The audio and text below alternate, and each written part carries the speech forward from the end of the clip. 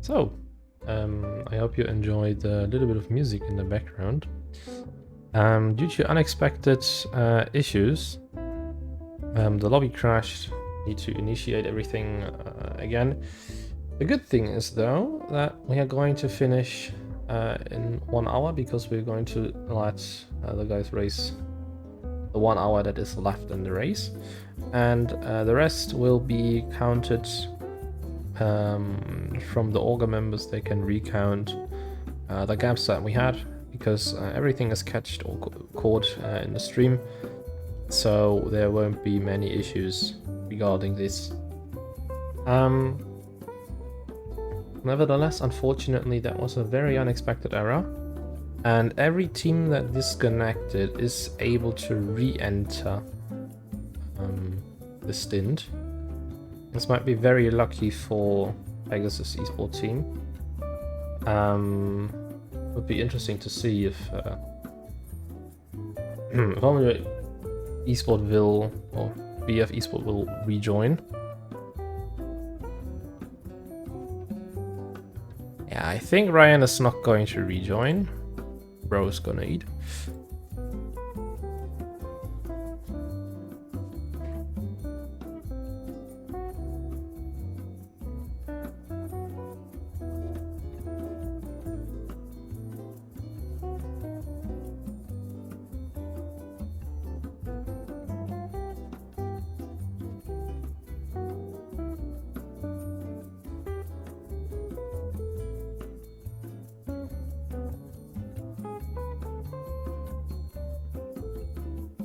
Yeah, we will just set everything and continue the stint.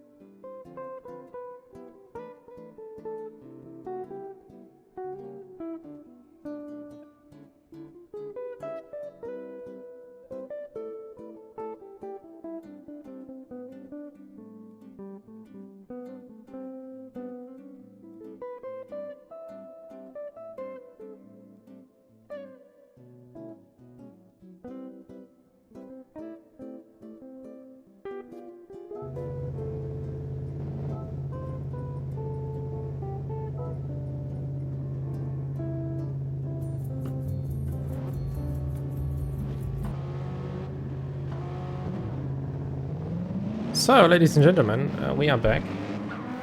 This music has to fall asleep.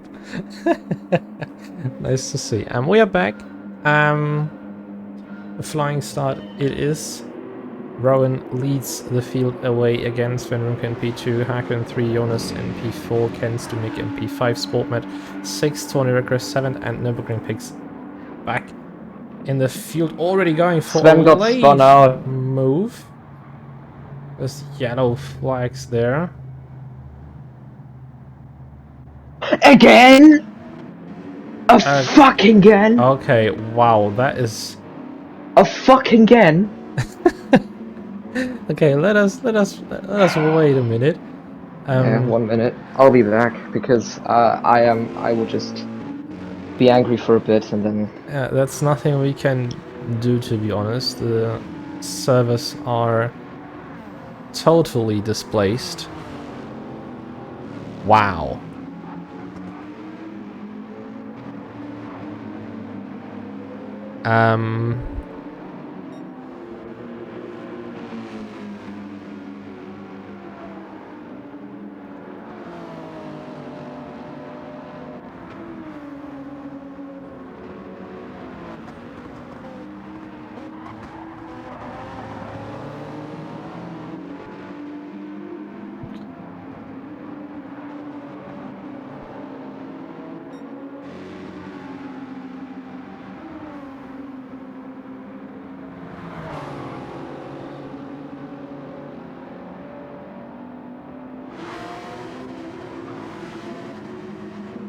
Yeah, that could be that the manufacturer's cup is starting right now, but this would be... There is still nothing in terms of my connection having issues. There is still a consistent archive of no disconnections happening. This is very funny. The thing is, there's nothing you can do against about it. Yep. I'm so sorry for that, but that is not in my hands. You can't even be sorry for it because you didn't do anything wrong. Maybe it could be overloaded, but I think those two events are being on different servers, as I remember. GT7 does use peer-to-peer for lobbies and service sport mode, yet I think they're on a similar database, which might influence that. I'm really not sure, but I have no other explanation for this, other than to just stay calm. I am so angry. Anyways, I will still continue commentating. And I will still continue enjoying. There's 10 big crash. Nürburgring Pix loses the car in Schwedenkreuz and completely takes off Tony Redgrave from the road. Yeah, great job from Nürburgring Pigs rejoining the race after disconnecting and unfortunately just crashing someone out. Damn, that is some bad luck you got.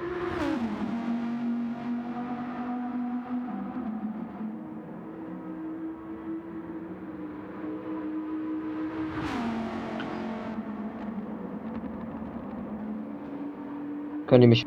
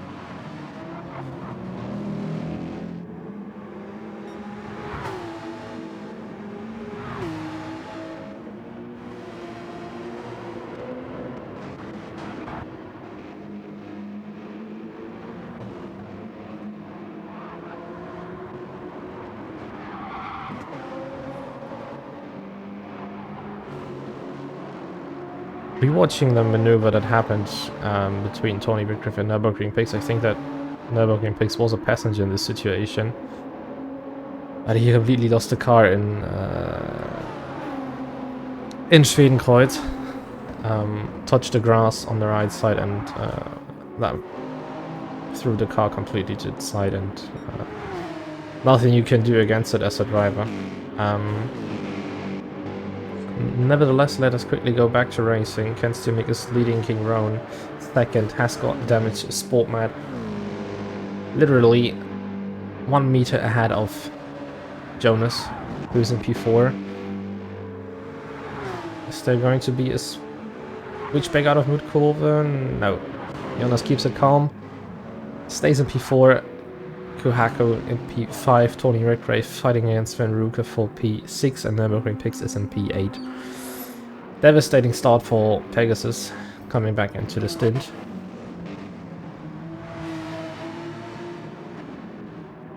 Yeah, King has damage. Front right. So Ken is leading. I'm sorry. If you guys haven't caught up yet, one team is complaining that we started without them, despite their driver literally saying he would eat and be ghosted whilst driving. I will not say the name, but I think you will know who that driver is, and very not what you do.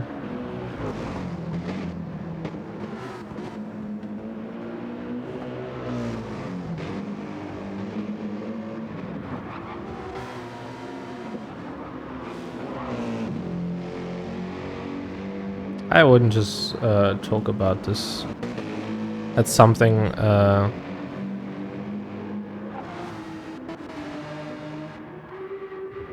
something the lobby needs to, or the Olga needs to manage it later on. Even though they say they were joking, I don't think so.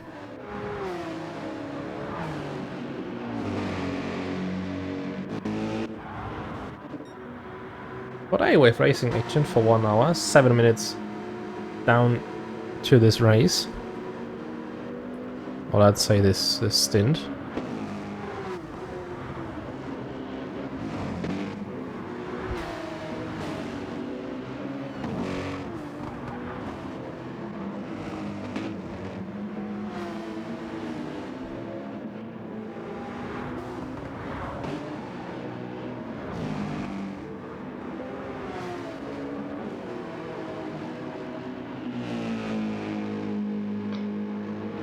I will single-handedly revive GT6's on just so that's not an issue anymore.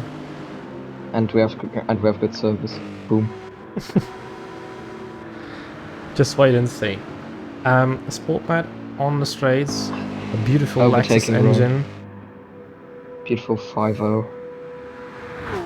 With another overtake in the back happening. Ooh. Sven Runke against Jonas might be Redgrave. profiting there. Jonas, he is on the back of them.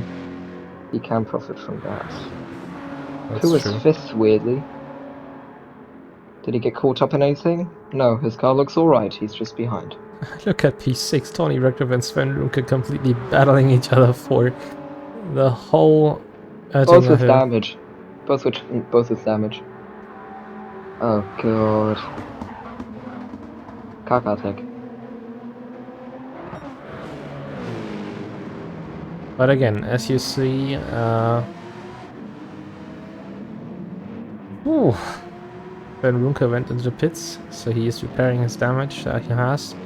Jonas overtook Rowan for a second, but he gets the better exit out of the second corner and retakes P3. Incredible fighting spirit from Rowan.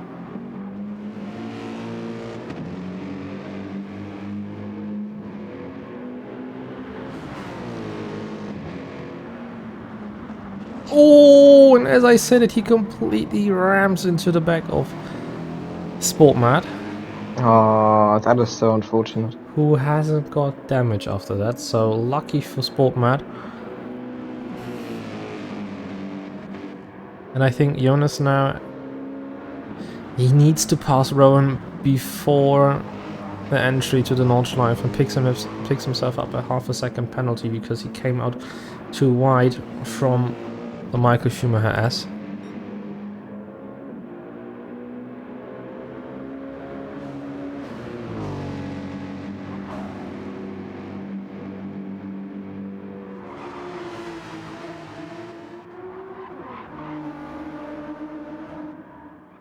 Otherwise, Kanstumic pulling away, 8.5 seconds, and it's going to be more.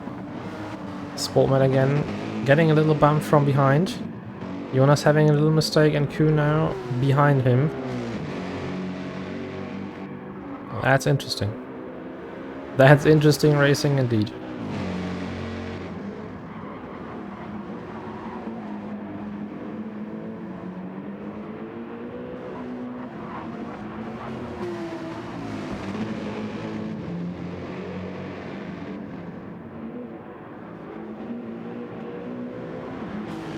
Despite all the lobby crashes, the drivers are still trying their best to get the maximum position out of this.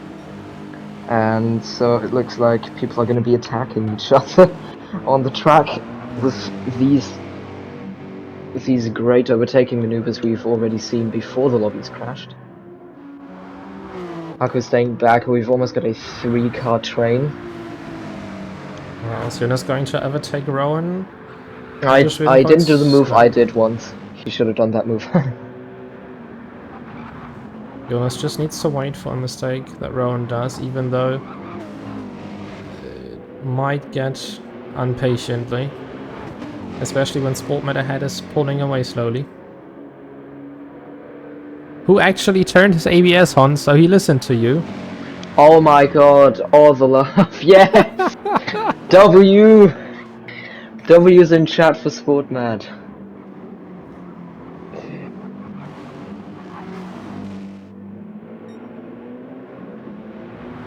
It's gonna take him a while to get used to it, but on the long distance it should work for Sportmad.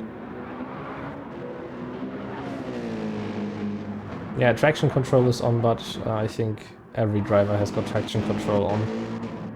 Yeah. And you can change traction control from 1 to 5 if you have it turned on. And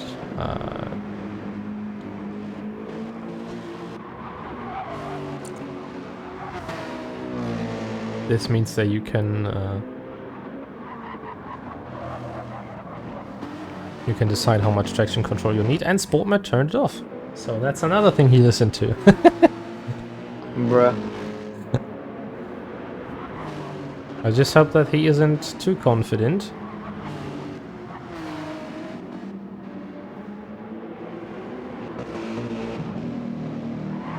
Ooh, Jonas was a little mistake.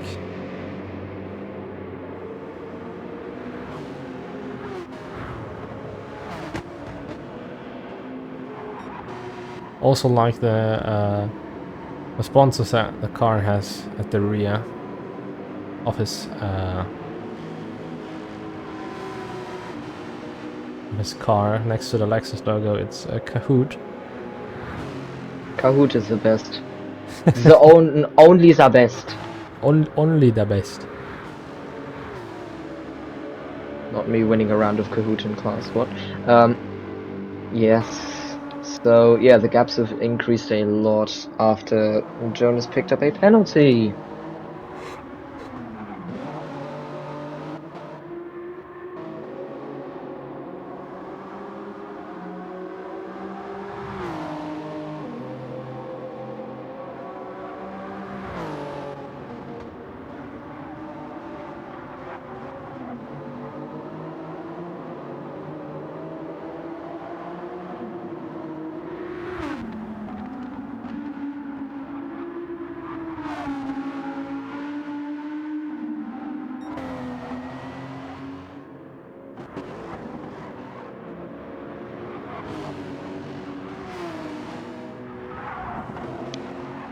And the field is stretched out again.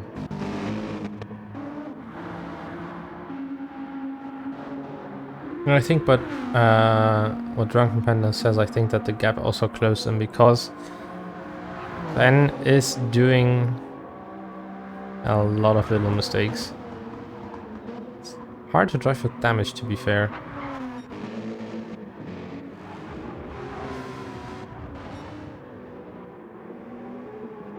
It's hard to drive with damage.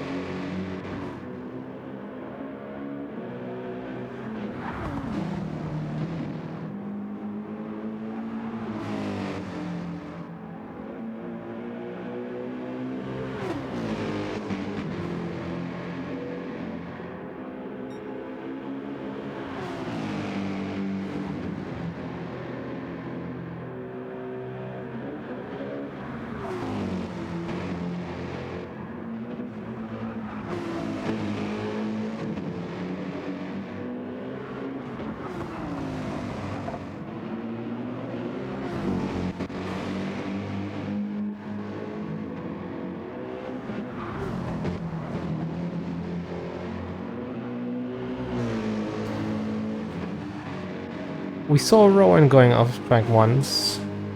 Now we saw him going off a second time. Maybe because of the battle he has with Jonas. He now has to serve his half a second penalty, and which opens up the opportunity for Haku to go past him once more.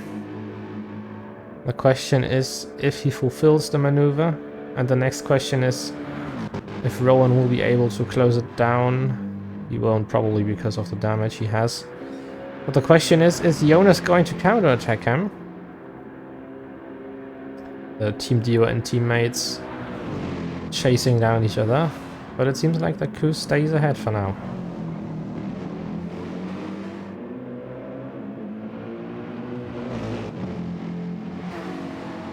And Rowan goes into the pits. And Kenstomic putting in a fastest lap for this 1 hour stint of 8 minutes 14.138.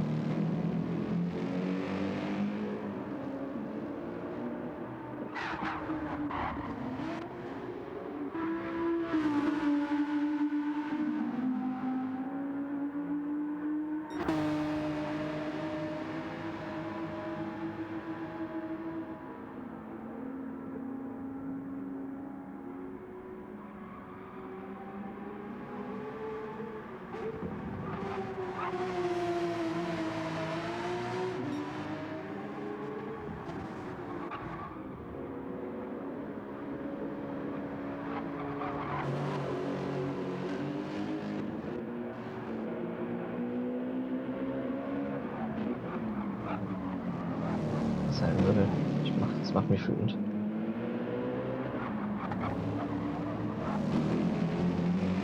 Oh. GDON Teams.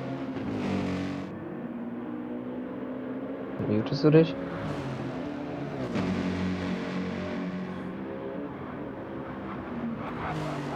Alright. Well, the two Don cars are very much close together right now. 1.3 seconds. Haku has done a small mistake. Well, this is a difficult situation. I don't know if there's going to be any team orders or anything, but at best they should sort this without anything bad happening. Like, for example, accidents, which can always happen.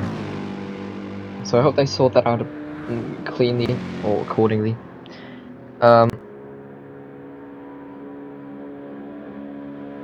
yeah, the gap's decreased by about 0.6 in the last 5 or 6 corners. What I do think is going to happen is that Haku will Jonas past, despite him being on a faster lap.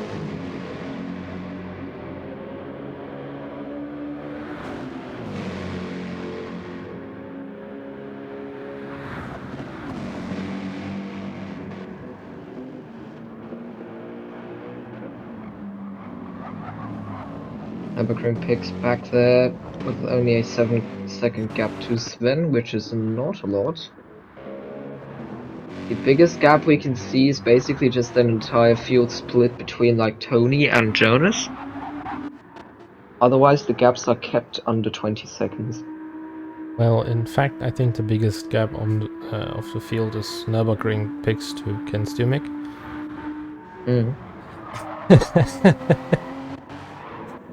That is true, but I mean the biggest split. Oh god. Little mistake from Sportmad. Yeah. But he managed to survive and hang on, yes. And Jonas and Haku are still quite close together. No, what I meant between like gaps between people is a gap between like 4th and 5th, I know. like I know. the I know. next lane person. Yeah. Shiny Red Crab has got damage. As per usual. No. But let's That see was how he goes harsh. along with that damage. No, please don't take this seriously. No, damage can always happen in multiple laps, that's the case. Damage is always better when you have it than not having it. Like You just what? brain damage. You just brain damage. Yeah, you want to have brain damage. You basically just said, yeah, incredible job. I want. Gimme. I take for free. You already took it for free, as it sounds like. No, either way, there is nothing really special going on on the grid in terms of fighting right now. It's only Jonas and Haku basically, and that'll probably be sorted into the Dottinger.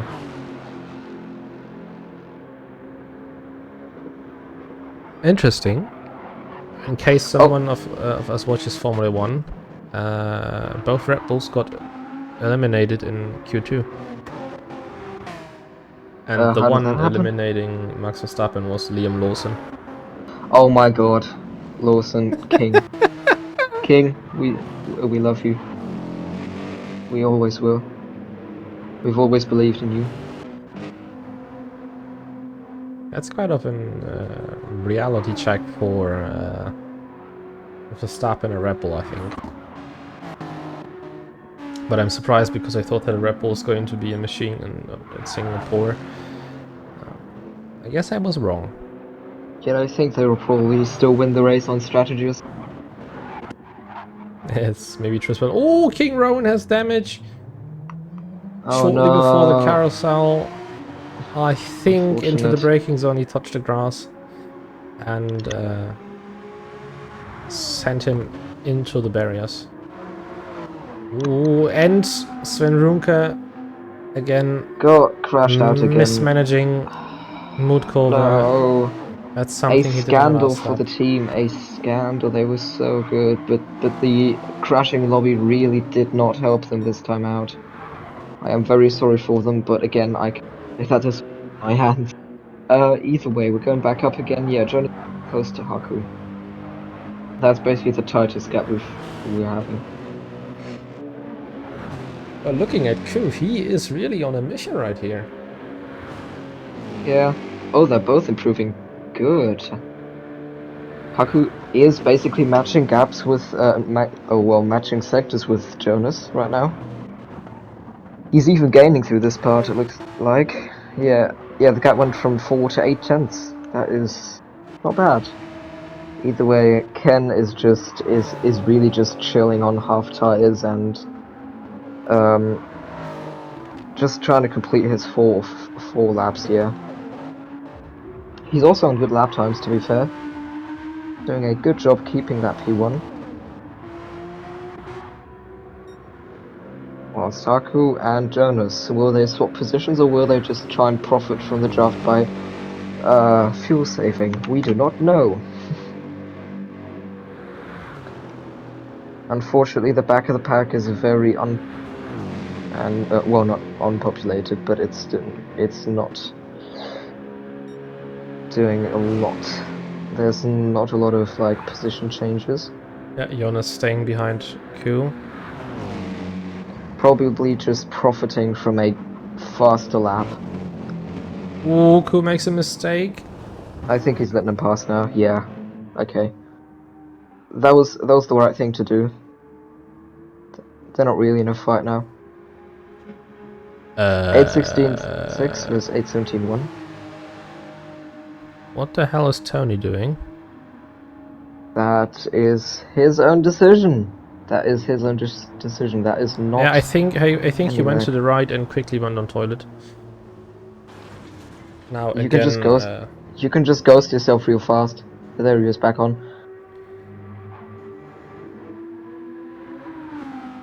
Or he just lost control and was angry. We no. could be all, but it's Look. very very weird. What happened here?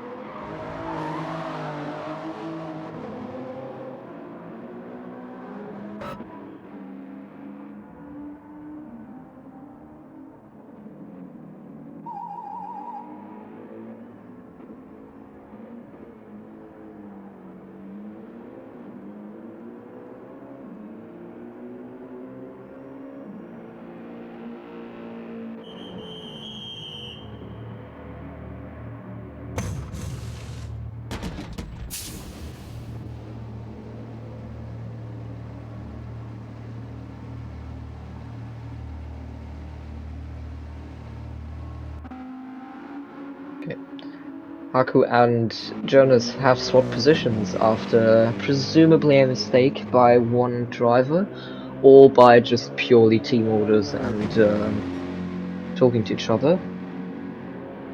We'll see how they will manage.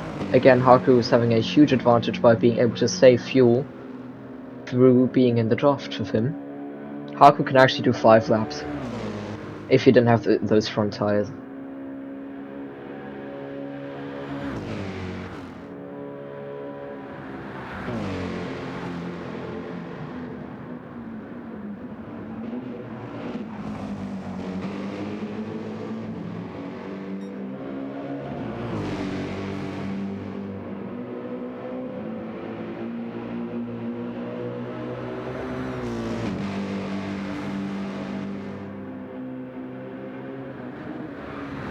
So it's still not over. The gaps are still very close together, but I think Haku's either trying to save tires to make those 5 laps work, or he is struggling, which it sort of could look like. Yeah, it could be really both.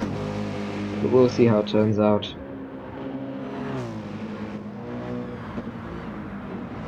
Oh, Sportman 12 lost control, but he's okay. He almost, yeah, he barely touched the grass and that sent him off. Otherwise, again, Tony having 10 seconds to Nürburgring picks, crashed out with damage. Wow, that is really unfortunate. I could not be sadder from that. That is not pleasant to see these teams falling apart. Well, not these teams falling apart, but these teams struggling so much.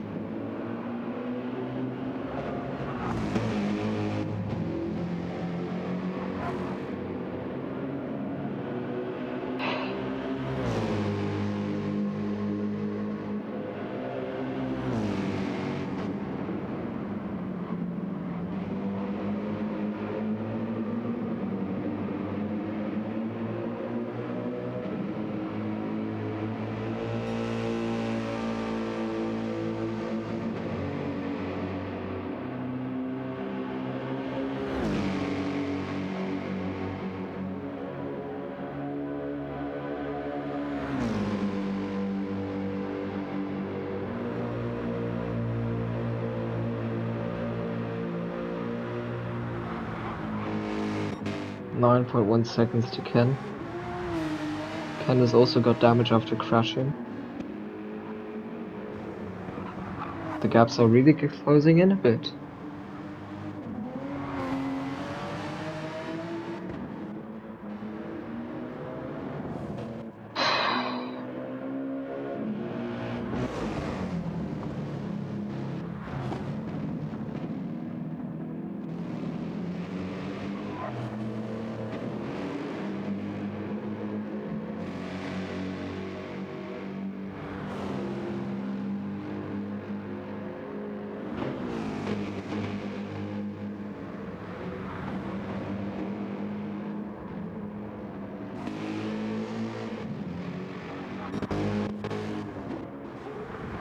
Are there any predictions to the end of the race who's going to win? Because due to the fact that this stint only lasts 1 hour, due to the lobby crash we had, unfortunately, and not due to our reasons, the strategy itself changes a little bit. Comparing it to a 3-hour stint, maybe the 5-lap stints are better compared to 4-lap stints. But now that you have to race, If anyone is 1 hour. interested, Boardmad just gained about 2 seconds in the last section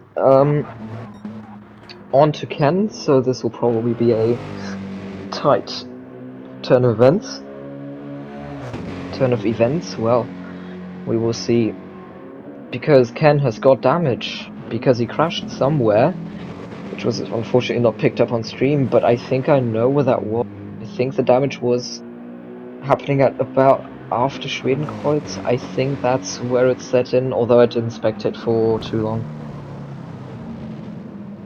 We will see.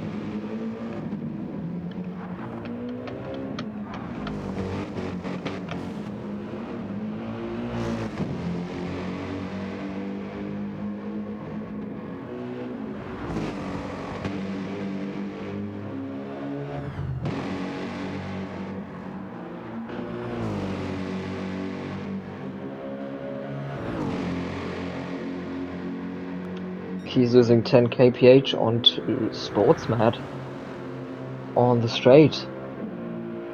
Very unfortunate. This just again shows what a game changer damage can be if it sets in at that point in time.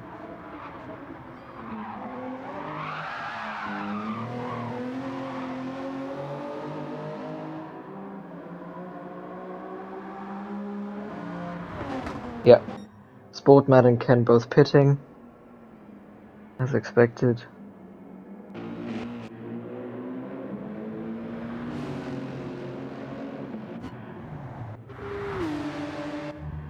Yep, Ken in the pits, Jonas in the pits. Okay, that's Sportmat interesting. pitting. Crew's going for 5 laps. Despite his tires, oh, I would have not suggested that if I was there. Maybe he's trying something.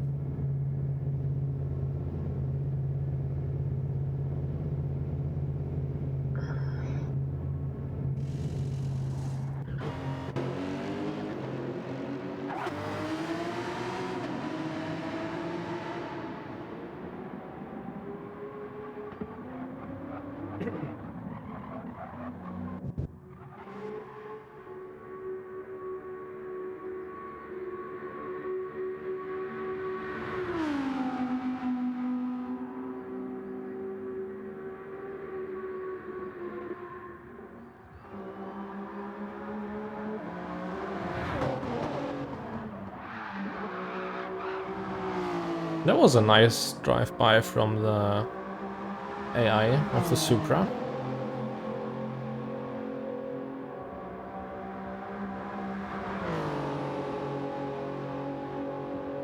Sven's probably given up too, hasn't he? I think so. Yeah. But the AI is doing solid driving work, so it might be interesting to see how the tires end up later the race, but as for now... Sorry, I was laughing at good. something. Apologize. But yeah, I do agree.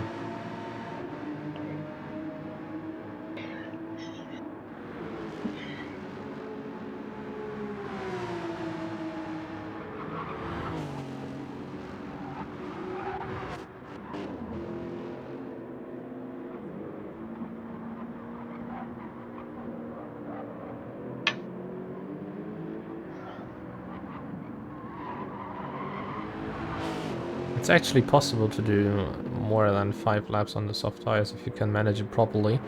A sport mat was one of the best indicators, showing that after 5 laps he had only used half of his tires compared to everyone else in the Lexus, so it is Yeah, it's really possible. about being able.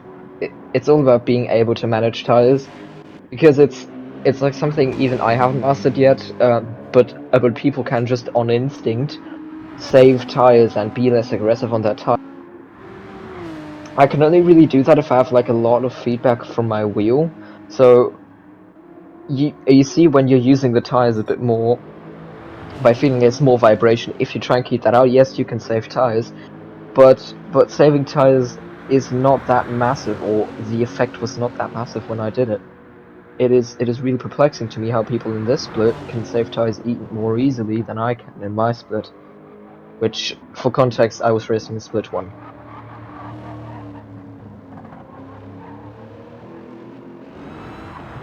Ah, yes. Beautiful.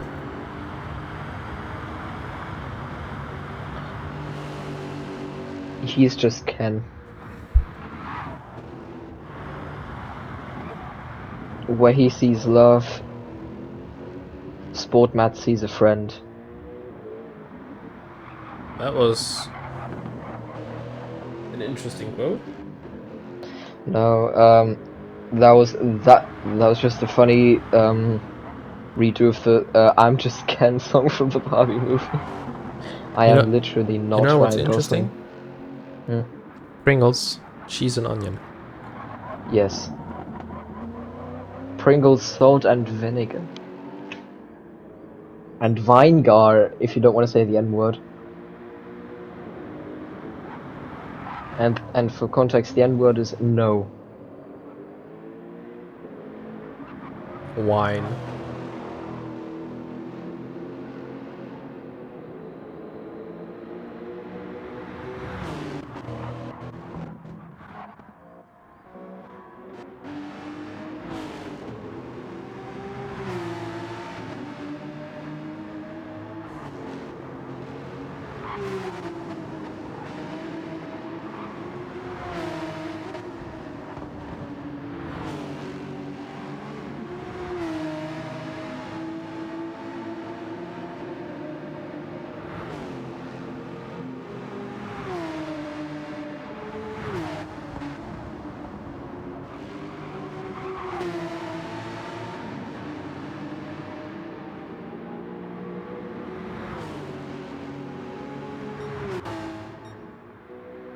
Okay, sorry, but I have to go do something for like 5 to 10 minutes. I hope I can be there, but I might not be. No worries. Hey, there's something important that just came in. I'm sorry. I might be back, and if I'm not, sorry. No worries. No worries, my friend.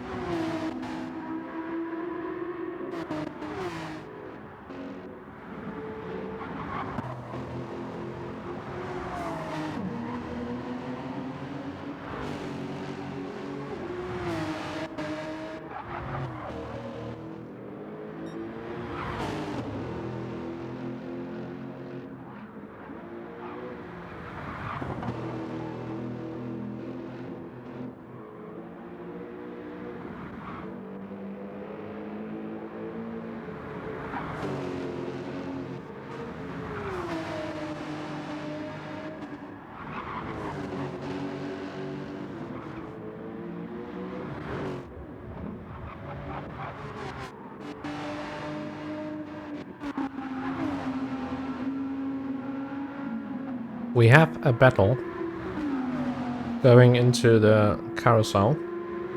It's Nürburgring picks against Rowan, and Rowan goes for the inside move against Nürburgring picks, and there was a little bit of contact, but he made the move stick and goes past him pretty well.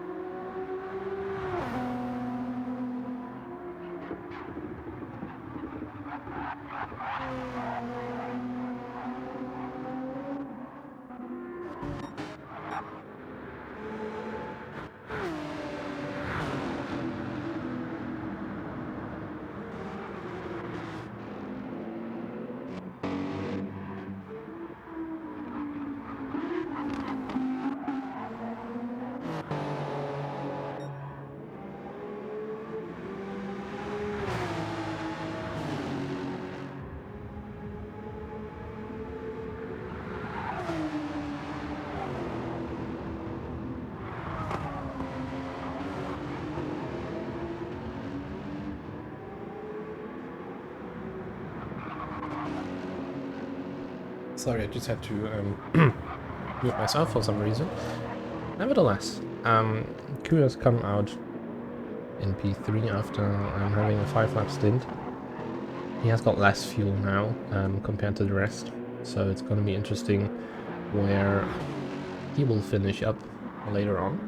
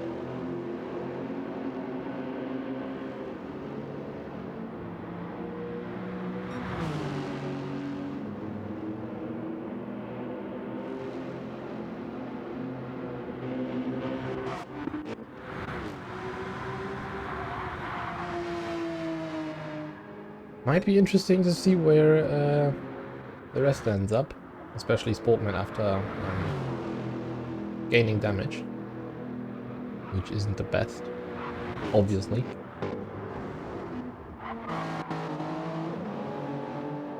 Sven Runke still...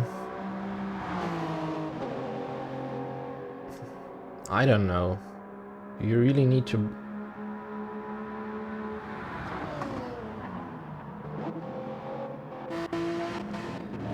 Never mind.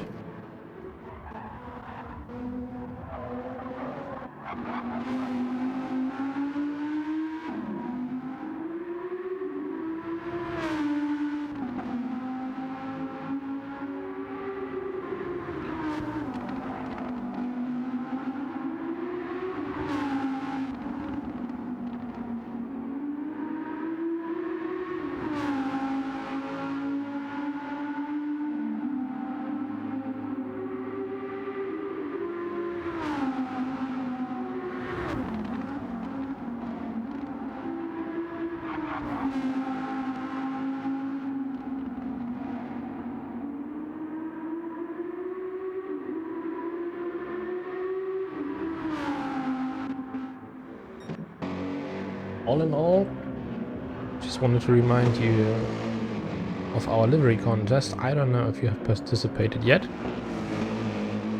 It would be very nice if you do so,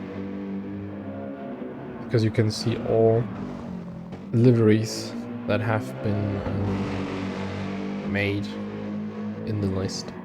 And in case you want to vote for your most favorite livery, you can do it for 3 different ones. There are some quite nice liveries up there, so be sure to check that out as well. Just saw that the link isn't attached to the stream anymore because we had to restart, obviously. So let me just re-enter it. There you go.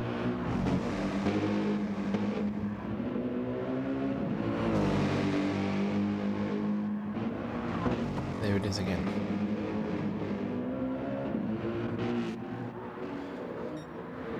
Ooh, Kenstymik also gaining damage, so Uhaku is chasing both of the guys at the front down. He might as well gain P1 after that, because they won't come in for another lap.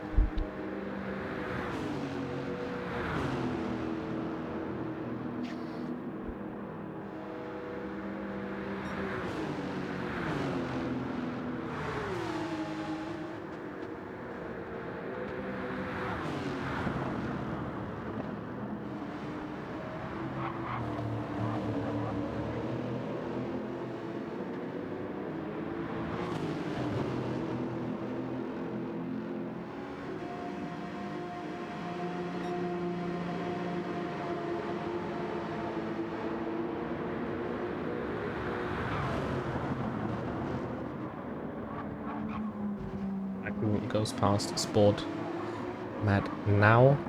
Has got 4.5 seconds to Ken Stumick. The advantage for Ku is that they both won't pit once more.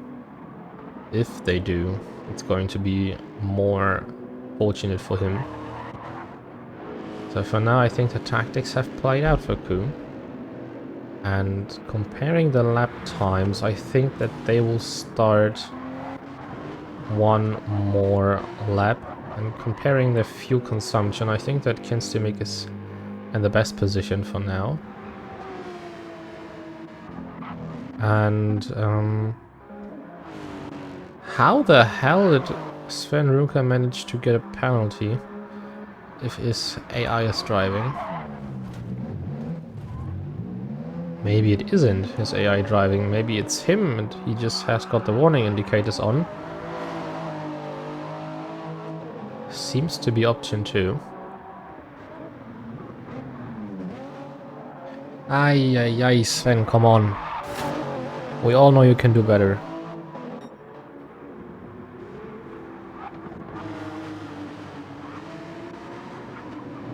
Cool already. Chasing Ken Stumick down. And going for the fastest lap.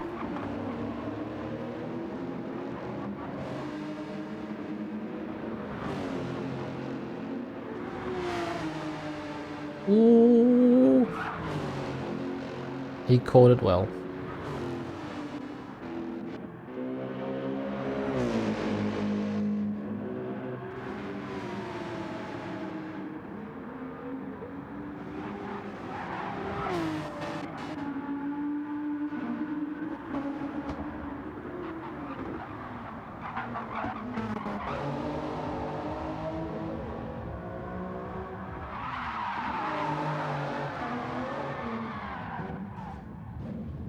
And again, Sven Ruka losing a car. Ay.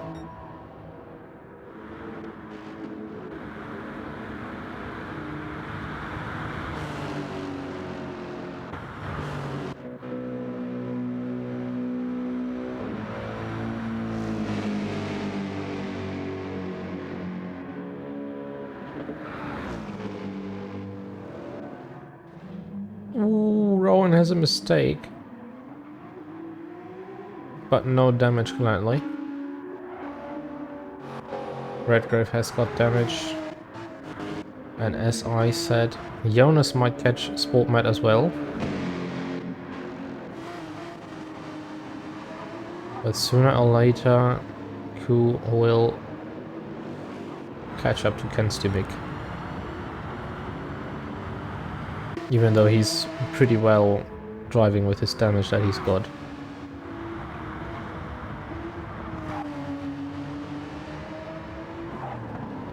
Oh, and Ku makes a mistake and is in the wall, so Ken Stumick won't need to fear of an attack any more.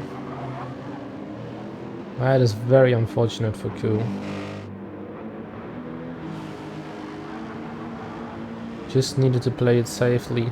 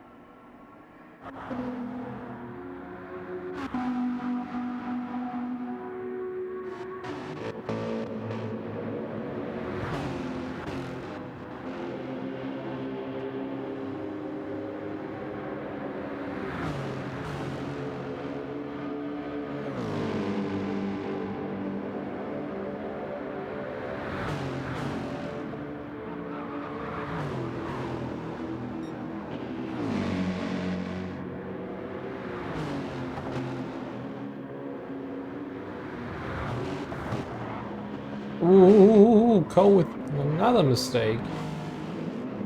Touching the grass. And avoiding sport mode with an accident. So this ends up Jonas and having the opportunity to catch sport mode down into the letting her through all the corner sections coming up.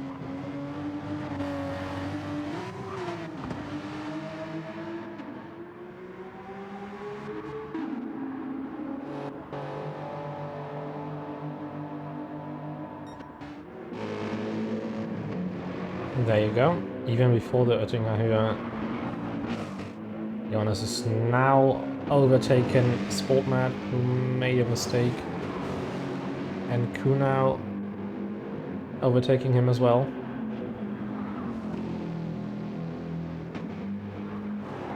So this is quite more interesting than I thought it will be. Jonas the only one without damage, so we will see another lap, I think.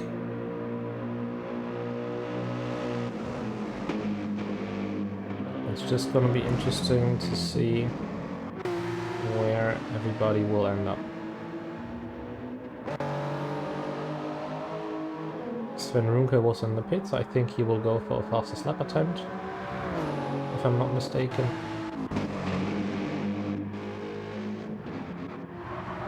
Which is kind of stupid in my opinion. But yeah.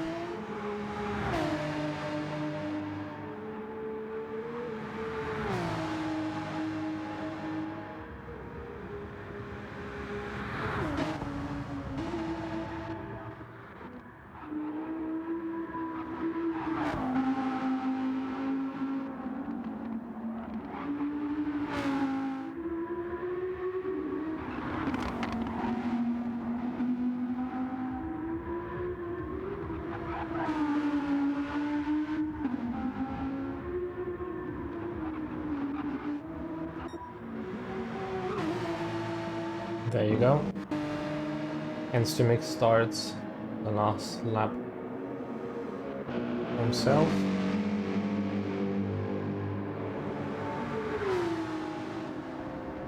Jonas in P2, 6 seconds behind Enstimik. Ku in P3, Sportbad in P4, Rowan in P5.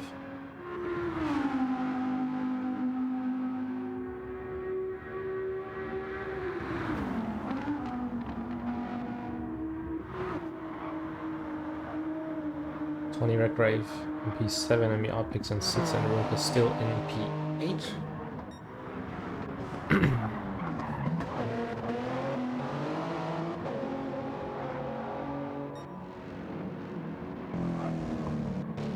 Time is over, and for our luck, Rowan is one of the last drivers being able to put in a 8th lap. But I don't think that he will finish the 8th lap. Everything goes for Enstimik, Jonas, Haku, and Sportmad as well. Because the time is over, so the first one crossing the start-finish straight and line will be NBR picks. And after that, the first 3-hour stint is over.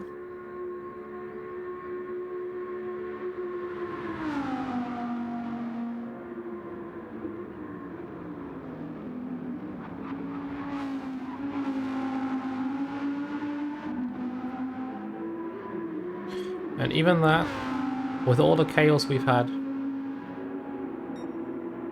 congratulations for Pegasus Esport for finishing in P6 after the disconnect I had in the first stint.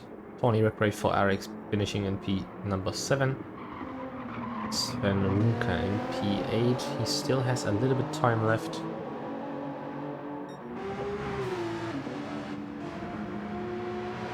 Can I maybe see how much time we have got left? Because I don't think so. Which means that we need to stay on everybody. Oh, Sven with another driving masterclass right here.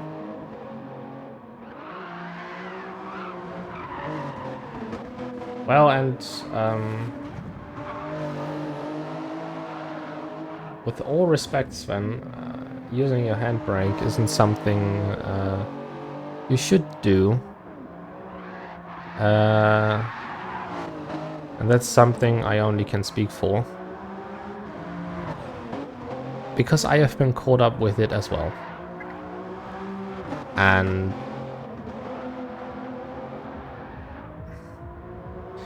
even though it's frustrating, I've learned my lesson. Just don't do it. Because you will end up like this. Oh, Jonas had a mistake. He was trying to catch down for Ken Stiemik, but had a little mistake coming out of Fuchsröhre, so he won't catch up to him for now. Until the end of the stint. Q in P3, Sportman in P4, and Rowan in P5.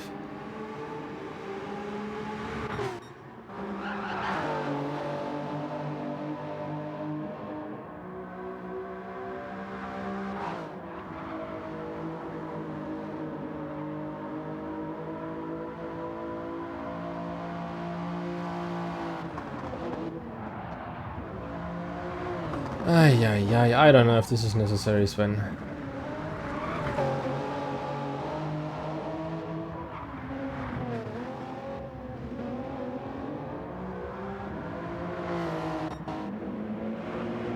And Stiemik again. Having the fear of Jonas in the back of him. Gaps between Pix and Redgrave is yeah, 1 minute 52 for Pix and 2 minute 3 for Redgrave. 5 minute 24 for Sven. And there's the rest. So in any second the lobby should end. As I said, perfect timing. There you go. Chance to make the cookie 1. Let us quickly save the replay and get ourselves the results in. There we go. Let us do the following. In less than half an hour, the next stint will start. So I will quickly go back and show you something very interesting that we all enjoyed. And maybe we will see each other in any second. It's off now.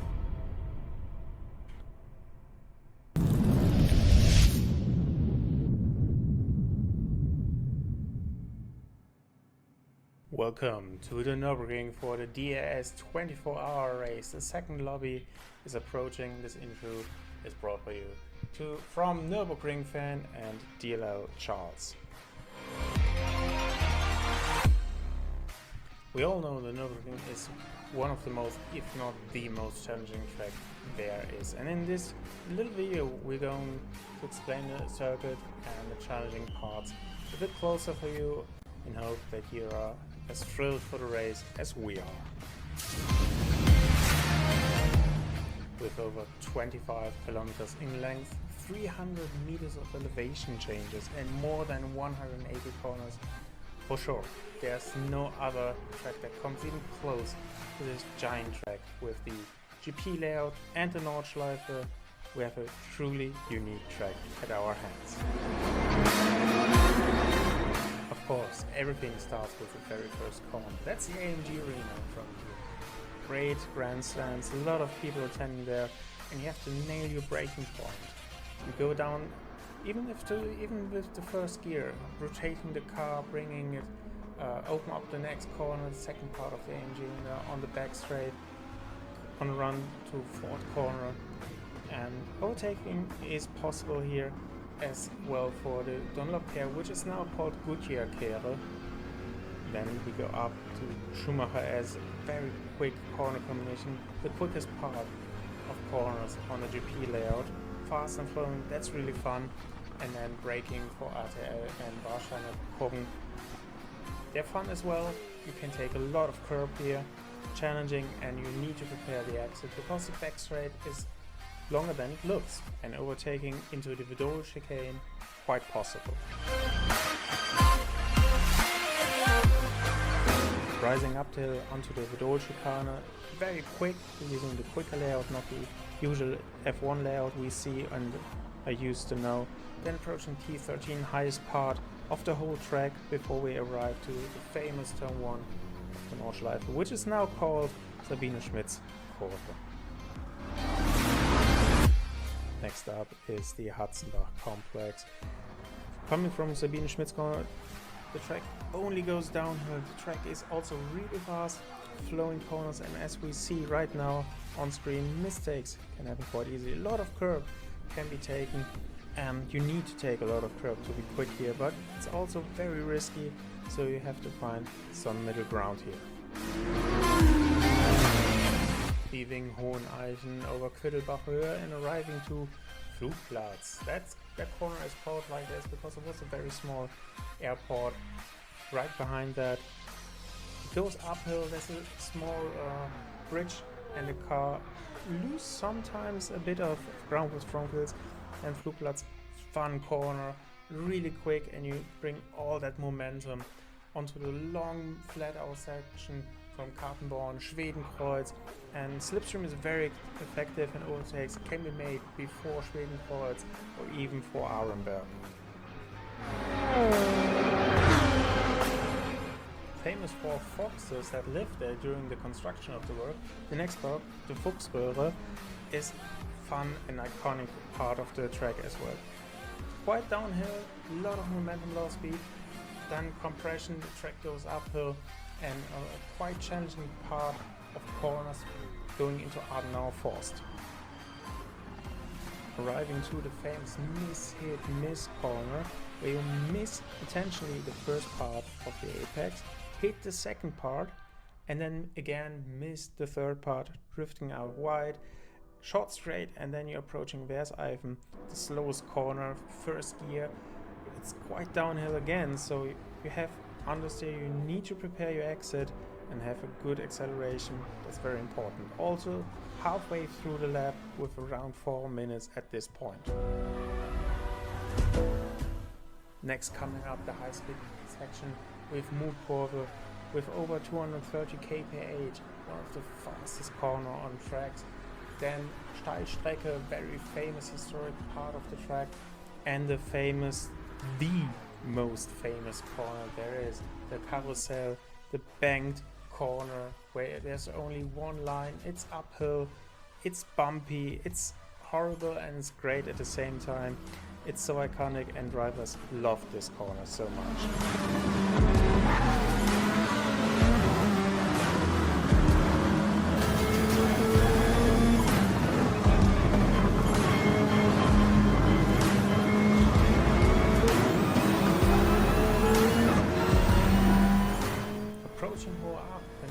There because of this same called mountain that's very close to that, and that's literally the highest part of the Nordschleife. Funnily enough, not the highest part of the track itself, that's located on GP there, as I just said before. And then I think that's the most fun part of the track, one corner after another, everything quite quick. Hedwigshöhe, Wippermann, Eschbach, the famous Brünnchen corner, that is so downhill.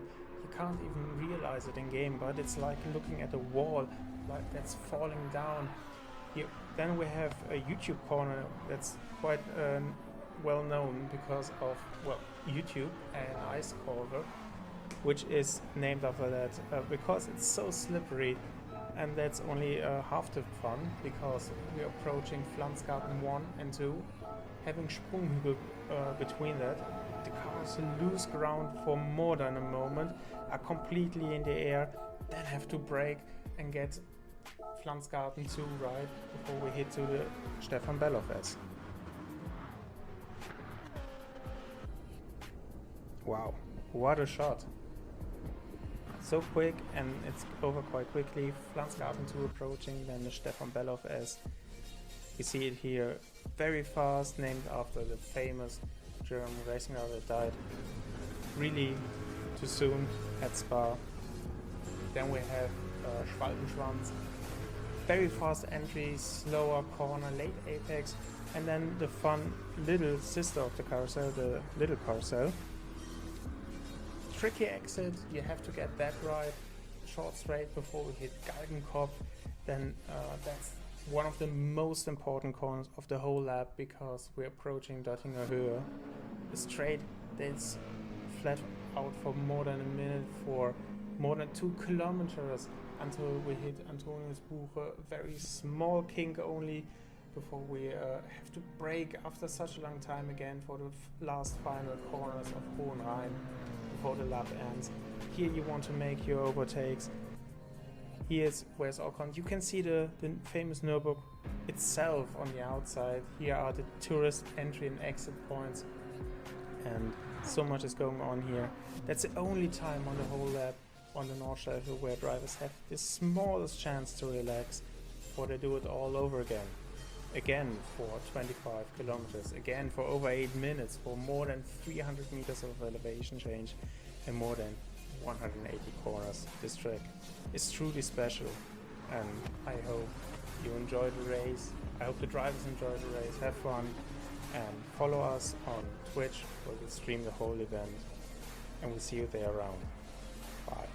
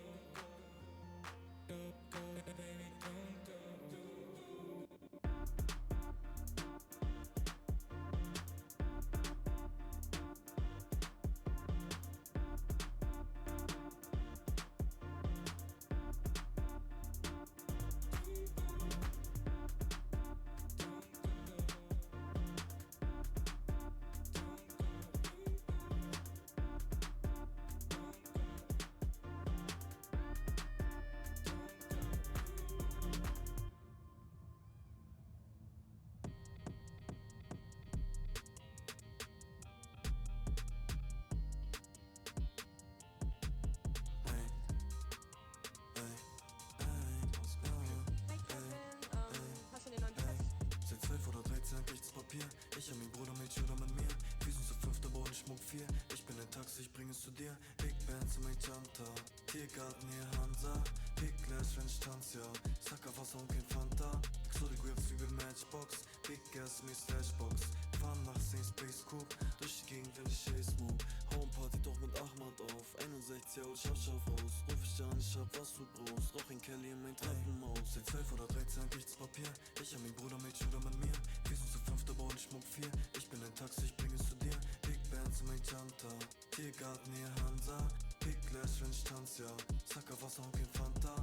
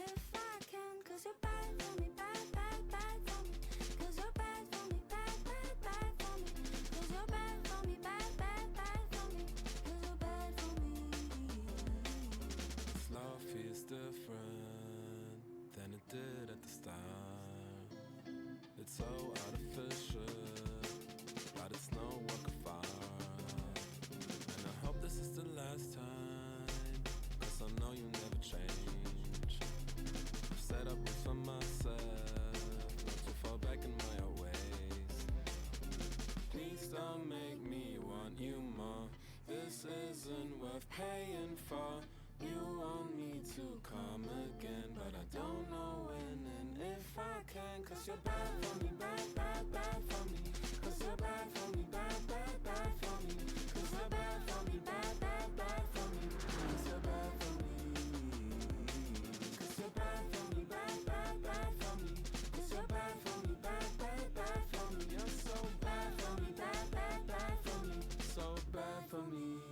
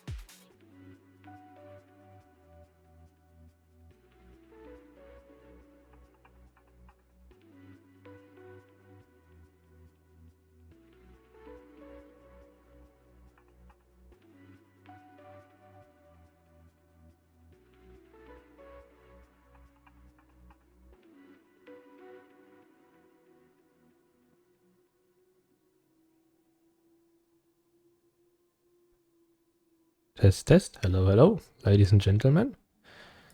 The second stint will be on the way in a little bit less than 10 seconds. We are back on the grid, hopefully with a stint without any issues. And as you can see, I really hope so, that everything will work out. The engines are roaring, Kickmack will lead as the first car, heading away. Second is Blaze, third is P0 Soft. Fourth is Junior KP, fifth is Porter Prenta, who I am very excited to see. Green Hell Driver is sixth, Masma seventh, driving for Eric's, a very common and pretty well known RRC driver. Hopefully we don't need to make another lobby for him. And Killer Affe in P8, and there's already been a spin! And I think the Dom guys took each other out. That would be very, very interesting to see. If Blaze and P0 Soft took each other out, that would be very confusing, especially for the team. Killer Affe now trying to look at the inside of Serial Blaze.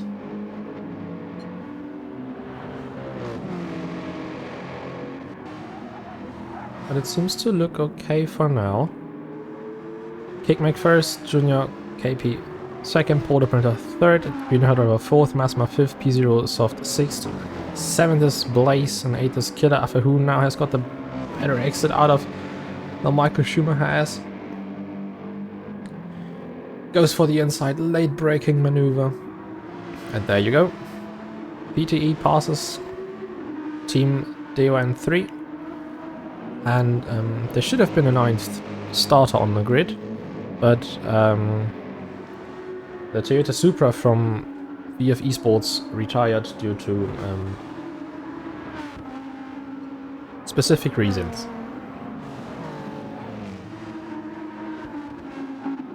You might think I'm the only one commentating this stint. That's not true.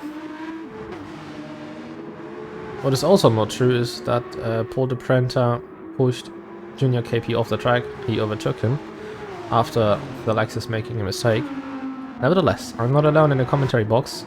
Let me introduce to you the one and only legendary and one of the best racers in the field. Jailbird, welcome to the stream. Hello everybody. Thanks for the invite. Nice to have you in the Danke für die commentary box. Einladung. Immer gerne. So there will be a mix of English and German commentary for now.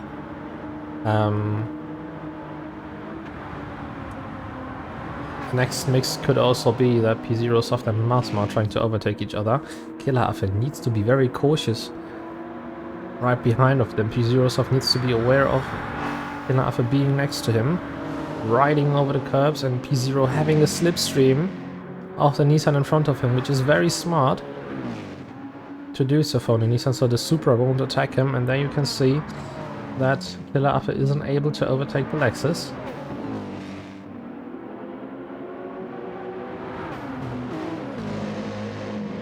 From second to from second to last for serial. Yeah, that's very unfortunate. P0 looking for a move into Fuchsröhre. That would have been very dangerous, as we already seen a move in this way, but there was the Lexus of P0, driven by Q on the other side, who was taken out in an accident in a crash. Now this field is going to be very interesting. Is something happening at the front? Maybe Paul de Prenta, who could be attacking Kickmack anytime soon. And there's a spin for Blaze, but he managed to stay out of the wall and hasn't got any damage. And Killer Affe somehow made it past P0 Soft. So Part-Time Esports now on the hunt again to chase to the front.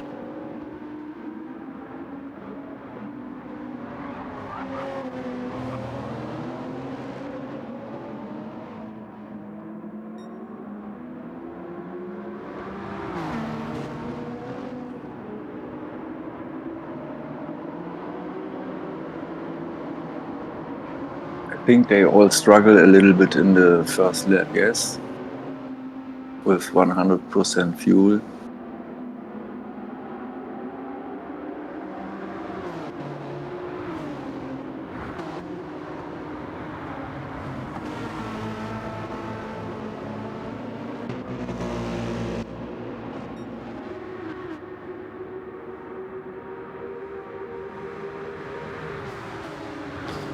Ganz kurz wechseln ins Deutsche. Ganz schön was los am Anfang. Definitiv. Also Und dabei waren sie schon fast durch die Kurve. Irgendeiner hat dem Mercedes vor einen Stupsi gegeben. Dann hat er sich gedreht. Ich sehe gerade, Paul de Prenta hat Schaden am rechten Vorderreifen. Das ist nicht so gut. Green Hell Driver gegen Junior KP im Lexus. Beide nebeneinander ins Karussell. Junior hat Schaden, den dreht er fast weg, aber beide ins Karussell. Also da muss doch irgendeiner nachgeben. Stattdessen schieben die sich gegenseitig in diese Kurve rein. Das in der ersten Runde. Am Anfang von 3 Stunden. Die werden direkt Master geliefert.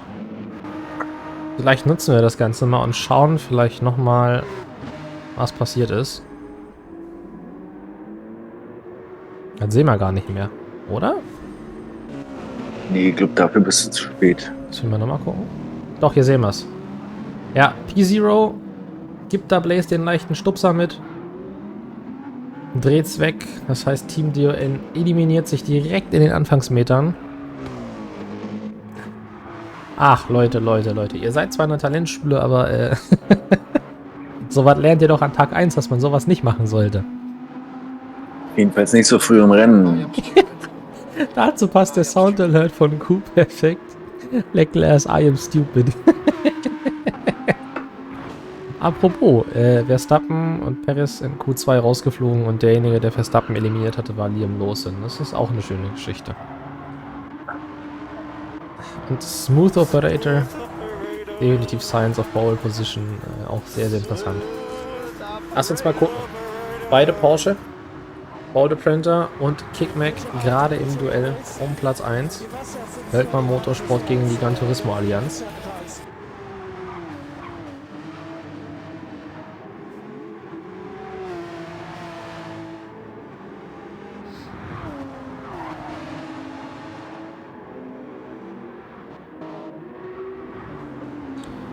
Ich glaube, Green Hell Driver hatte einen Fehler. Der ist ein bisschen weit zurückgefallen. Er war ja noch gerade kurz vor Junior. Oder kurz hinter Junior. Und jetzt ist er hinter P0 Soft gelandet. Aber auch der Audi, der hat einen enormen Reifenverschleiß. Also das sieht nicht gut aus.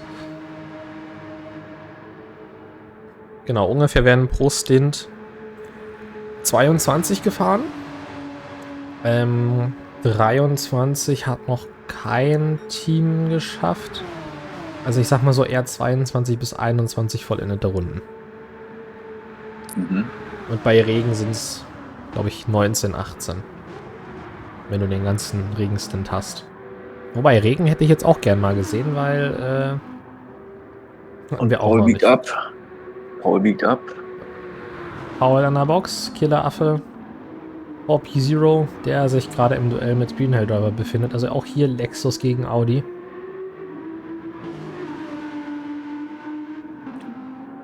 Was der Mercedes macht. Paul wird ja nur reinkommen, um den Schaden reparieren zu lassen.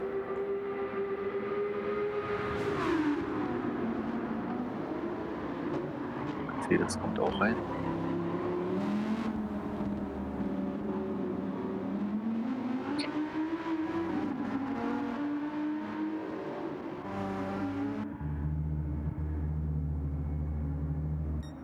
Ja, der Mercedes muss ja auch, der hat jetzt Schaden, wobei ich mich gerade frage, wo er sich den geholt hat.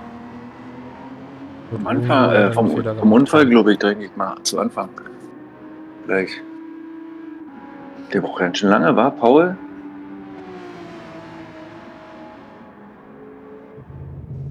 Möchte Paul nicht mehr rausfahren?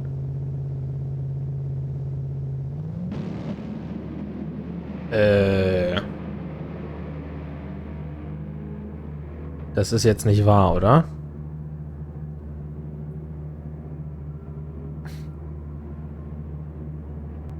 Das würde mich doch jetzt... Doch, jetzt. Jetzt ist da was passiert. Schaden repariert.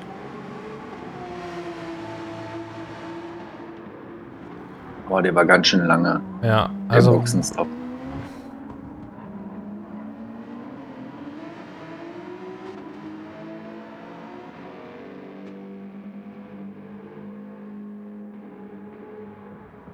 Thorsten ist wieder auf die Nordschleife eingebogen. 6,7 Sekunden Vorsprung.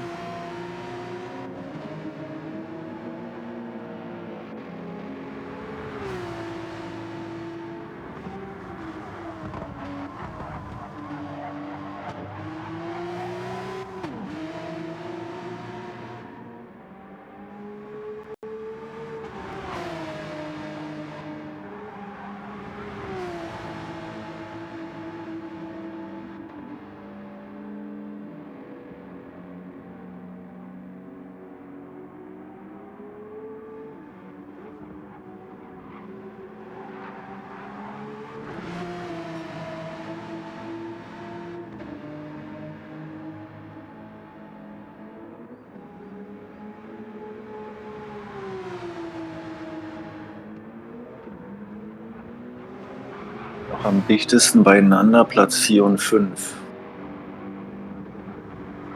Unter einer Sekunde Abstand.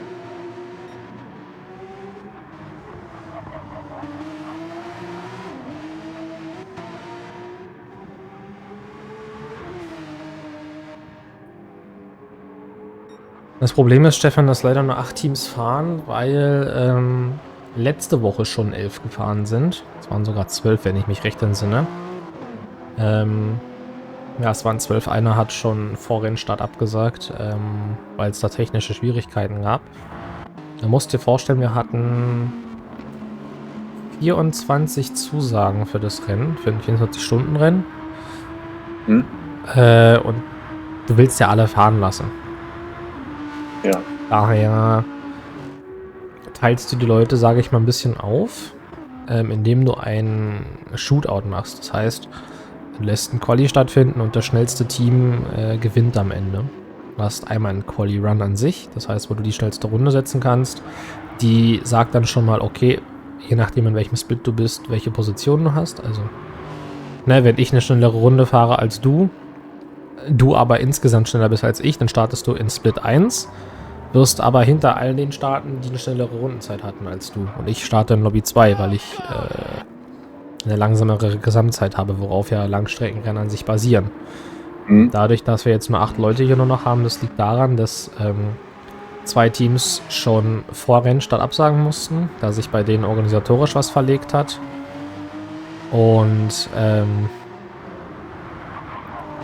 das andere Team hat jetzt zurückgezogen, weil sie einfach erstens zu spät kamen, dann, nachdem wir auf sie gewartet haben, in der Lobby absolut scheiße abgerissen haben. Also wirklich dauerhaft auf dem letzten Platz. Pause gedrückt, KI fahren gelassen, jedes Mal abgeflogen. Macht man nicht. Mhm. Und dann zu disconnecten, und zwar nicht durch irgendeinen Fehler, sondern man selber geht raus. Nach einem Lobby-Crash dann zu sagen, man will jetzt auch nochmal fahren, obwohl jeder Bescheid wusste, da wieder nicht zu erscheinen im Sinne von, ist nicht meine Schuld, und dann im Chat die ganze Zeit jemanden an die Wand fahren zu wollen. Da sage ich dir ganz ehrlich, das Team kannst du rausschmeißen mit jedem Einzelnen, der da drin ist, weil solche Leute brauchst du nicht. Ja, aber nicht auf deiner Seite. Nicht ganz auf deiner Seite.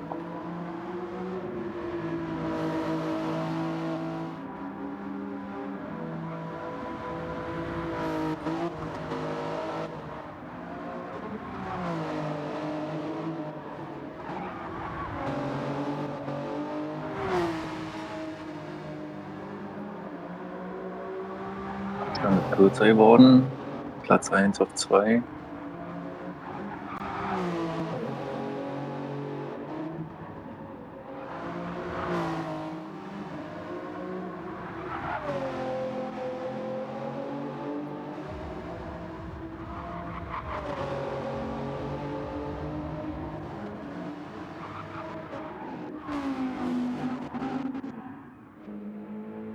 Yeah, that would be very unfortunate for Paul if he has issues shifting his pedals.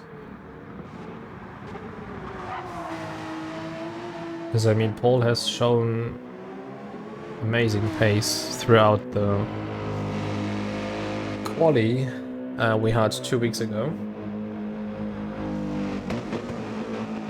Yeah, of course. He had problems with the gearbox, with the pedals, or what? In the box? Ah, okay. Yeah, he was very fast. Nuschel also.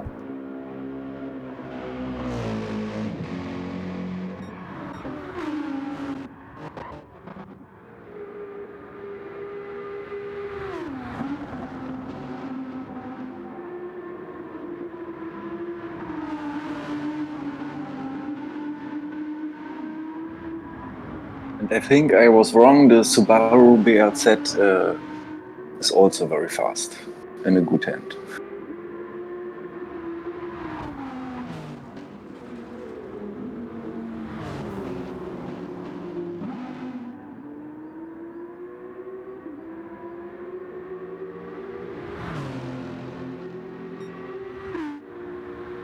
Third place with damage.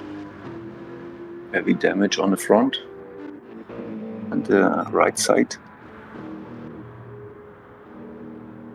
Also green hell driver. Yeah. I think these two guys come in this lap.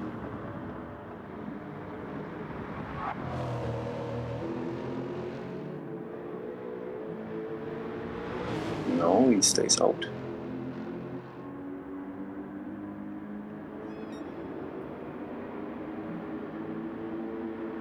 Second one also. Oh no, sorry, it was the fifth and he come in.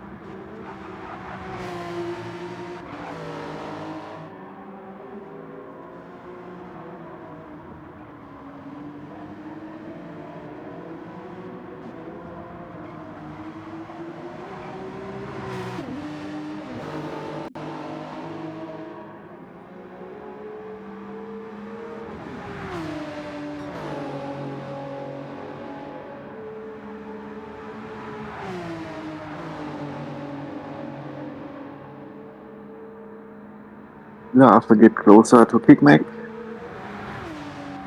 but his tires are not in good conditions.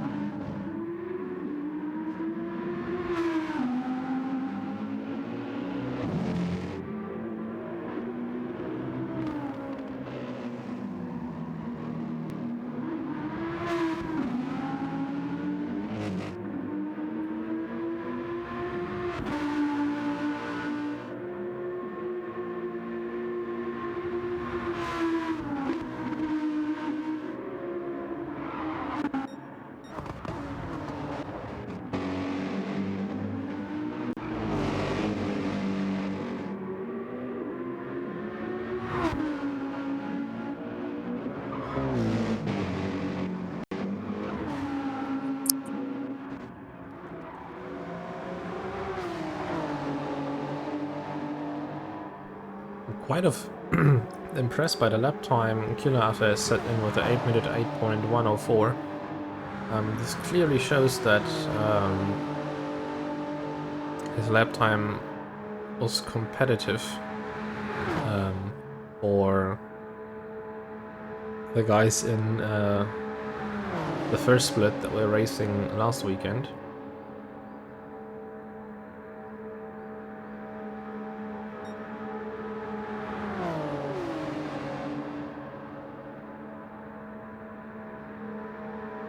Now we have catch the first place. Hey Carlo. Yeah, we had 2 weekends where 2 parts of the races were shown. Kickman also showing that he has a really competitive pace. So both of them might have been able to race in the first split as well.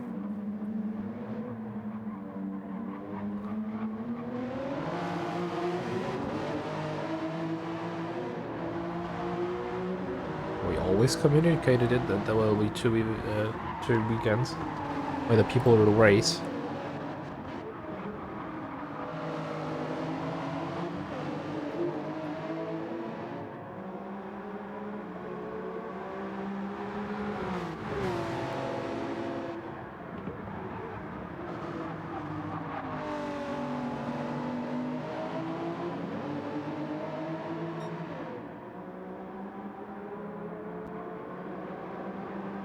Yeah, he climbs 6 or 7 seconds in one lap.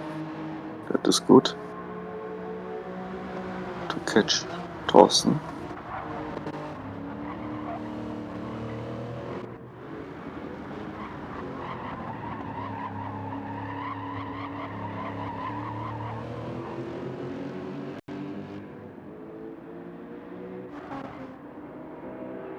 Blaze and Paul the Printer are fighting each other for P6.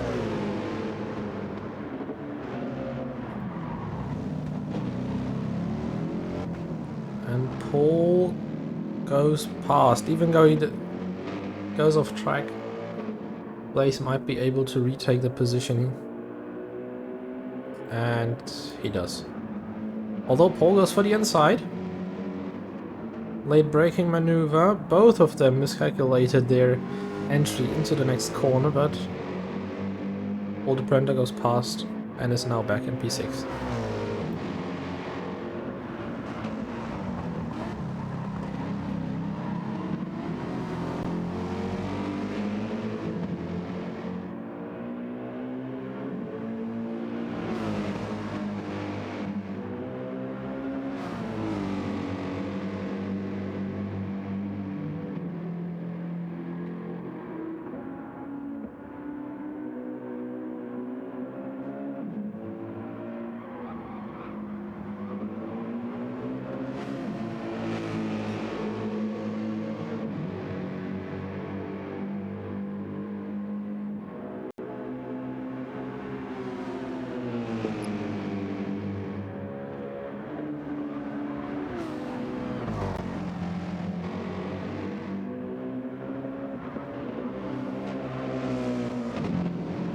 Only 7 stints until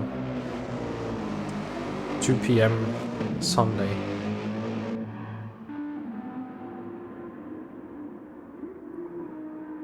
Schieß los. Third place, still with damage. The Supra, is it the Supra? No. He's driving Lexus. a Lexus. Yeah. Even though he has damage, he's showing off a pretty solid pace. Yeah.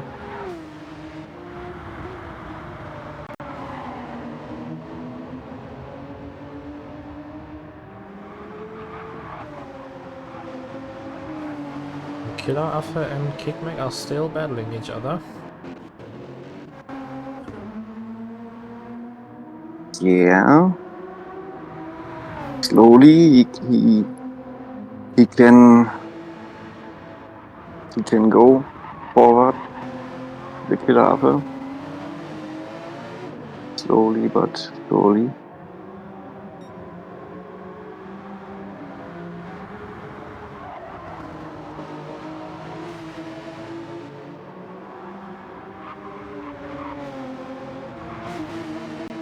Ay, ay, ay.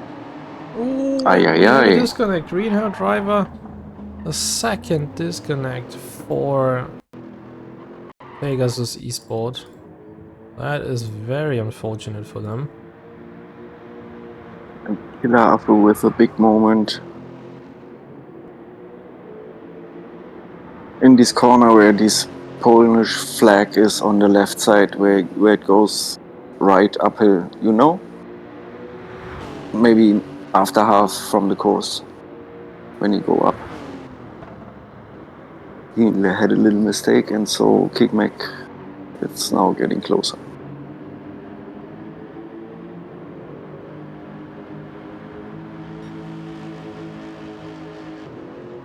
But I think both cars come in this lap.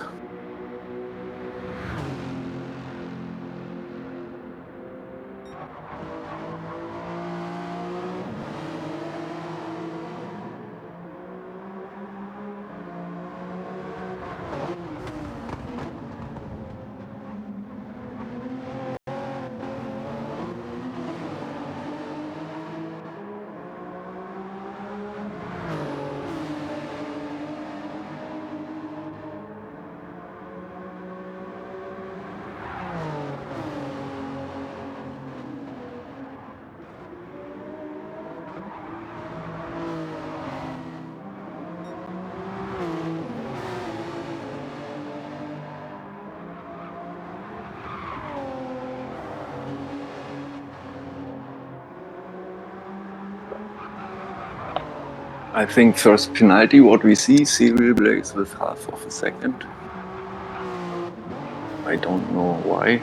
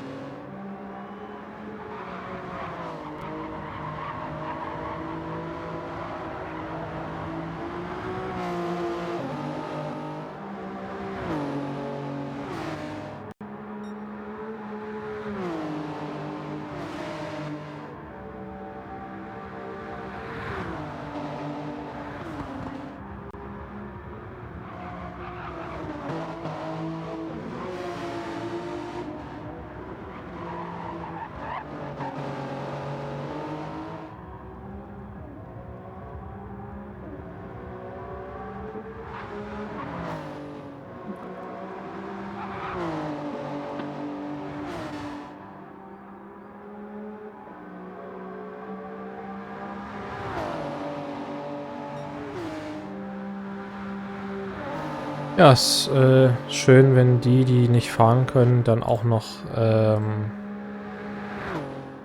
beleidigt die Leberwurst spielen und jetzt die ganze Community beleidigen.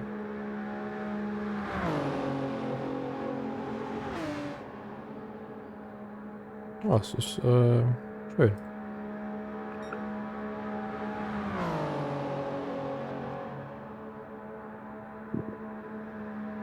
Kickmack hat jetzt den Slipstream verloren auf der Döttinger Höhe. Knappe 3 Sekunden. Aber ich denke, sie kommen jetzt beide rein. Ja, und ja.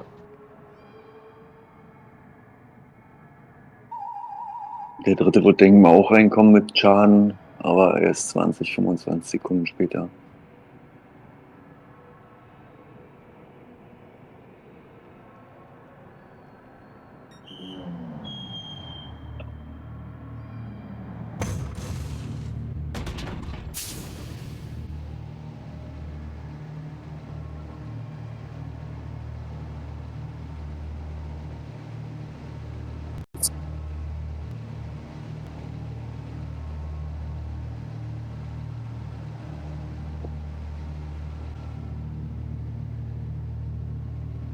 4 Mann in der Box, jetzt die ersten 4. Da kommt sie jetzt wieder raus. Killeraffe und Thorsten direkt dahinter, hat direkt ein bisschen Zeit gut gemacht. Direkt wieder dahinter. Und wieder angreifen.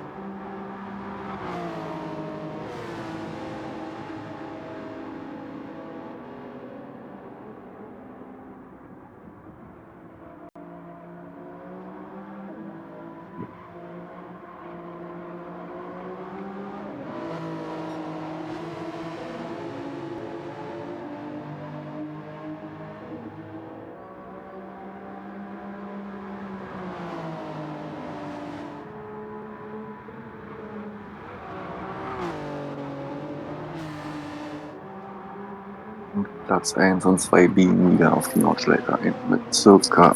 1,2 Sekunden Abstand.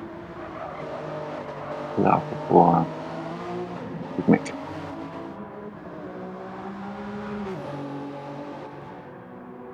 Ein kleiner Fehler am Ausgang.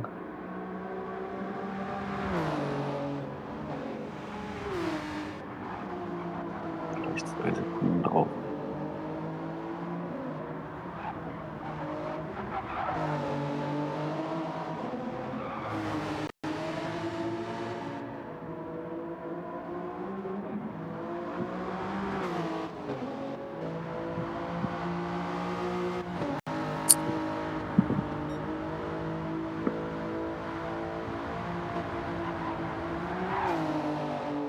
So, schauen wir mal durch. Platz 1 Killeraffe, 2,8 Sekunden dahinter Kickmack.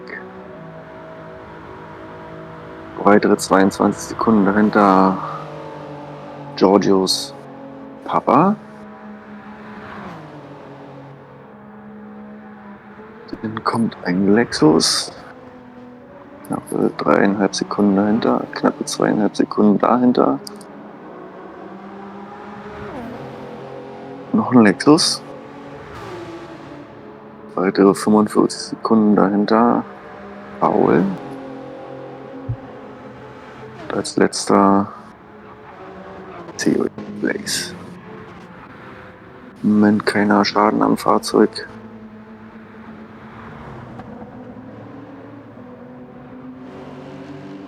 Mit frischen Reifen bis auf einen.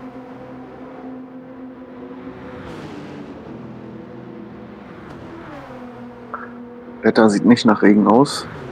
Erstmal nicht, nein.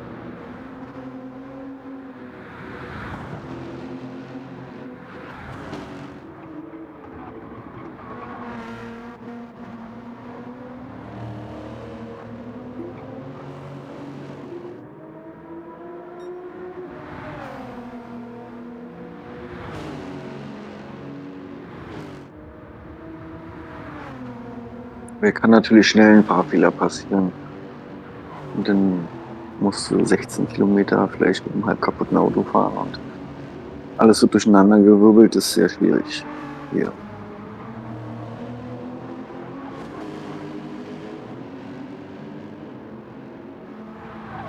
Draußen verliert doch immer mehr Zeit nach vorne.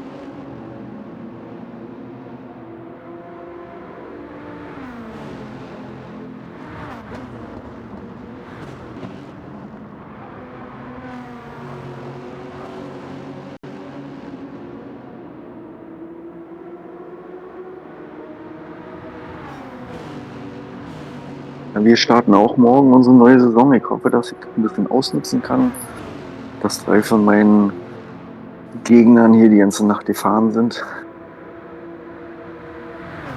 Ich von deinen Kindern. Gegner. Ach so.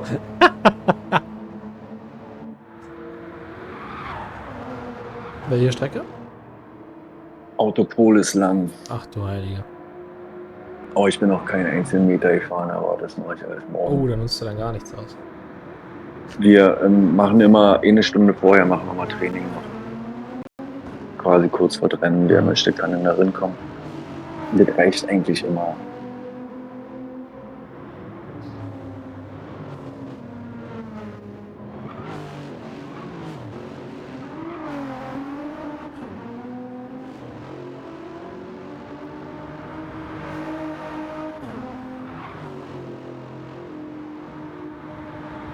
Für Le Mans waren es, glaube ich, 32 Teams, die sich gemeldet hatten.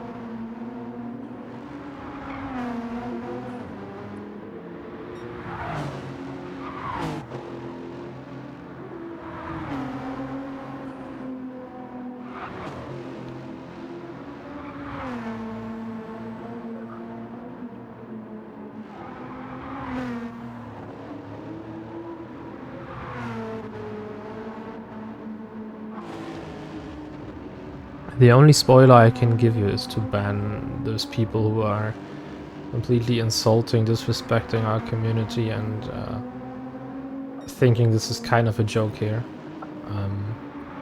There is no position to defend against because the quality of them arguing and commenting on stuff that happened is really unacceptable. They entered qualifying and rage quitted. They entered the first stint after coming too late. We had to wait for them for 5 minutes. They rage quitted as well.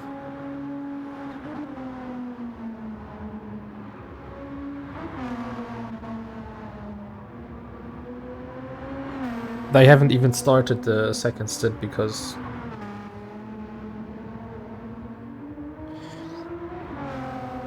let me quickly switch to German. Ich erkläre das jetzt kurz auf Deutsch. Die fängt Le Mans an, angemeldet, alles super, nicht teilgenommen, ohne zu wissen, ob die jetzt fahren oder nicht fahren.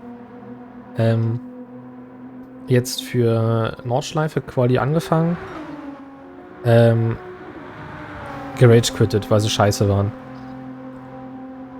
Erstes Stint teilgenommen, kamen zu spät, haben 5 Minuten warten müssen. Sind nach 20 Minuten oder so raus, nachdem der Bot ewig schon gefahren ist. Und der Bot hat immer aufgehört, nachdem die kurz im Stream zu sehen waren.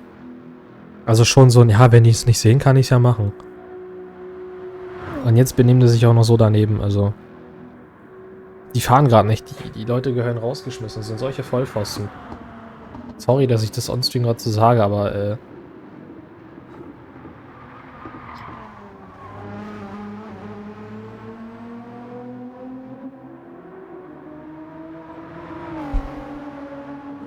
da wünscht man sich, dass die nachts von irgendwelchen Leuten überfallen werden. Oder dass sie zumindest mal irgendwann eine Lektion lernen, wo sie dann wissen, aha, so ein Verhalten geht nicht. Das ist brutal.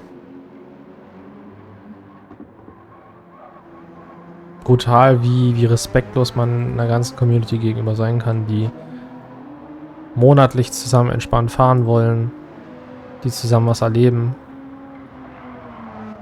Geht was ein Haufen nicht. Arbeit ist. Ja. Was ein Haufen Arbeit ist.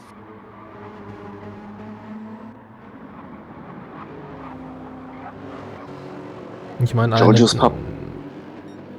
ja? Allein das ist ja jetzt schon, sage ich mal, ein bisschen trauriger, dass du jetzt nur noch 7 Leute auf dem Feld hast. Der eine ist rausgeflogen, weil er Stromausfall hatte. Heißt, du hast nur noch 8 Leute für ein ganzes 24-Stunden-Rennen auf dem Grid. Das ist,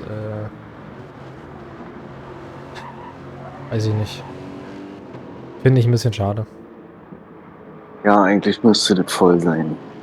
Es muss eigentlich voll sein. Selbst letzte Woche waren wir ja zwischenzeitlich nur noch 10 auf dem Grid. Ja, das ist schade. Es ist, wie es ist. Es ist aber schade. Gut, es war Ja, von aber Anfang trotzdem, an klar, dass sowas passieren kann, weil wenn du 24 hast und die, sage ich mal, splittest in 12-12 und daraus werden dann 12-11 und dann fliegen immer schnell 2, 3 Leute raus. ja. Das ist schwierig, aber gut, da machst du nichts. Aber trotzdem schön, dass es trotzdem stattfindet, dass ein paar hier dabei bleiben. Giorgios Papa 2 Plätze verloren, aber ich denke mal, das hat er seinen Reifen zu schulden. Und jetzt auf Platz 5, war eigentlich auf Platz 3.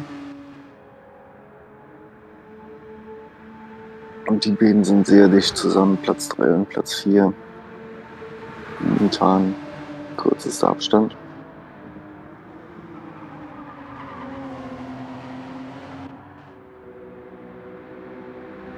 Boah.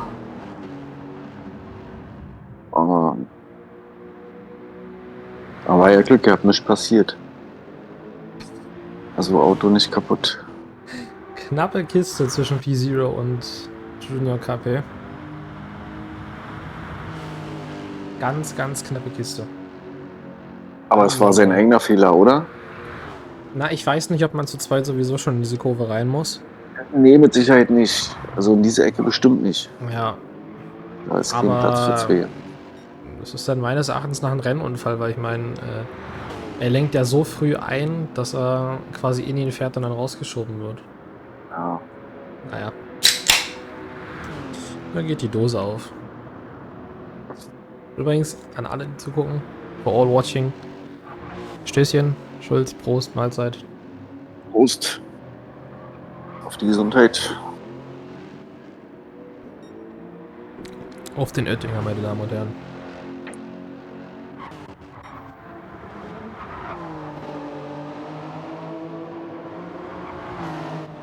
Zeit eine Dreiviertelstunde. Also ein Viertel. Haben wir jetzt rum. Jetzt musst du dir auch mal überlegen, dass eine Dreiviertelstunde nur ein Viertel ist. Das ist schon krass. Ja.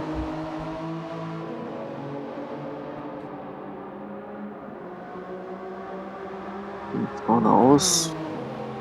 Mhm. Dafür schlägt seine Bestzeit. Vermutlich.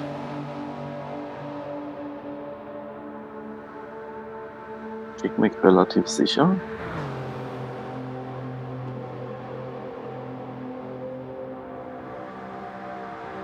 Let me just clarify something. That's why I switched to English, and I'm going to say it one more time as well in German. Although we have a lot of difficulties today, not only speaking of the 7 teams still racing in this race, let's say 8 because it on paper it is 8 teams.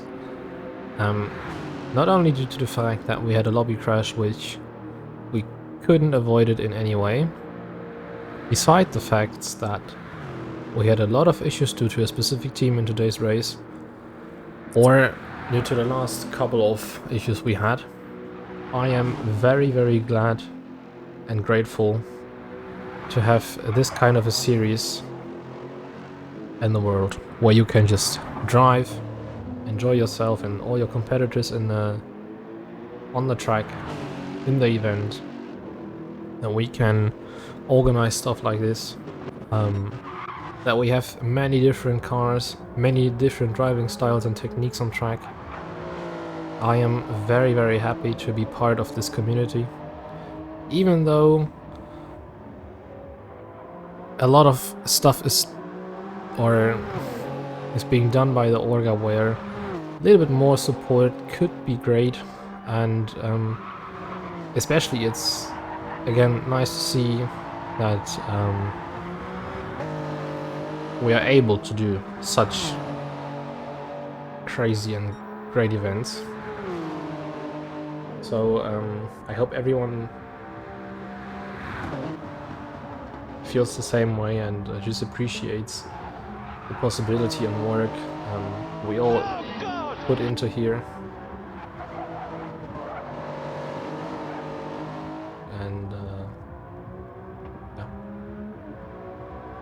Hope we can all deliver something beautiful as we do now.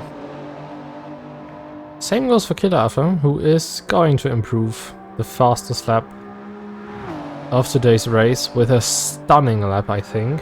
A little bit less than 1.5 seconds faster than his previous best lap time, which already is a 8 seconds with 104 thousandths as well. That really is a fast lap time. So we already are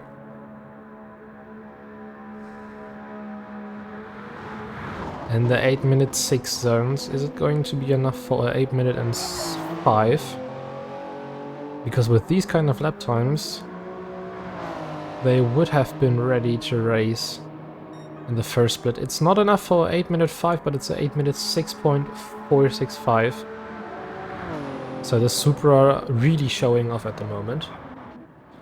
Kickmate goes over the line and sets as well a 8 minute 10.198. Blaze has got damage. Had a lot of issues in his stint. But I think he's doing pretty well.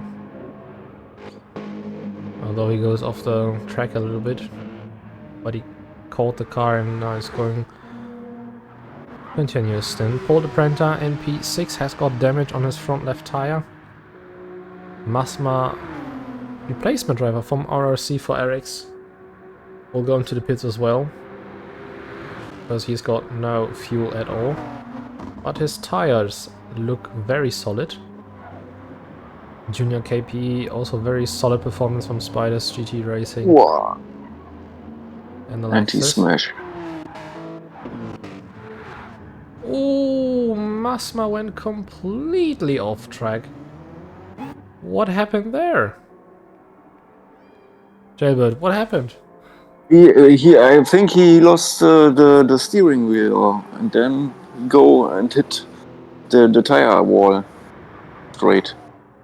He missed the entry with a flying car, I think.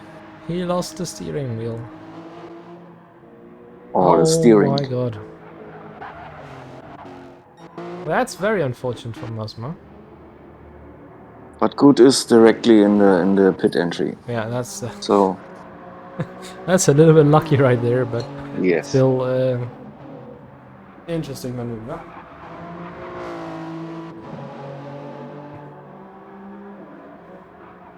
Cyril also with another damage in the back.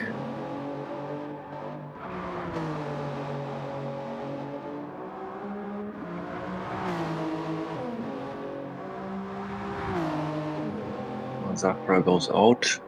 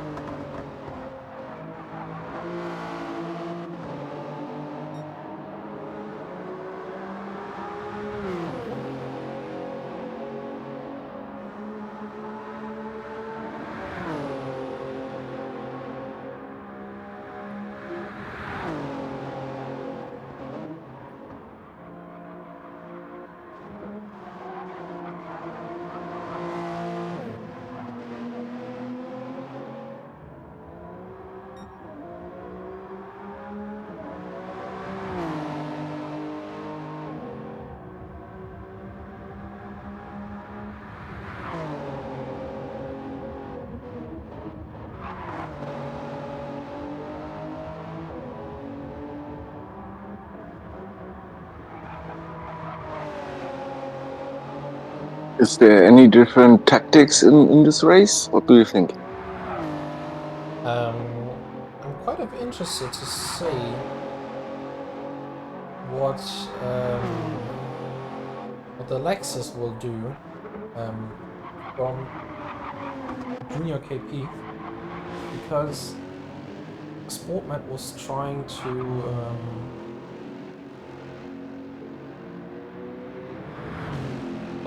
do a 5-lap stint in the Lexus at the beginning of the race, and was kind of going for it. Strategy worked well. He's been driving very solid. So I think 5 laps could go pretty well. Now it's the thing, what will the rest do? I think Masma's also going for 5-lap stints. But then you have to save fuel, yes? A little You have bit. to save a little bit of fuel, that's true. Yeah. And you need to manage your tires very, very carefully. Yeah, that's true. But I think it's possible. Because we have seen that the teams at the last weekend did a lot of 5-lap stints, especially the McLarens and BRZs. They were doing 5-lap stints nearly every time, and in the end it played out. And coming to Skylight Racer's question, how long do a set of tires work? It really depends on how you use the tires. Easiest comparison, I could bring the tires up to 5 laps if I really want to, and Charles could bring it up to 10 laps and still be quick in some way. So it really depends on... 10 laps on one set of tires. Yeah, it is actually possible. This is crazy. Yeah, maybe I was, when we was doing practice, yeah, we came around 4 laps. You can push, or you go for a 5th and you have to save fuel. Exactly. But when you have 22 laps, maybe you make it on the beginning and on the end, and in the middle you run 4 lap stints. Yeah, so the fastest Yeah? strategy actually was to manage it somehow, because you start at 23rd lap coming over the line when you do 22 laps over the race distance. So you still need to, let's say, do 4 or 5 lap stints, and the last stint will be a 3-lap stint. So this could work Okay. out in the end as well. Okay.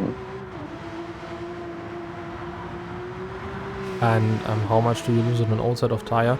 It really depends on how you manage your tires. I think it's all in all race pace regarding how much you lose time on an old set. The thing is that an undercut is really, really strong. So all the people going for 4-lap stints will overtake the 5-lap stinters really easily on track. But over strategy, they will be caught over the long game. Yeah, that's the point.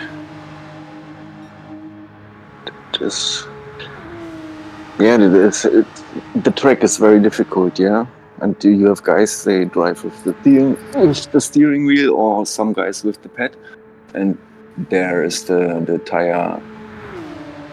tire wearing a lot more as on the steering wheel, yeah.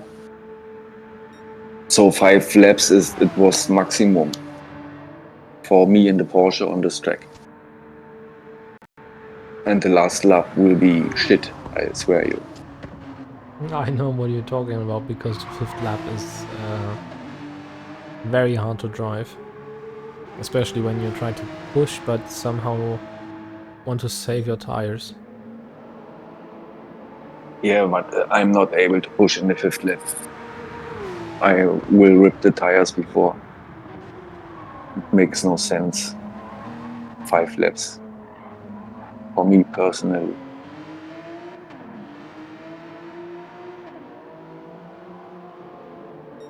In the end, you can still drive, let's say, 5, 6, 4 or 2-lap stints.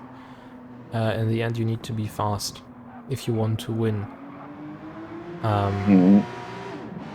So you need to get a healthy mixture out of both.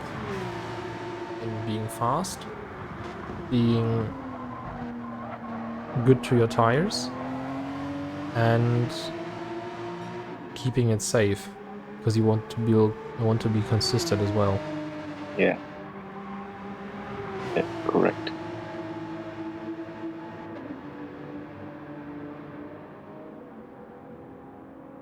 And now that's what we're talking about. Killer tires are nearly death when you come to the Nordschleife. And kick makes tires look better. Maybe you can catch up a little bit on this lap.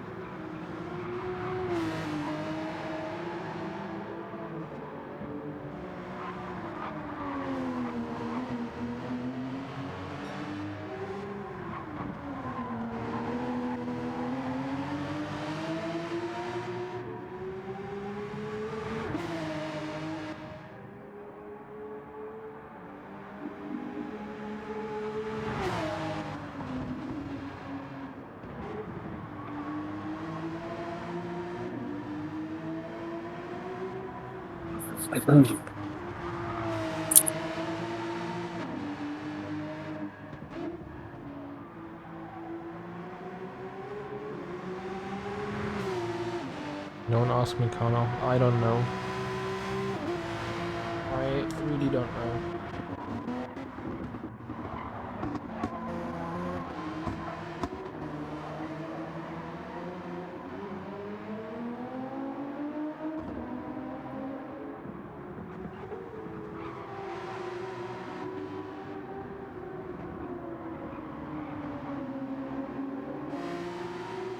I think all guys are placed in this stint. All persons.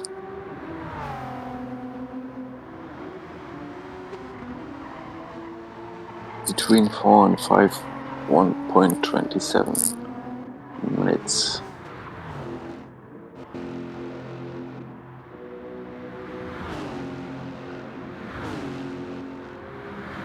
I said maybe, but I didn't say that there will be guaranteed 3 lobbies.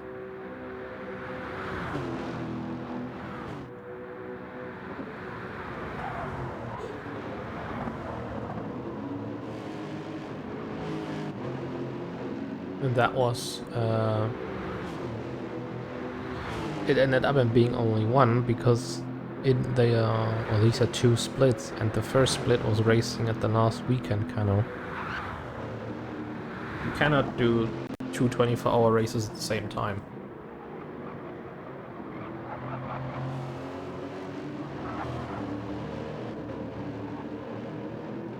When you have enough manpower, then yes. That's true. That could work, but I think that's But too much organizational stuff going on. yeah, and it have run like a perfect gearbox, yes. Yeah. It has to be a perfect gearbox, otherwise, Yeah. if you miss one gear, All the whole thing will crash. maybe not only that, maybe you have an engine failure if you shift up one gear too high.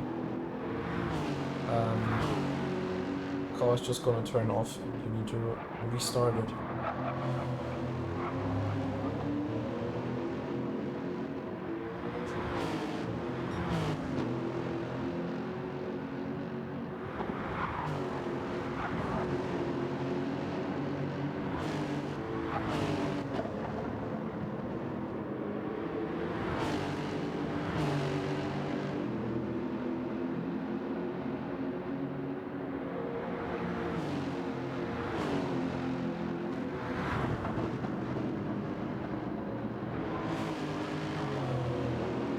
Closest fight in the moment, Don, der Echte, and JRKP.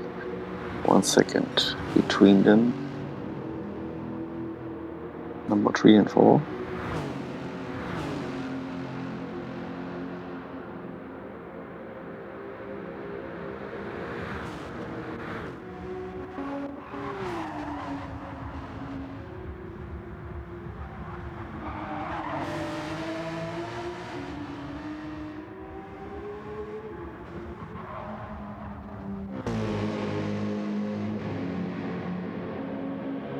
I think Killer After have to come in this lap and Kickmack is stay out, maybe.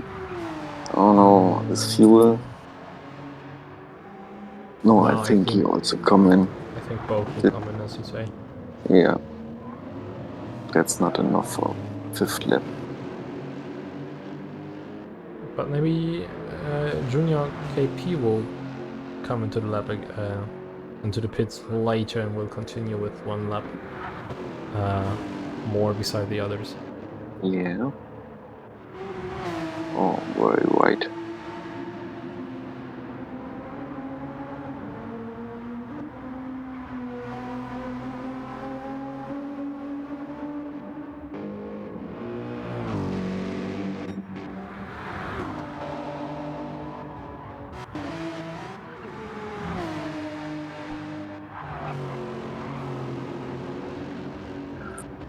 I think you will have a lot of concentration here for 3 hours, yeah? When you race this. Yeah, there's a lot of concentration needed for the race. But I think looking at races in all, concentration is needed. But I think the longer the distance is, I think the stamina is more important, because you need to stay concentrated and awake for a longer time compared to, let's say, maybe 1 hour race. Yeah.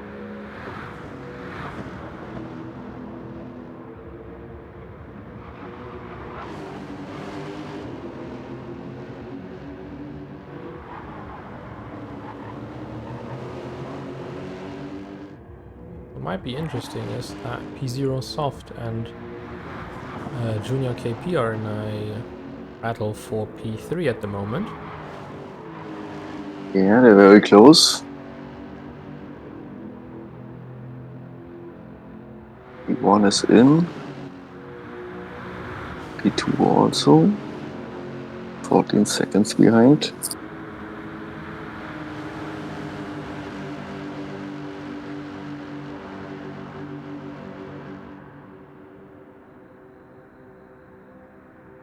Will this be enough to go past?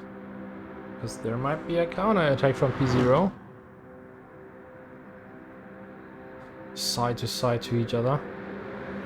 But P0 pulls out and Junior KP is...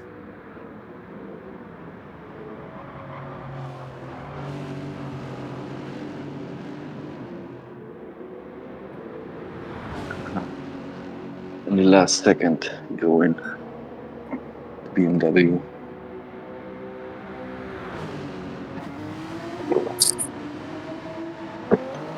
I leave you alone for 2 minutes, okay?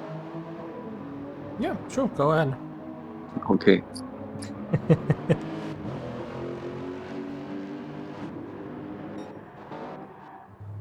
And as I said, P0 is in the pits. Junior KP continues his run. Overtook Kickmack, who was in the pits as well. Killer Arthur already was in the pits as well, but there you can see the difference in types of strategy. That the Lexus will do another lap.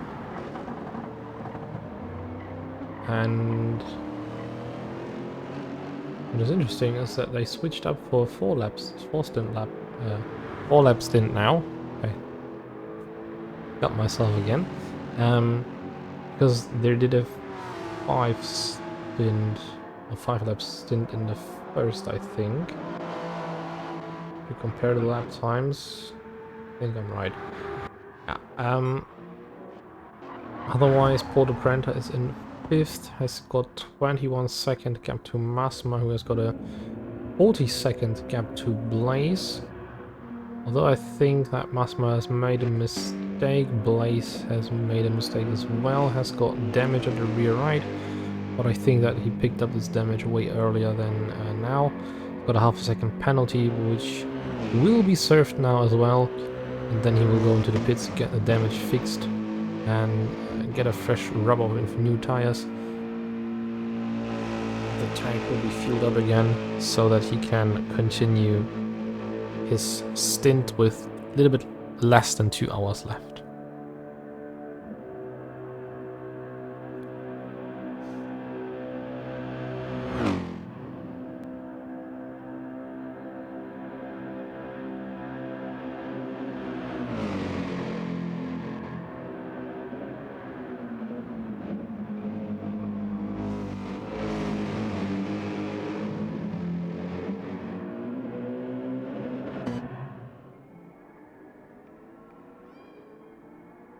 There you go. Blaze is now in the pits.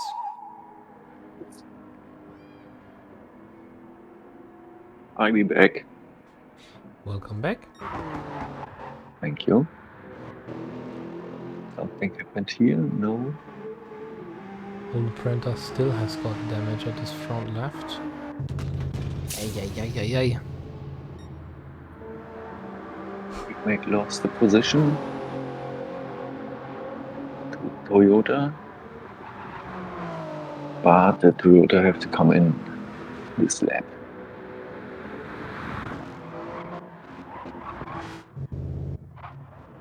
You mean the Lexus? The second place JRKP. But, well, ooh, little mistake from the Lexus. Hitmag is now right at the back of him. Technically, you are right with saying Toyota because Lexus is the luxury brand of Toyota. That is correct.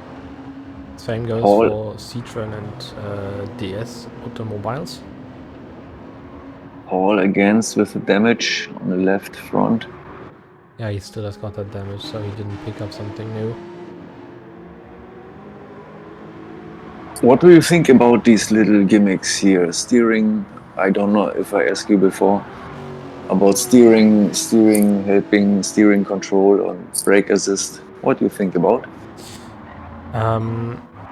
So, in my opinion, it's always better when you don't need any driving assistances.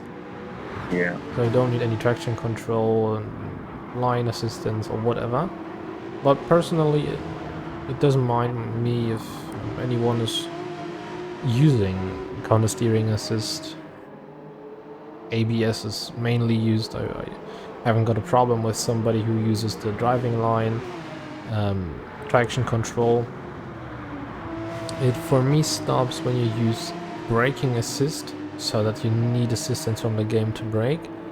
Yeah. And if you need an assistance like auto drive, which positions the car on track and re-enters it in certain positions if you don't put it in the way it should be. Because for me then it says, okay, he doesn't know how to drive the car properly, he cannot control it. It's a bad risk of racing this car compared to what you usually want to see.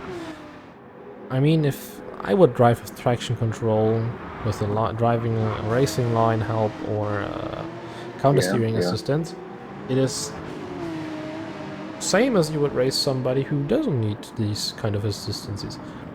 Those people maybe are better skilled drivers, have maybe got more time to practice in these conditions, or just simply say they do not need this kind of assistances.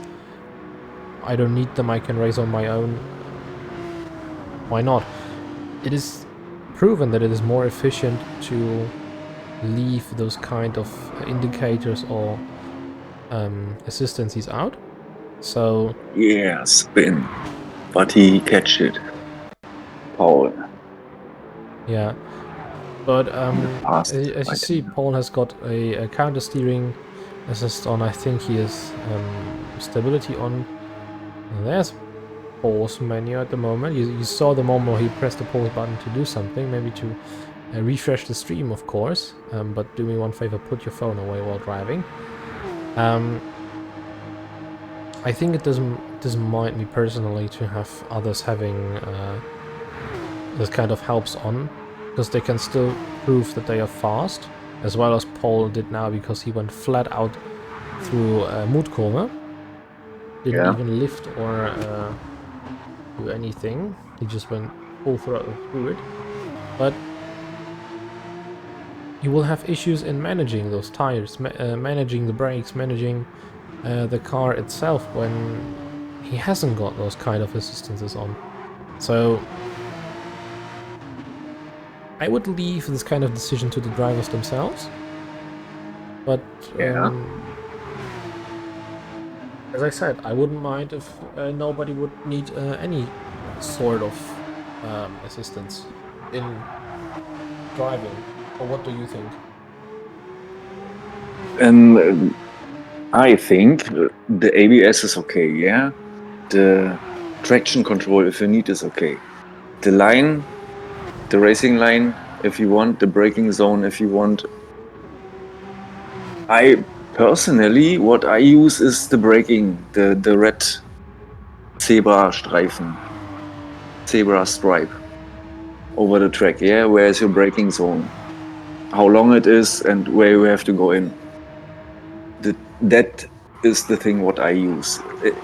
In the beginning, I was using also these steering assist and this braking assist, but very fast I put it away, and then I drive nearly without. I only visit on these 150 boards, 100 boards on the corners, and with GT7 I give myself these red stripe where I have to brake and where I have to go, where's the best entry on this area. Yeah,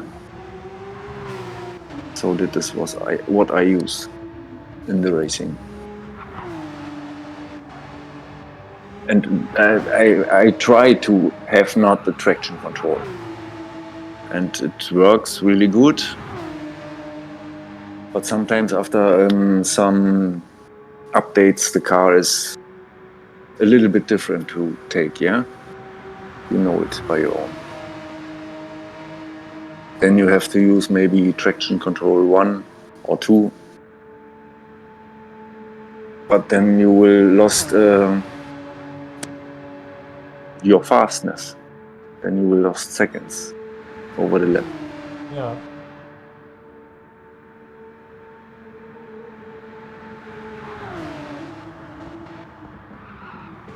In the end, Or you have. Sorry. oh, good. I think in the end, everybody needs to decide on their own what kind of assistant he needs, or which one he doesn't need, and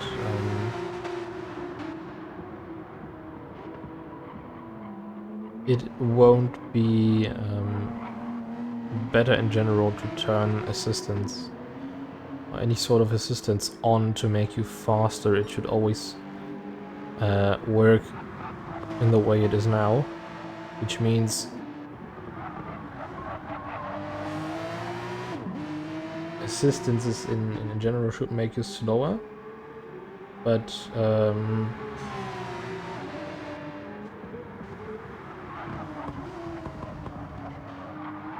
it should make you faster.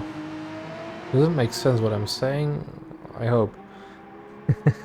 Yeah, I recognize.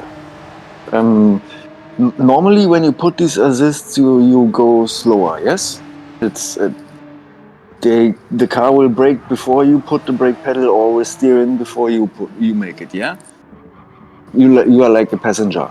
You have to only turn the turning thing. Yeah, the what how it calls, the Knüppel.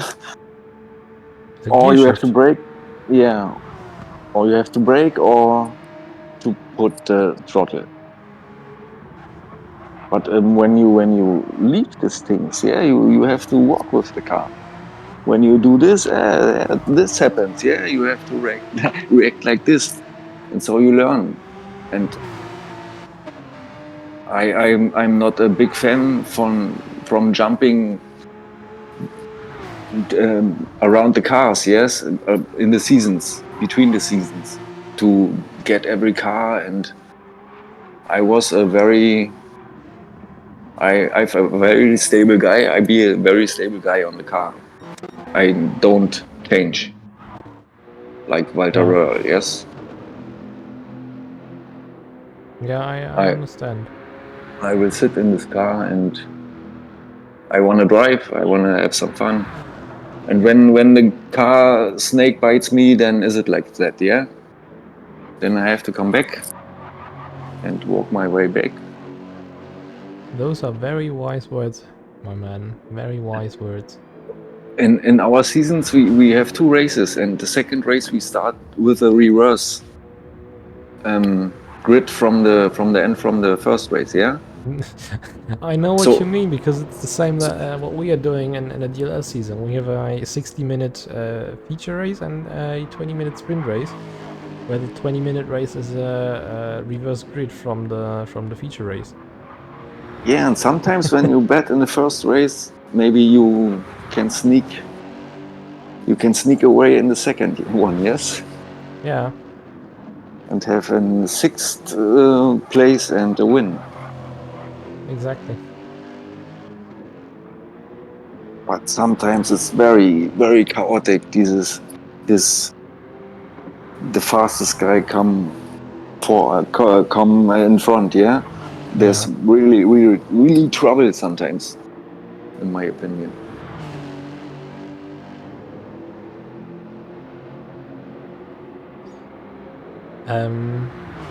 Vielleicht mal für unsere deutschen Zuschauer, die, ich vermute mal, die sehr weisen und interessanten Worte von Guido gehört haben. Tut euch alle vielleicht diesen Gefallen und fahrt womit auch immer ihr wollt. Das heißt nicht, dass ihr irgendwelche Vorteile daraus zieht, ob ihr jetzt mit einer Traktionskontrolle oder mit einer Rennlinie, die euch sagt, wo es lang geht, oder mit was auch immer fahrt. Am Ende des Tages müsst ihr immer selber entscheiden, womit ihr unterwegs sein wollt. Und entweder es funktioniert oder es funktioniert nicht. Das Einzige, was man sagen kann, ist, wenn es für euch klappt, dann ist es was Schönes. Und wenn nicht, dann ist es so. Ich meine, klar, man kann immer lernen, man kann dazu gewinnen und am Ende des Tages vielleicht besser werden. Hilft dir alles nichts, wenn du keinen Spaß dabei hast. Weil das, sage ich mal, so der Grundbaustein des Ganzen ist, um für sich selber erfolgreich zu sein. Weil erfolgreich heißt ja nicht, dass du in einem bestimmten Maße dann irgendwie reich bist, extrem viel Geld hast oder irgendwo eine gewisse Anerkennung hast, für die du sowieso nicht einstehst, von der du sowieso nichts hältst. Es ist eher vielleicht darauf ausgerichtet, dass man selber Gefallen an der ganzen Sache hat. Weil für andere erfolgreich zu sein, ist vielleicht der eine Aspekt. Für sich erfolgreich zu sein, ist aber, glaube ich, viel mehr wert, als immer für andere was sein zu wollen. Weil Richtig. vielleicht dann bist du nicht glücklich, aber wenn du für dich selber erfolgreich bist, wenn du selber sagen kannst, hey, mir macht es Spaß, ich habe Gefallen daran und möchte weiter daran teilhaben, dann kannst du wirklich sagen, jo, ich bin erfolgreich. Wenn du zum Beispiel in deiner Liga mal siegst oder so, mal den ersten Tag holst, vielleicht eine Arbeit erzählen kannst oder so, weil die auch wissen, dass du so Deutschland bist. Wenn du einfach von deinen Sachen zum Beispiel leben kannst, im Sinne von, du hast Spaß damit, Ja. verbringst gerne Zeit damit, du investierst einfach das, was du gerne machst, einfach da rein. Das ist doch das Schönste an allem.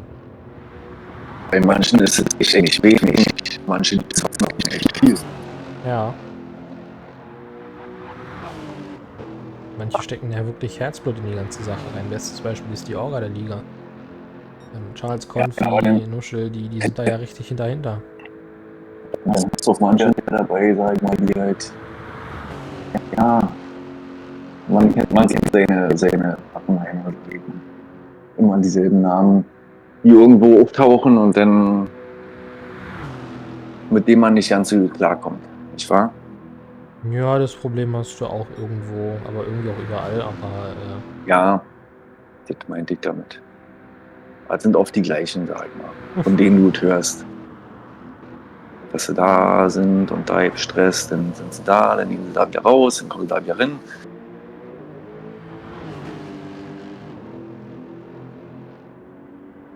Elfte Runde, Halbzeit ungefähr. 1,24, nicht fast. ungefähr Halbzeit. Nach der nächsten Runde. Ja, doch. Wenn die Runde zu Ende ist. 15 Sekunden. Ist jetzt mehr geworden zu Big Mac oder weniger? Müssen wir mal im Auge behalten. Müssen wir Auf mal im jeden Auge Fall. behalten. Wir können zwar viel über Relativitätstheorien sprechen und allem drum und dran, aber am Ende des Tages müssen wir auch darauf achten, was hier auf der Strecke los Richtig. ist. Ah, schön. Wenigstens steht die Lobby noch, also das kann man wenigstens sagen. Ja. Giorgio, passt auf, drückt immer alle sämtliche Knöpfe, dass nichts aussieht. Batterie hält noch. Ja, also 3 Stunden ist kein Problem, glaube ich. Ja, ein Balken ist schon weg. Aber das hält noch. So, kürzester Abstand, den war mit immer noch Platz 3 und 4. Und jetzt knappe 5,4 Sekunden gegen das in Sichtweite, aber der Vierte hat bessere Reifen. Könnte durchaus sein, dass er jetzt wieder auf der Nordschleife wieder ranfährt. Und diese beiden begegnen sich nicht zum ersten Mal heute. Und da war vorhin auch, vielleicht gibt es ein kleines Road Rage oder so. Ach, Quatsch. Das siehst du nur auf YouTube.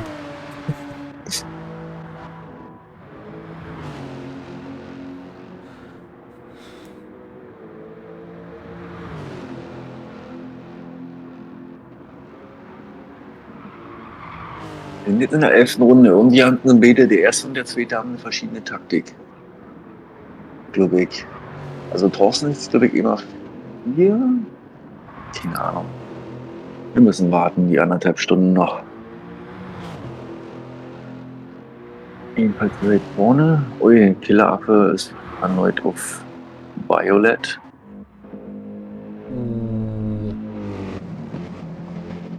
Das ist ganz, ganz bitter für Paul. Blaze, der hat Schaden am Auto und zwar volle Möhre. Ja, rundrum. Bisschen was fehlt noch. Oh. Wo ist er auf der Strecke? Eieieiei. Ist noch ein weiter Weg zurück. Wo ist der erste? Ah, den wird er nicht. Also ich denke mal, Serial ist vorher zu Hause in der Box, wo er überrundet wird. Oh, nochmal. Oh. Nicht mehr zu halten, das Auto. Ganz schwierig.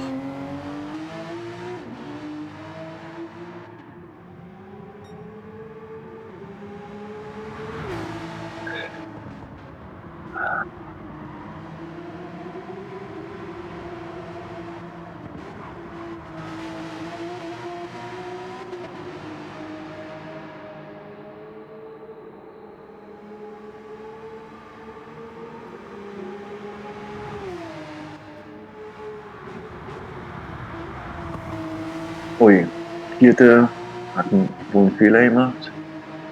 Losgegangen und beide Aufhängen kaputt. Obwohl er eigentlich gerade auf der Aufholjagd war. Das kann er jetzt vergessen. Das ist sehr bitter. Ja, Das ist sehr, sehr bitter. er war gerade erst drinnen. Vorherige Runde oder so. Jahrzehnten. Da habe ich schon gesagt, das sind beide Seiten und der Frontbumper, also das Auto fährt gerade.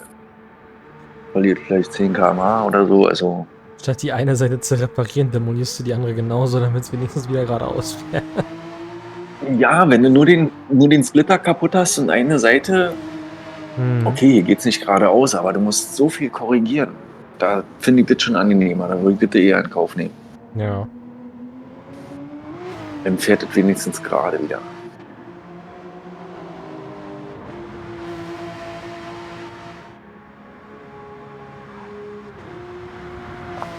Ich weiß nicht, was ein Boxenstopp dauert. 36 Sekunden. Oh, wie sieht's mit Paul aus? Uiuiui. Reifen total tot. Der wird auch, also er könnte rennen und würde seine Position behalten. JRKP. siehst ja vermutlich nicht.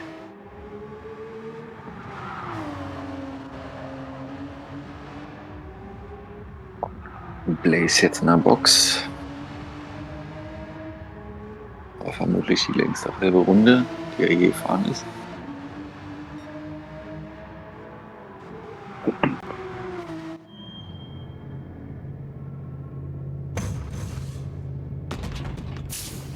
So box, box, box, box, box, box, box, box.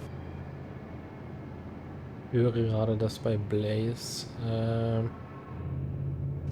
es zu einem technischen Ausfall gekommen ist, weswegen der Schaden zu erklären wäre. Und zwar ist beim Mercedes die Bremse ausgefallen. Oder bei Serial Blaze sein Pedalset. Also ja, sicher. Also seine Pedale haben gesponnen.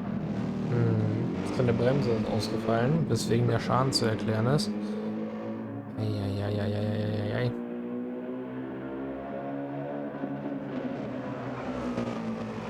Aber er ist wieder da. Es geht weiter. Ja, er ist wieder auf der Strecke. Zwischen Reifen. Und repariert ein Auto. Zwar jetzt ohne Bremspedal, aber immer, es geht immer weiter. Ach, er fährt ohne Bremse, ja? Ja. Nee. Doch, wenn du links guckst, also irgendwas ist da, aber er muss schon vorsichtig sein. Also ich glaube, der Ah, okay. wird man wechseln. Ja, das sieht so aus.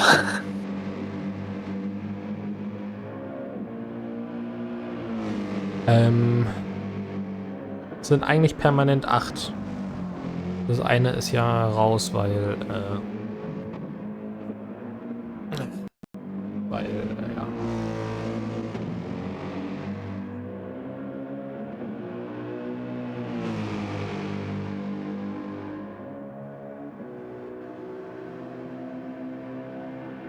Nee, euch meine ich gar nicht, dass ihr jetzt weil Stromausfall, sondern ich meinte das andere, was noch angetreten ist, aber ja, Pegasus kommt im nächsten Stint sowieso wieder. Das ist ja klar. Das kennt man nicht anders, dass die wiederkommen, egal was ist.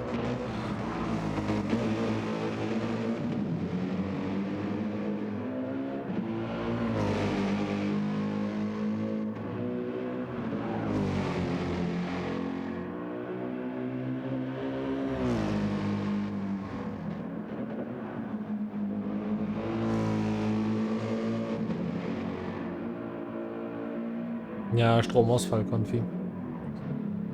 Da ist was geflogen. Schnellste Runde 8:04,16. Aber guck mal, apropos Thema Fahrhilfen, da haben wir vorher drüber gesprochen. Das ist die raffinierteste Idee, die ich je gesehen habe. Blaze fährt jetzt mit Lenkrad weiter. Hat aber die Bremshilfe angemacht. Und zwar auf schwer. Das bedeutet, er braucht nicht bremsen, das macht das Spiel für ihn. Seht ihr diesen Brake Assist Knopf unten? Okay, also ich sag euch ganz ehrlich, das ist der riesigste Fairplay Award, den man, glaube ich, rausgeben kann.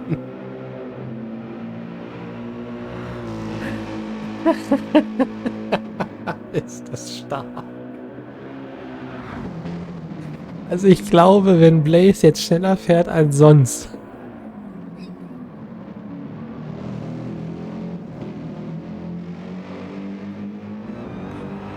Dann wisst ihr Bescheid.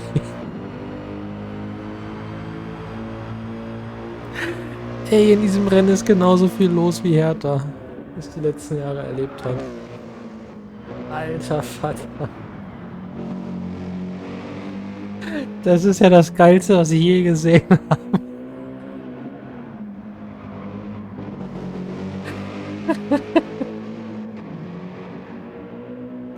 Das Ding ist, darauf muss man erstmal kommen. Darauf musst du erstmal kommen.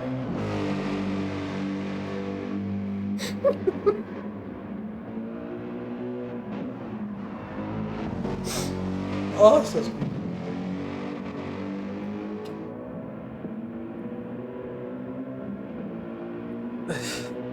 Alter.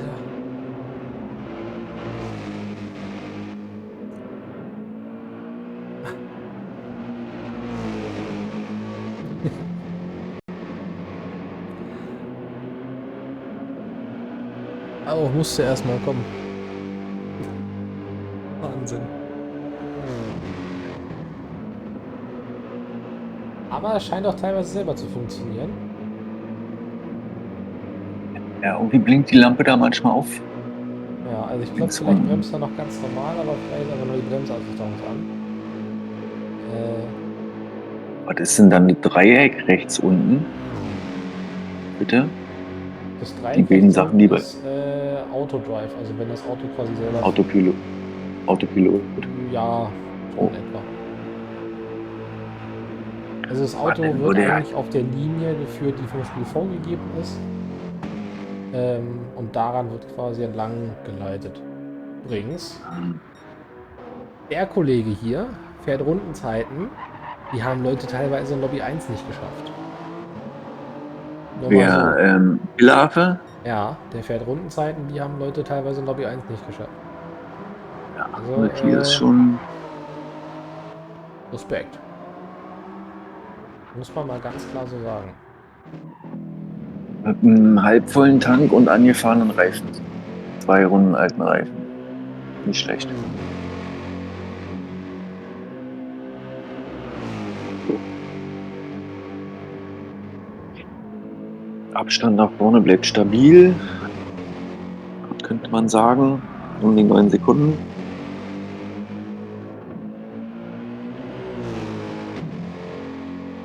Aber beide selbe Level Sprit. Brauchst ein bisschen bessere Reifen. Wenn jetzt nicht irgendjemand noch was aus dem Hut zaubert, könnte Thorsten vor Killeraffe bleiben.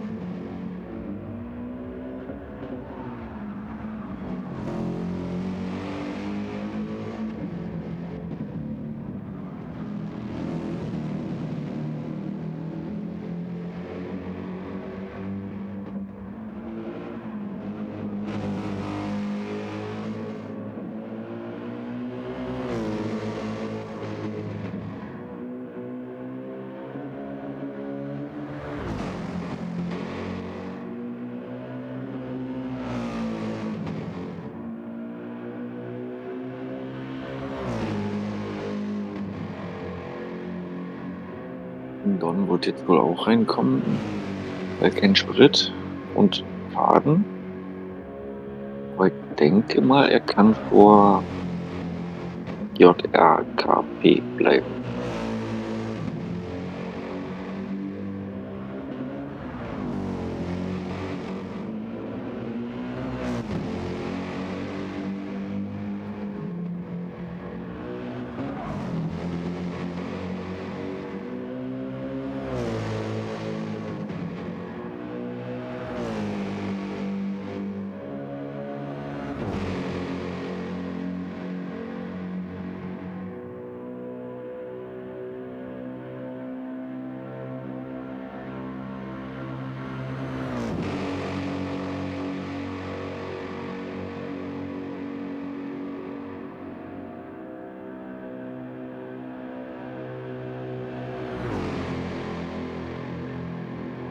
Können wir mal ganz kurz ganz viel Liebe für die Leute da lassen, die jetzt gerade noch auf der Strecke sind?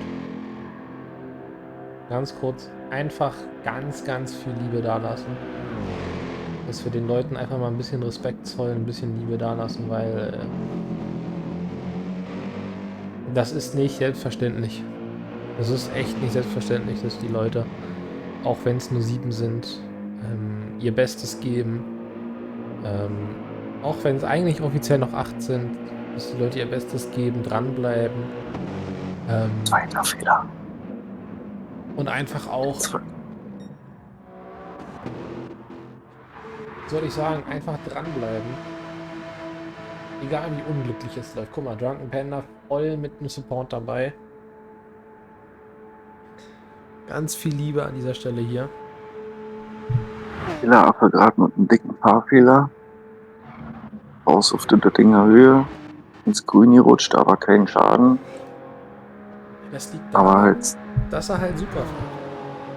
Wenn er die Supra nicht fahren würde, dann würde er gar nicht erst ins Grüne kommen. aber hat er verloren, 2,5 Sekunden. Aber kommen jetzt beide rein.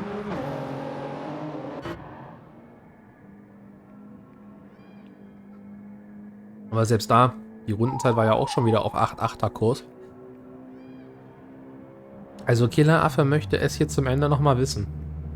Da wird es jetzt nochmal einen Boxenstopp danach geben. Ja. Aber die Jungs, also Kickmack und Killeraffe, die sind hier definitiv auf einer Mission gerade um Platz 1.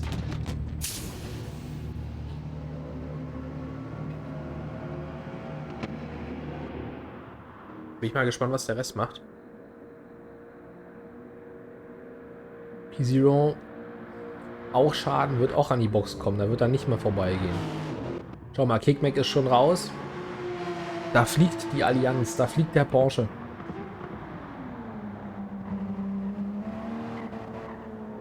Wie viel Sport hat sich verbessert? 11 Sekunden. Ja. Da hat aber die Supra auch ein bisschen mehr nachgetankt. Mal sehen, wo es jetzt hingeht. Da ist das natürlich das, was im ersten Stint bei PTE abging, nochmal deutlich, deutlich bitterer. Vor allem, weil man jetzt sieht, was Killeraffe hier abreißen kann. Was eigentlich in diesem Team steckt. Don in der Box.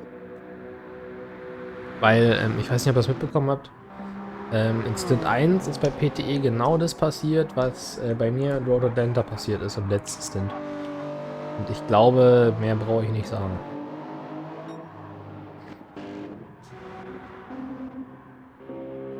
JRKP geht vorbei. Oh, das wird knapp. Nee, der geht locker vorbei. Der geht locker vorbei. Besser. Ja, das wird dann doch ein bisschen interessanter, als ich dachte. Ganz knapp. So viel zum Thema locker vorbei. Na, PTE Nein, ist... er hat nicht so viel getankt. Ja. Na, also wird das ein fehlt 4-Runden-Stint. Dann wird das jetzt ein 4-Runden-Stint und dann danach vielleicht nochmal ein 5-Runden-Stint. Das könnte dann auch nochmal gut in die Karten von den Briten spielen. Müssten wir aber mal sehen. Und dasselbe davor. Platz 1 und 2, genau dasselbe Spiel. Ja. Wobei da der Unterschied aber, glaube ich, ein bisschen immenser ist. Na, okay, nee. Boston hat ein bisschen weniger Sprit drin. Aber die Supra hat auch nur, glaube ich, so viel mitgenommen, wie er braucht. Hat nicht voll getankt. Ja. Aber im Porsche ist es halt doch ein Ticken weniger, 10 Liter oder so, keine Ahnung. Ja. Mega, ey, da muss man aber auch sagen, generell, dass die Leute sich damals schon entschieden haben, mit dieser alten Supra zu fahren. Das ist ja für mich so oder so schon, ich sag mal, Novum, weil du eigentlich nicht glaubst, dass diese Autos in irgendeiner Art und Weise vor allem in der Form konkurrenzfähig sind, wenn man sich die BOP der verschiedenen Fahrzeuge anguckt. Jetzt im Nachhinein hat man ja gesehen, BRZ und McLaren waren auf der Strecke ja komplett OP. Ich sag mal, die eigentlichen Autos, wo du denkst, okay, die könnten es sein, sind ja eher so ein bisschen abtrünniger, die sind eher nicht vorhanden. Vielleicht ist es einfach nur fahrerisch gesehen, dass die da so viel rausgeholt haben. Oder sind es einfach andere Gründe? Nichtsdestotrotz, jetzt nehmen wir mal das Quali, was wir gesehen haben, was die Supra-Leute gezeigt haben für eine Pace. Da möchte ich vor allem Nuschel hervorheben, dass der da fast eine 8 Minuten 2 gefahren ist in dieser alten Supra auf der Nordschleife unter Druckbedingungen. Das zeigt nochmal, was die da an sich nochmal rausgeholt haben. Und ja, auch wenn sie jetzt im ersten Stint sehr viel Unglück hatten, weil sie das Rennen nicht antreten konnten und auch während des Rennens trotzdem sehr, sehr oft irgendwelche Manöver hatten, wo sie dann selber verunfallt sind, wo sie dann vielleicht Unglück hatten, weil sie mit einem anderen kollidiert sind, was ja im Rennen auch generell mal gern passieren kann. Oder wie auch immer, die Lektion habe ich auch letztens gelernt. Es ist doch per se egal, welche Gründe du hast, die zu Misserfolgen führen. Dafür sind diese Misserfolge da, damit du lernst, was passiert, damit du begreifst, okay, mach es entweder nicht nochmal so, sonst passiert nochmal dasselbe, oder du wächst an dieser Entscheidung und sagst, okay, dann lass mich das jetzt anders handhaben. Die Grundmessage des Ganzen, dass du weitermachst, nicht aufgibst und einfach nicht von deinem Weg abbringen lässt, das ist ja, glaube ich, auch, sage ich mal, die Grundbedingung des Ganzen, dass du voranschreitest und auch weiterfährst. Sag mal, warum sagt mir eigentlich keiner, dass wir 2 Countdowns drin haben und dass ich meinen wieder ausschalten kann? Weil, warum auch immer, der Countdown von GT erst später eingeblendet wird. Mensch, Leute, guckt ihr den Stream eigentlich? Was macht ihr da? Sagt doch einmal, dass der zweite Countdown völlig ungültig ist. Kann ich den noch ausmachen? Muss niemand sehen investieren.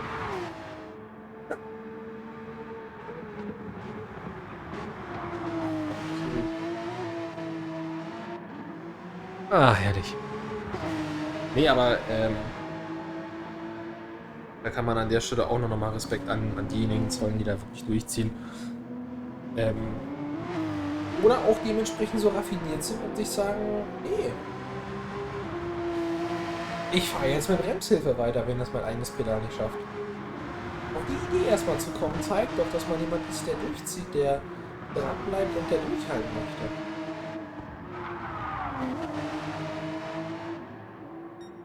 Das ist richtig.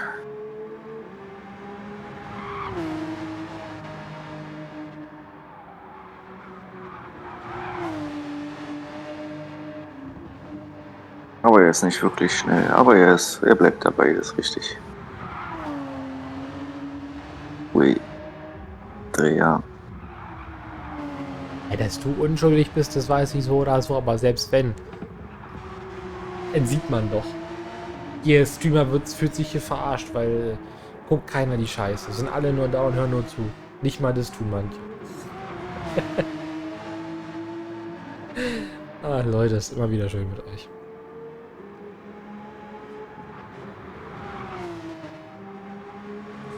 Aber Ich meine, kann seinen Vorsprung halten. Sag. Rede weiter. Bitte.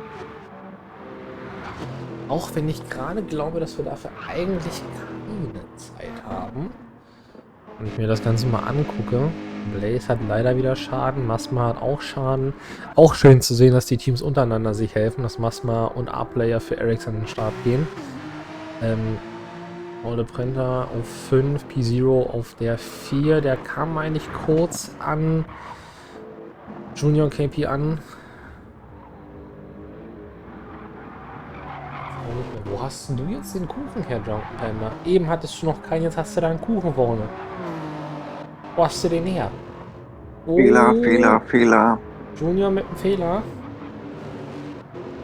Und Dustin, also P0 ist da jetzt... Mit einer halben Sekunde Strafe, aber die vermutlich gleich wieder ein Riesenloch aufreißen wird.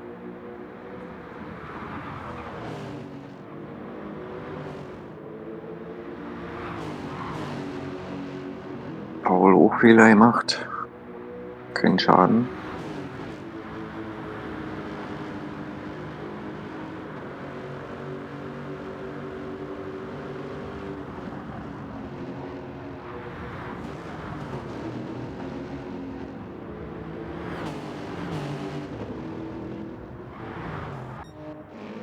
So. Auch wenn wir mal ganz kurz warten müssen, P0 wird da nicht vorbeigehen. Kurz Cockpit. Ganze Runde. Kurz vor 100 Metern bremst du in die erste Kurve rein, bleibst im ersten Gang, könntest jetzt in den zweiten hochschalten, kommst gut durch die erste Schikane durch. Und da bist du auch schon am Ende erster Sektor. 21,7, das ist eine Top-Zeit für den ersten Sektor. Dylan Affe eventuell wieder auf der Jagd nach der schnellsten Runde. Short Shift erster Gang, zweiter, dritter. Da wird jetzt geflogen. ab in die Goodyear-Kehre ist das ja jetzt mehr. Nicht mehr die Dunlop-Kehre, sondern die Goodyear-Kehre. Erster Gang nochmal, damit die Rotation mitkommt. Zweiter Gang am Ausgang, damit du schön rotierst. Blaze macht jetzt super Platz. Gute Zeit für Killer-Affe. Nach außen den Körper man vielleicht mitnehmen können. Für das bisschen mehr Eingangsfläche, damit man durch das Schumacher erst durchkommt, macht er nicht. Egal, weiter geht's. Durch diese Links-Rechts-Kombination kommt er relativ gut durch und jetzt auf dem Weg in diese Schikane ist er schon etwas weiter hinterm Delta. Also hat hier definitiv ein bisschen Zeit verloren. Jetzt in diese Schikane, kurz vor 50 Metern, kurz in die Bremse, dritter Gang mit 170 kommt er da durchgeschossen. Und jetzt zum Übergang in die Nordschleife Richtung Sabine-Schmitz-Kurve, eng gefahren. Weit außen raustragen lassen, damit man wieder noch mehr Strecke hat. Und raus aus der Sabine-Schmitz-Kurve. Vollgas weit nach außen, nach innen rein, weil man da Vollgas rein muss. Jetzt wieder früh auf die Bremse. Schön durchtragen lassen mit 140 Kilometern die Stunde. Schön jetzt ein bisschen die Curbs mitnehmen, einfach damit man die Linie durchfahren kann. Grüne Flagge, hier gab es den Stromausfall von Green Hell Driver, das ist leider ein Spielfehler, die zeigen dann immer grüne Flagge an dem Punkt, wo es jemanden rausgeworfen hat. Aber jetzt gleich Richtung Schwedenkreuz, diese Kurve man voll nehmen, wenn es hin und hier muss ein bisschen lupfen, aber trotzdem mit 240 aus der Kurve raus ist auch schon mal schlechter verlaufen. Und jetzt, wie gesagt, Richtung Schwedenkreuz, holt auch weiterhin auf Kickback auf. Die Kurve nimmt er voll in der Supra. Ja, muss da ein bisschen lupfen, weil er sonst zu weit rausgekommen wäre, aber trotzdem. Zweiter Gang. Und jetzt geht es hier wieder Vollgas Richtung Fuchsröhre runter. Diese ganze Bergabpassage ist immer wieder ein Augenschmaus. Weil es hier praktisch nur geradeaus geht, aber man trotzdem von diesen ganzen Bergregionen geleitet wird. Und jetzt hoch Richtung Fuchsröhre. Kurz runter in den 5. Gang. Durch dieses Geschlängel durch. Willkommen in der Fuchsröhre. Zweiter Gang hoch, damit das Auto nicht ausbricht. Und dann wieder Vollgas durch.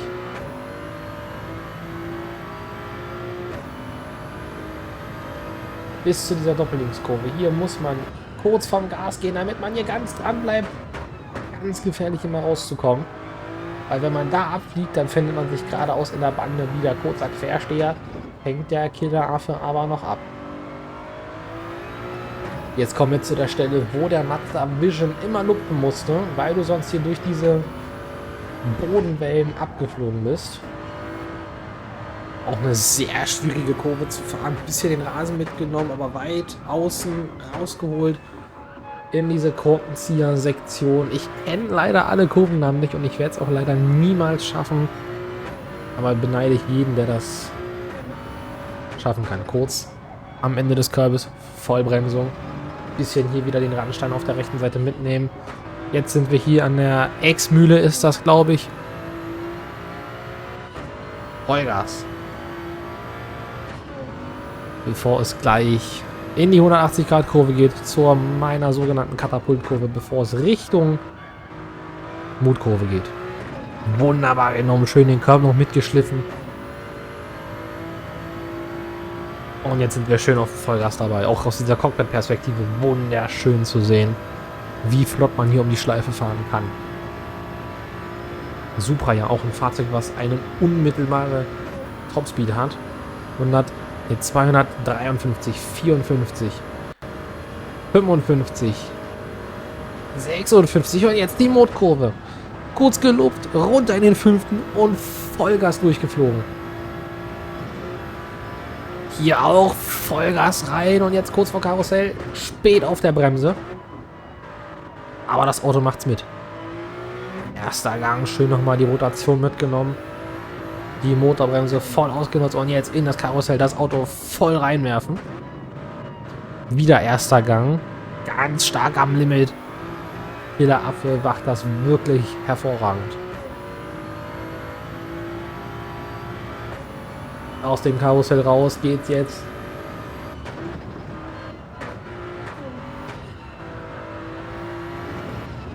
in diese Doppelrechts. Und so langsam bewegen wir uns Richtung YouTube-Kurve. Es geht bergab. Hier diese Kurven sind sehr, sehr schwierig zu nehmen, weil du einfach diesen ganzen Grip mitnehmen musst. Das ist diese sogenannte YouTube-Kurve. Ne, Quatsch, ist sie nicht. Eine weiter. Eine weiter. Jetzt kommt sie. Jetzt wieder bergab durch das ganze Geschlängel. Und hier, wenn man ganz genau von außen zuhört, wird hier Musik gespielt. Und hier kommt er super durch. Und das ist diese sogenannte YouTube-Kurve. Ah, da kommt er ein bisschen weit raus. Er fängt das Auto aber noch super ab. Immer noch im Bereich des Positiven für eine schnellste Runde. Wahnsinn, wie er diese Karre um diese Strecke prügelt. Man sieht es aber auch am Reifenverschleiß, dass er gerade wirklich am Limit ist. Dieser Sprung, Pflanzgarten, durchgeflogen.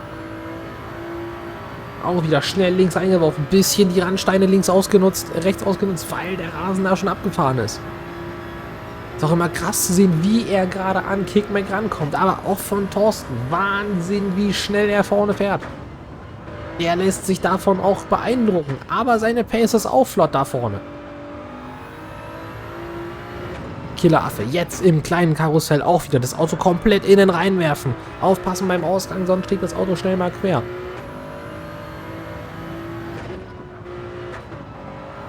Und jetzt bewegen wir uns hier Richtung Oettinger Höhe. Etwas lupfen, damit der Exit passt. Und da ist er. 7, 18, 19. Oh, da hat er richtig aufgeholt.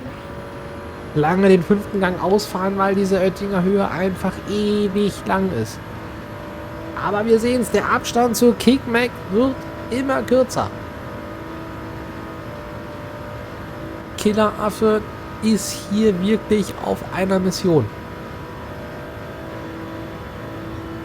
Na, 3 Zehntel auf der Oettinger Höhe, ein bisschen Zeit verloren. Also es wird vermutlich keine neue schnellste Runde.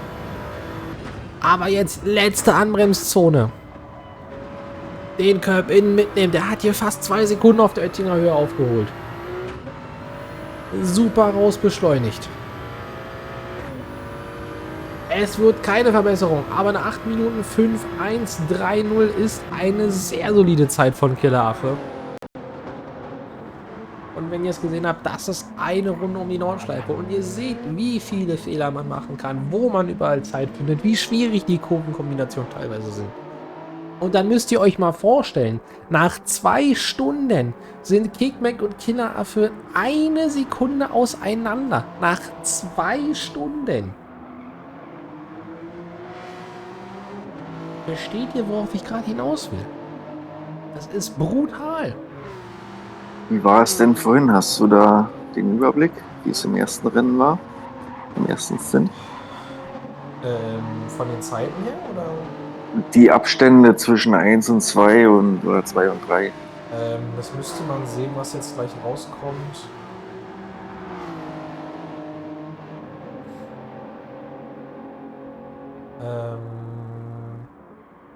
Was die Orga da zusammengeschnippelt hat. Mhm.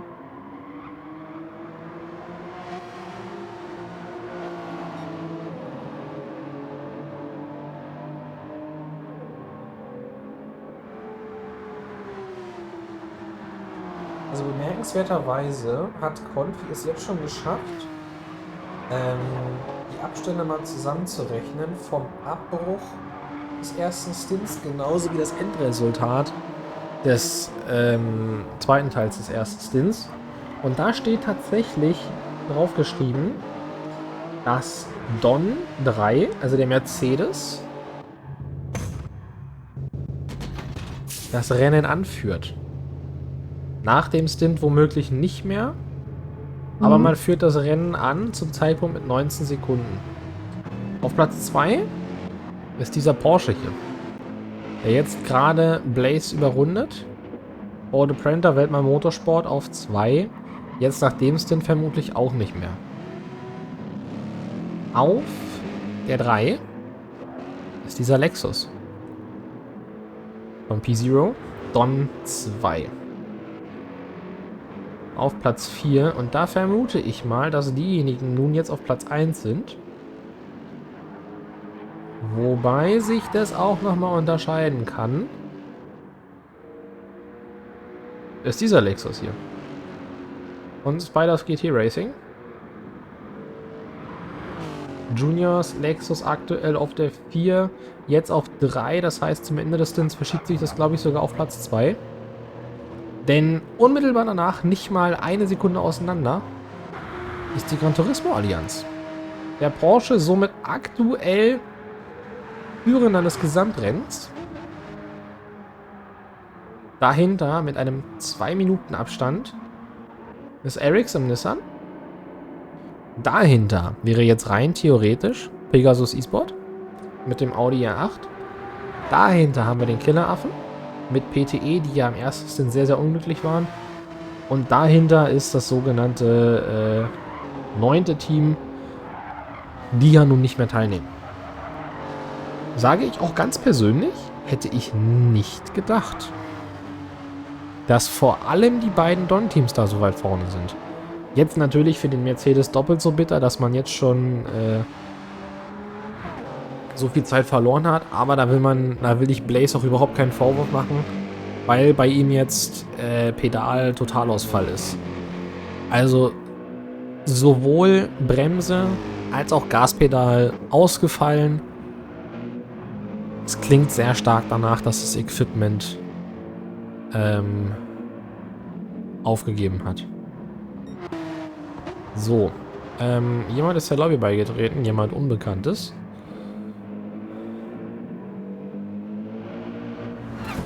Und da fliegt der Mercedes da fast wieder von der Strecke ab. Und das ist das Commitment. Wir rollen das Feld jetzt von hinten auf.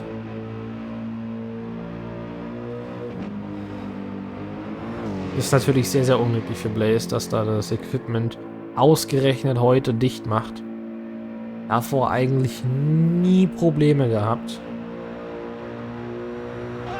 Das ist echt schade. Das ist echt schade.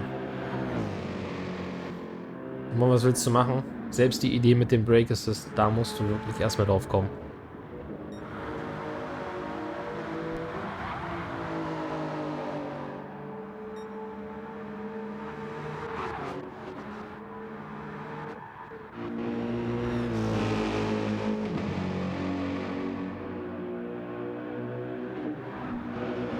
Für mich sieht es eher so aus, dass er selber noch fährt.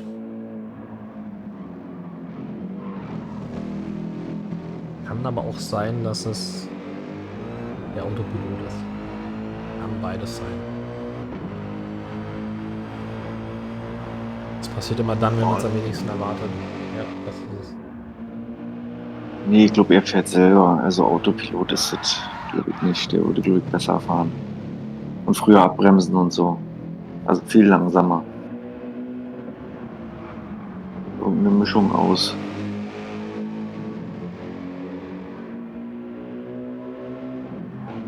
Der Schweizer Kollege erneut mit einem Schaden vorne und vorne rechts.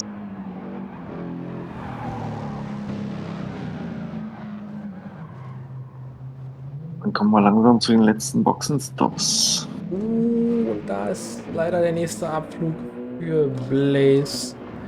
Aber was will er machen? Was will er machen? Das sind jetzt leider noch 56 Minuten, die sich der Junge durchquälen muss. Der Weg ist lang und das ist nicht wahr. Killeraffe übertreibt es.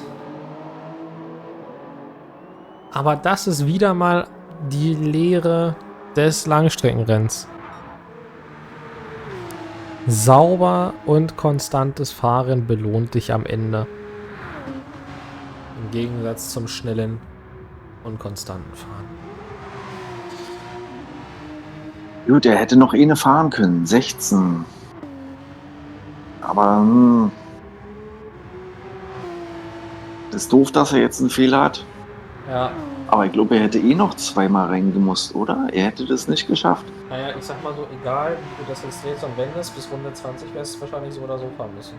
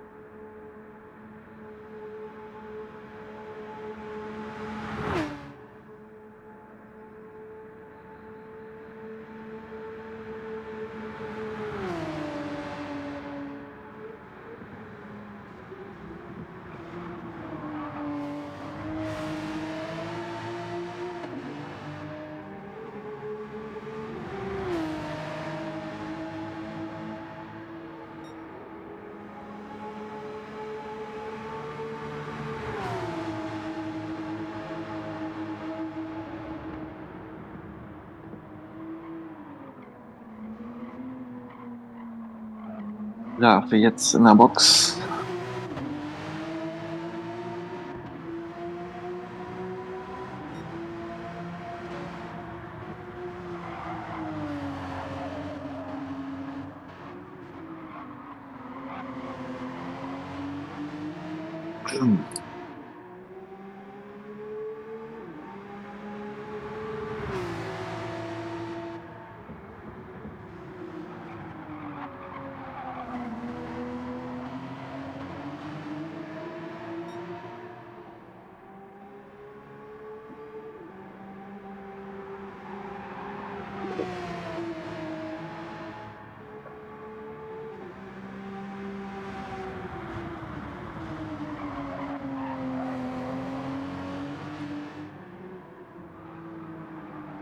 Jetzt wieder raus mit 1 Minute Rückstand.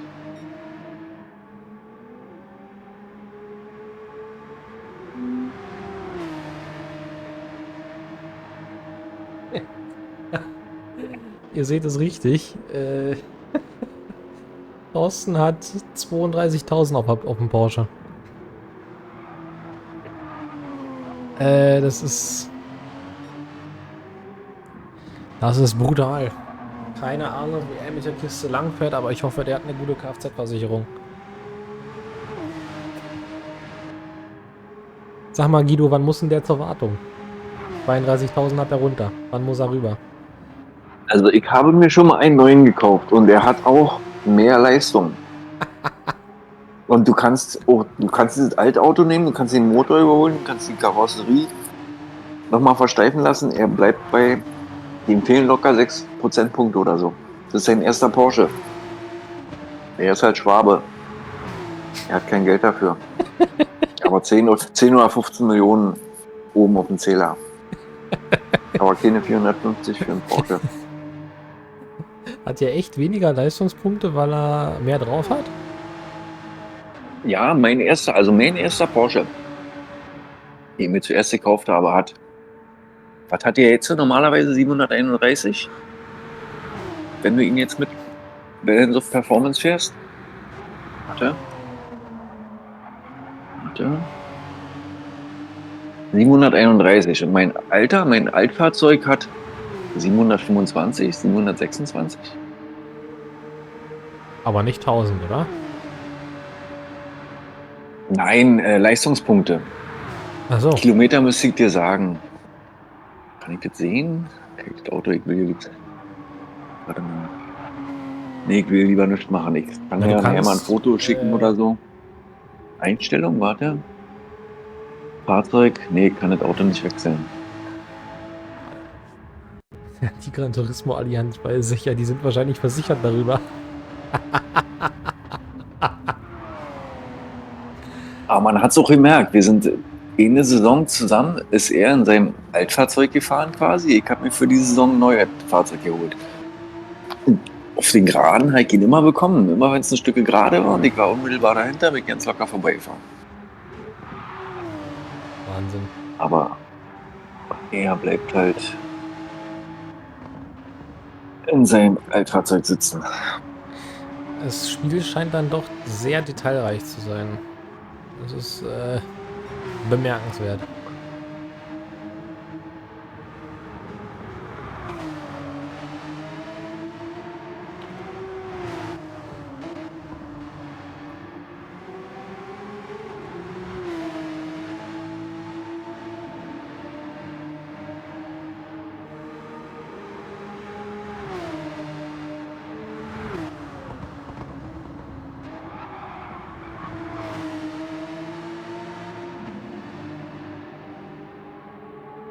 Ich müsste direkt mal gucken, was mein anderes Fahrzeug.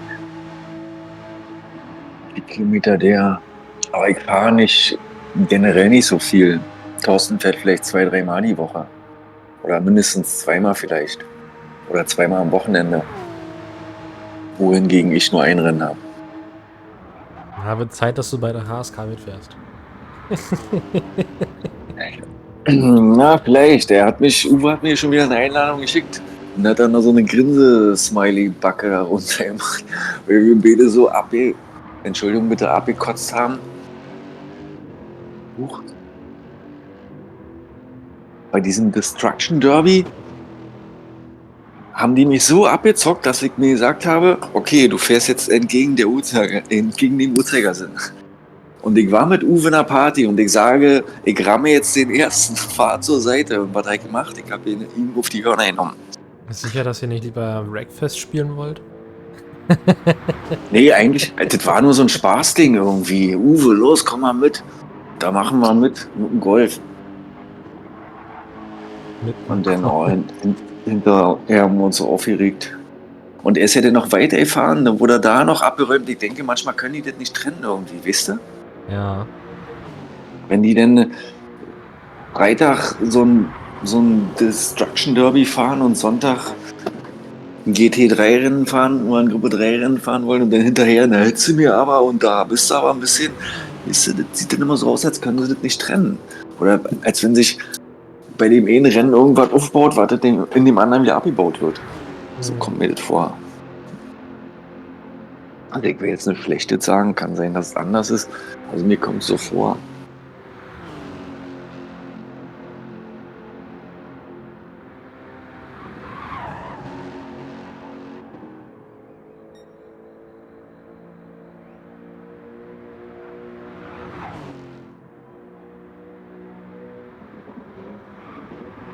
Thorsten ist jetzt in der 16. Runde.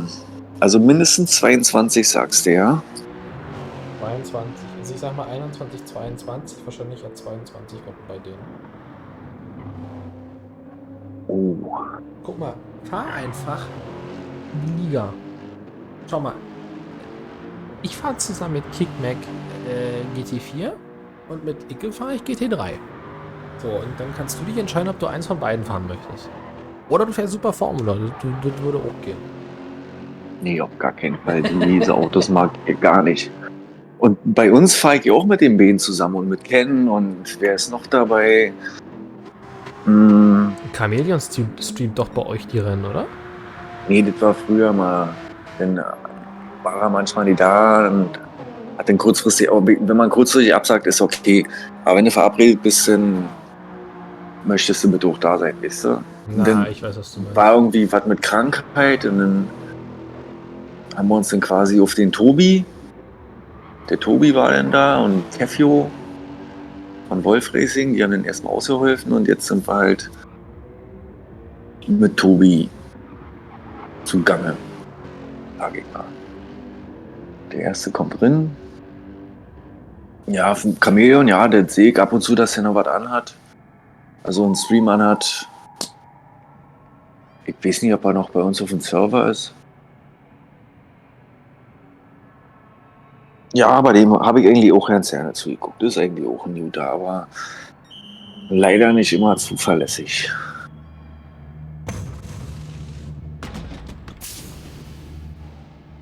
Und das willst du ja Aber eigentlich ansonsten ein feiner Kerl. haben. Ja. Gern zugehört, gern zugeguckt. Ein paar legendäre Ausraster, die er mal hat. So, Leute. Eine Dreiviertelstunde haben wir noch. So box, box, box, box, box, box, box, box. Lass dich nochmal eine Minute alleine oder zwei, okay? Alles super. Danke, bis gleich. Alles klar.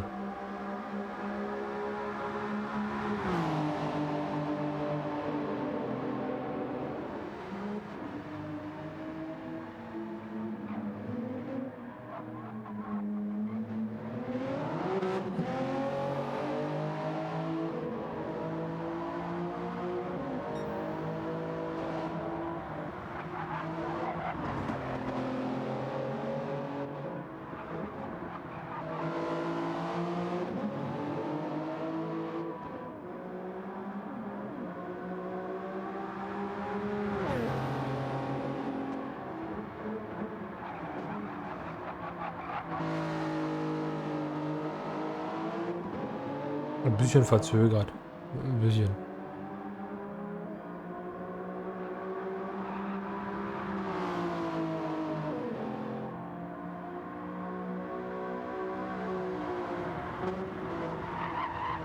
Smooth operator. Smooth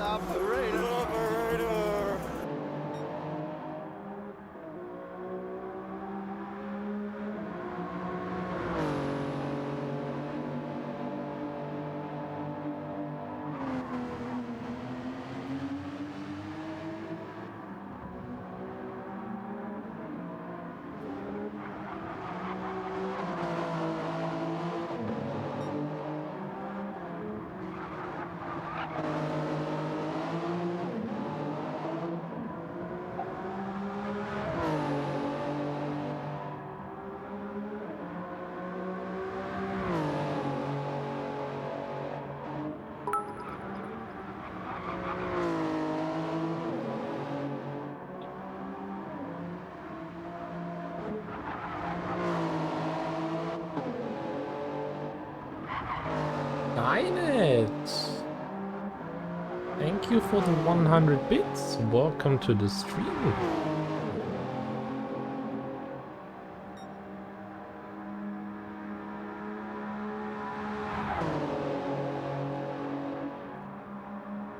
I have to thank you for the 100 bits, to be honest.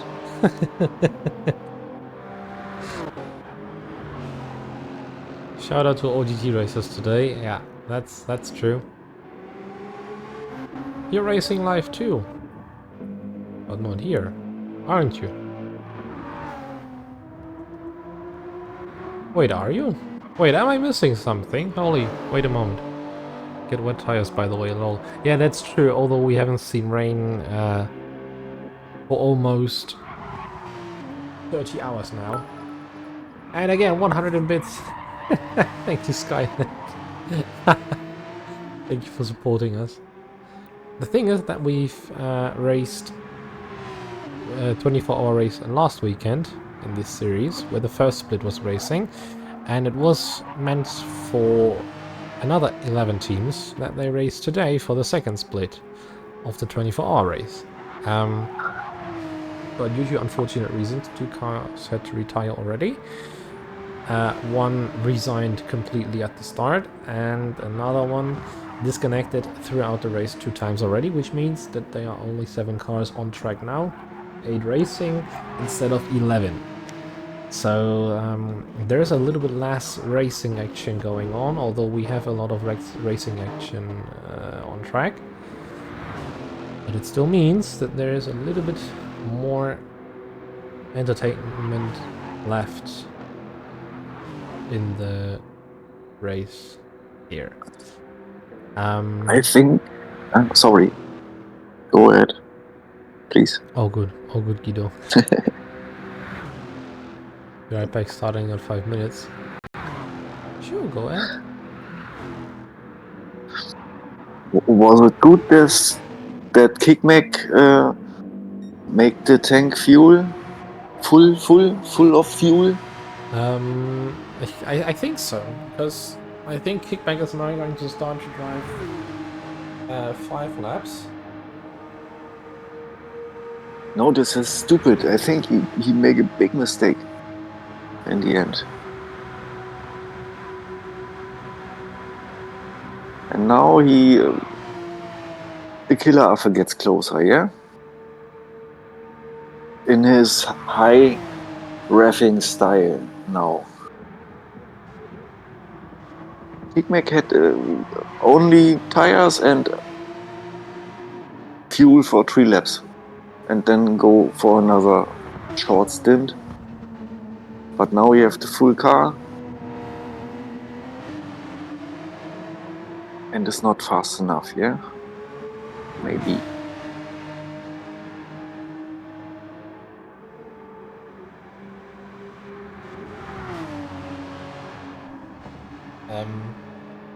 Where do I start? I think that it might be smart from Kickmack to now fuel up his car a little bit more than the others. Because focusing on the end of the race, maybe Kickmack is somehow able to stretch it over 5 laps, or he plays the long game, and due to the fact that he has refueled now a little bit more, he will be able to continue, will refuel as well as Killer Affe.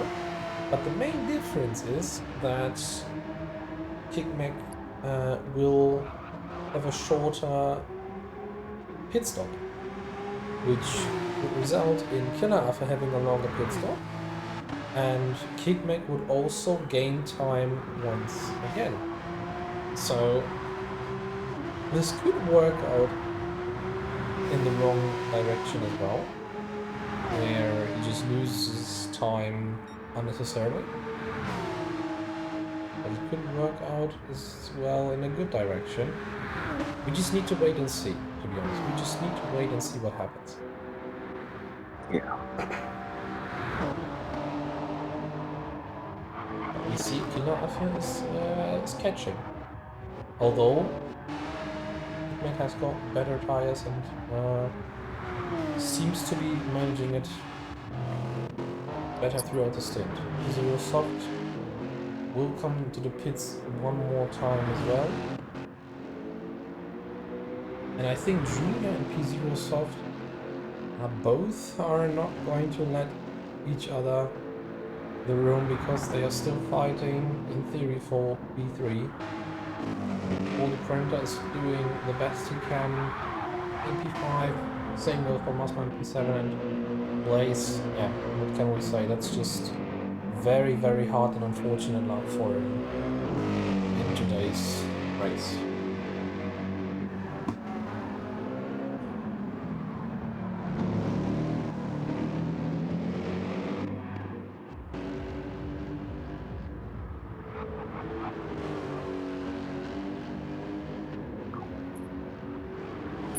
Junior again with damage, with fresh tires.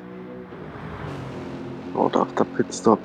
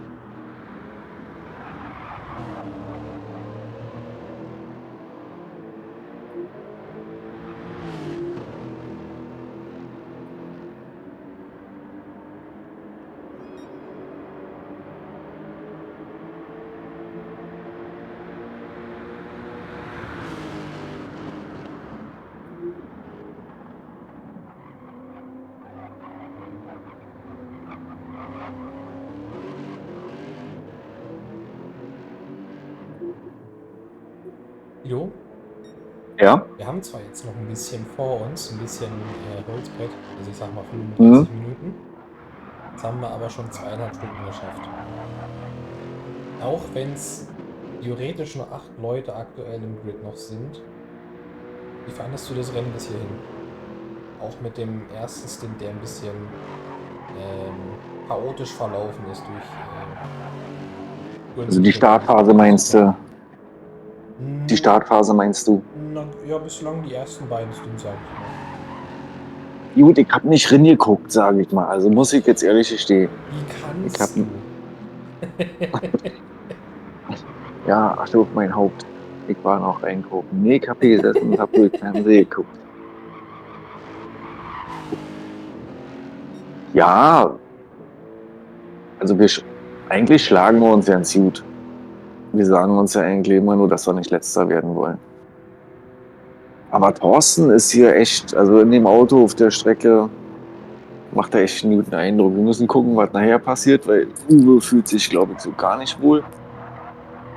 Ken, ich weiß nicht, wie Ken gefahren ist, wie schnell er war, weil das ist eigentlich auch nicht sein Auto, aber mit ein bisschen Übung ist das halt einer, den setzt du drin und dann hier, mach mal. Und Thorsten schlägt sich wunderbar. Man muss kicken jetzt, wie sich das aussieht, ob es ein Fehler war, dass er vielleicht zu lange gestanden hat. Aber wenn er clever anstellt, kann er noch nach Hause fahren, sage ich mal. Also beide müssen noch mal rein, er und Killer auch.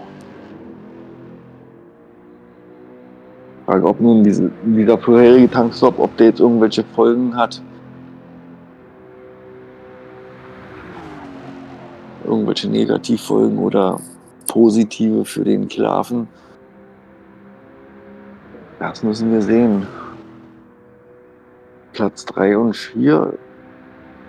Nee, das hat sich auch schon erledigt, glaube ich. Der vierte mit dem Schaden.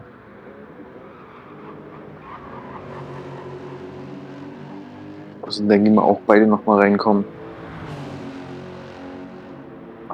19, 20, 21.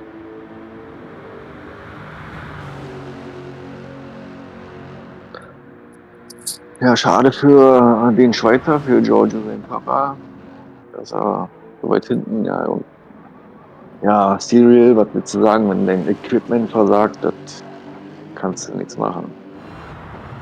Das ist Das ärgerlich. ist echt unglücklich an seiner Stelle.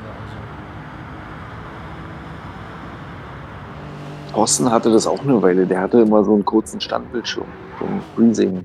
Das ist ja noch schlimmer. Und ja, und bloß weil irgendein Update wieder nicht hingehauen hat oder ein Kabel.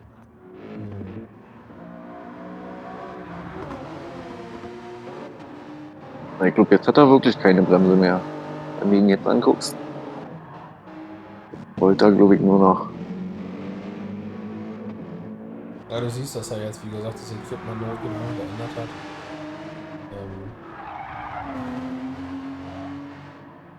Es ist echt unmöglich für Blaze. Es ist echt unmöglich.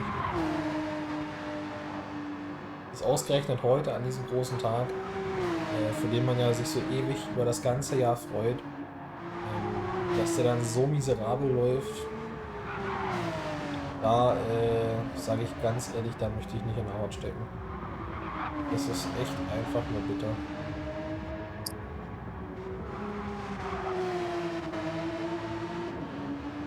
Ui, langsam wird's dunkel, oder? Ja, langsam wird's Da echt dunkel. hinten. Und dann geht die wilde Fahrt los. Gut, man könnte sowas natürlich auch als einen Rennunfall, wenn man es mal ganz grob nimmt. Aber er hat es halt nicht selbst verschuldet, weißt du? Ist halt ärgerlich. Wäre genauso, als wenn er einen Unfall gehabt hätte in einem echten Rennen und Autoschrott. Ja. Ja, die Frage ist, vielleicht kriegt man die Probleme bis zu seinem nächsten Stint nochmal behoben. Hoffentlich kann er das irgendwie nochmal updaten oder so. Ja, Oder dafür hast du rein theoretisch auch Ersatzfahrer. nicht, dass irgendwas massives kaputt gegangen ist oder so. Dicke sagt's gerade, jetzt ist die Zeit gekommen, wo du das Ding eigentlich nur noch nach Hause fährst.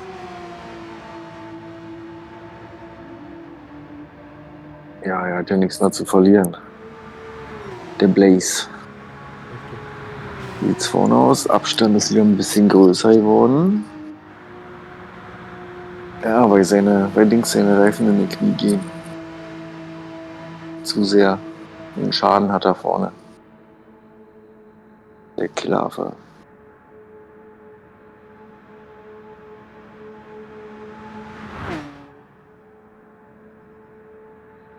Dann sage ich mal, wir lehnen uns mal so weit aus dem Fenster.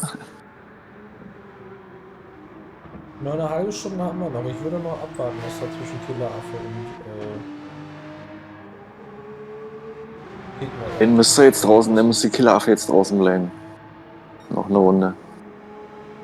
Oder jetzt rein. Slash und Dash.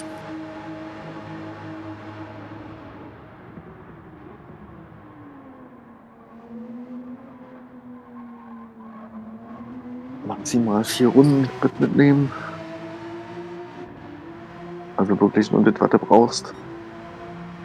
Ja, und Thorsten muss jetzt richtig schnell fahren.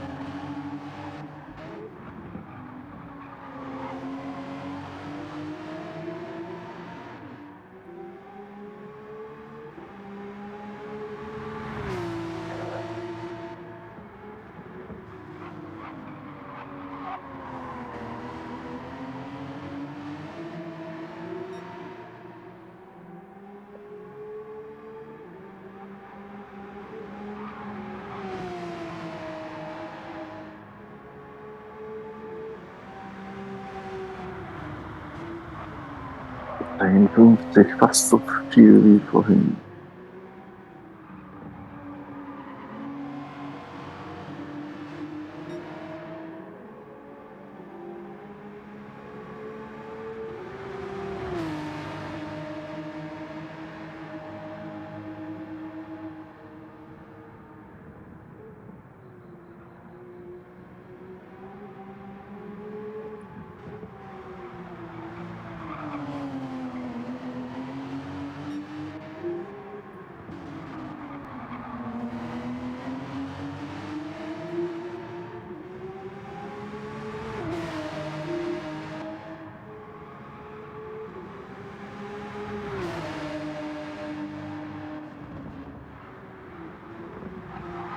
So vernünftige Reifen hat der Thorsten noch. Der muss jetzt richtig Attacke fahren, diese eine Runde mindestens.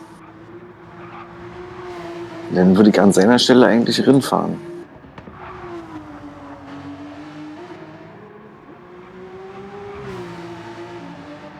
Na, 2 Runden hat er. Also Zwei hat er. so, Er er muss rein. Er kann jetzt die 19. und die 20. Dafür hat er den Reifen und den Sprit. So oder so, der wird reinkommen müssen. Definitiv nochmal. Die Frage ist nur, ob er es jetzt in dieser Runde tut oder in der nächsten. Ob er riskiert, noch eine Runde, nochmal 20 Kilometer zu fahren und dabei vielleicht ein paar entscheidende Sekunden zu verlieren. Oder jetzt gleich rinzufahren, wo er vielleicht noch 53 oder 54 Sekunden hat, weißt du? Diese kleine Polster.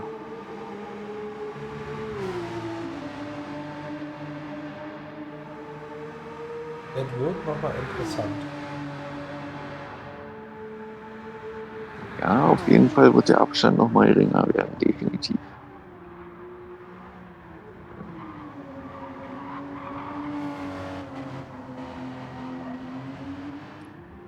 Und Killeraffe muss jetzt noch fahren.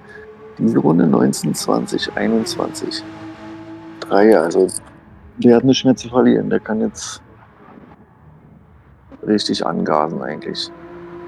Für 4 Runden würde es auch reichen. Hat er auch mit einkalkuliert. Die eventuell 22. Runde.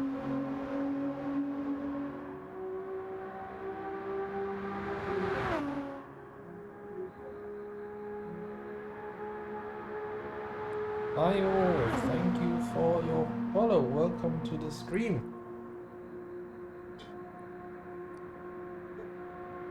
I hope your team is doing pretty well. Yes, sometimes switch to P0 for a second. There he is, flashing the lights, showing the appreciation that he's been showing on screen. Bling bling.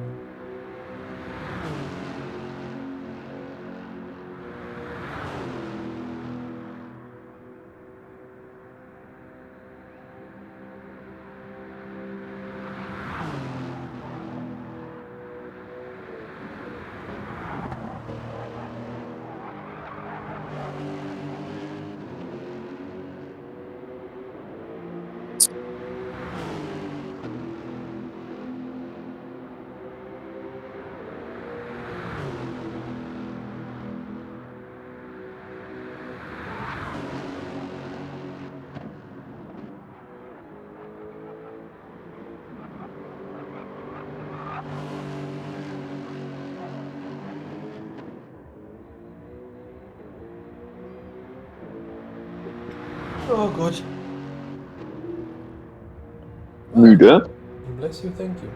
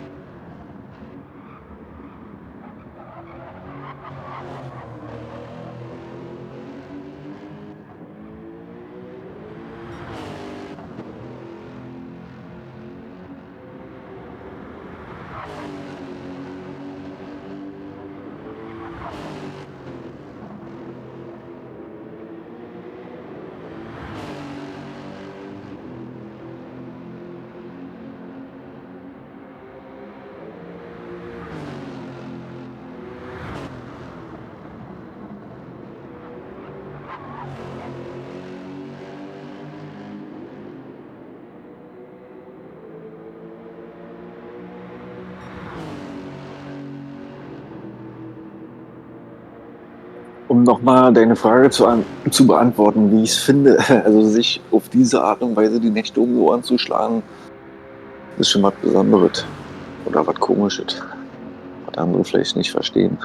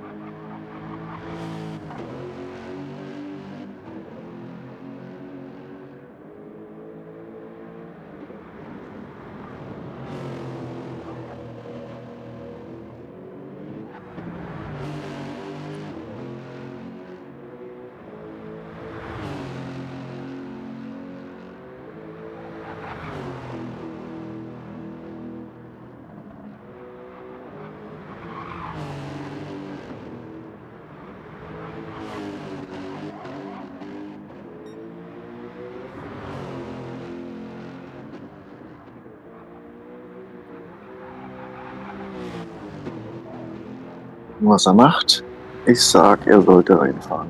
Jetzt. Mein Teamkollege. Ja. Nee, er bleibt draußen und das macht 5 Euro. Nee, wir haben nicht gewettet. Mal kicken, ob das jetzt, wie viel er jetzt in der Runde verliert.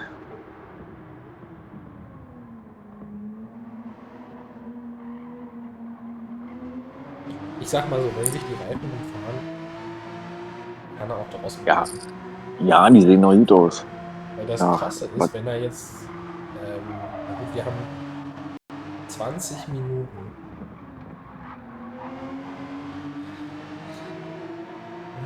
16:24, 3 Runden noch.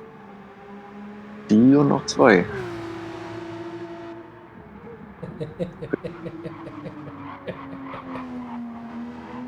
Ist ein Knallkopf, Kevin. Ui. Na, siehst du? Deswegen bleibt er draußen. Weil du ihm nicht vertraut hast. Ja, Weil das du hätte er aber nicht auch. vertraut hast. Das hätte er aber auch haben können in der letzten Runde vielleicht. Was wäre denn das für eine Glory gewesen, in der letzten Runde noch die. Aber der wird die schnellste Runde nicht kriegen, kannst du vergessen. Nee. Wir sind nicht mit den Reifen. Auch nicht mit frischen Reifen und einem leeren Auto. Ja. Also ich sag mal so, ich glaube, Killer Affe wird einen Undercut haben, der wird an Kickmack vorbeiziehen. Das ist, glaube ich, sicher, dass er das haben wird, weil Kickmack kommt an die Box, dann steht er da erstmal eine halbe Stunde, weil er rein muss. Und in der Zeit ist Killer Affe vorbei und da wird dann vielleicht Kickmack erst rausgelassen. Also mit dem Undercut, den Killer Affe jetzt macht, holt er sich eine Menge auf Kickmack raus. Auch wenn Kickmack in der Box nur eine Runde nachtanken müsste, jetzt in der Theorie. 3 Runden, sage ich jetzt mal, ich sag mal 2,5 Runden sind noch zu fahren, weil wir haben jetzt noch 19 Minuten. 8 Minuten pro Runde sind wir dabei 16 und dann hast du ja noch diese, sag mal, inoffiziellste 23. Runde, die du noch managen musst. Das heißt, so oder so, du kommst nicht um 3 Runden nachtanken rum. Je nachdem, wo du auf der Strecke bist. Weil, wir haben ja gesehen, nachdem der Erste, wer auch immer nach abgelaufener Zeit über die Linie fährt, ab da sind noch 3 Minuten zu fahren. Und jetzt ist die Frage, wer ist der Erste, der über Linie kommt nach Ablauf der Zeit? Ist es dann vielleicht der Erste, womit dann 23 Runden beendet werden? Müsste man sehen. Ja. Heißt, so oder so vielleicht, das sage ich ganz vorsichtig, kann Kickmack den Undercut von Killer Affe abwehren, indem er Glück hat und man auf inoffiziell diese 23. Runde fährt, weshalb er dann nochmal mehr Sprit mitnehmen könnte. Oder Junior er in hat, der wie gesagt, Box. das Pech. Junior in der Box. Ja, Junior ist an der Box. Da wird hier Und wechseln. Schaden.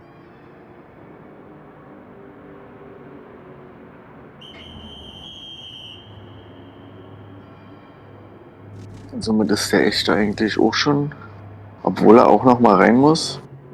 Aber eigentlich ist er Dritter.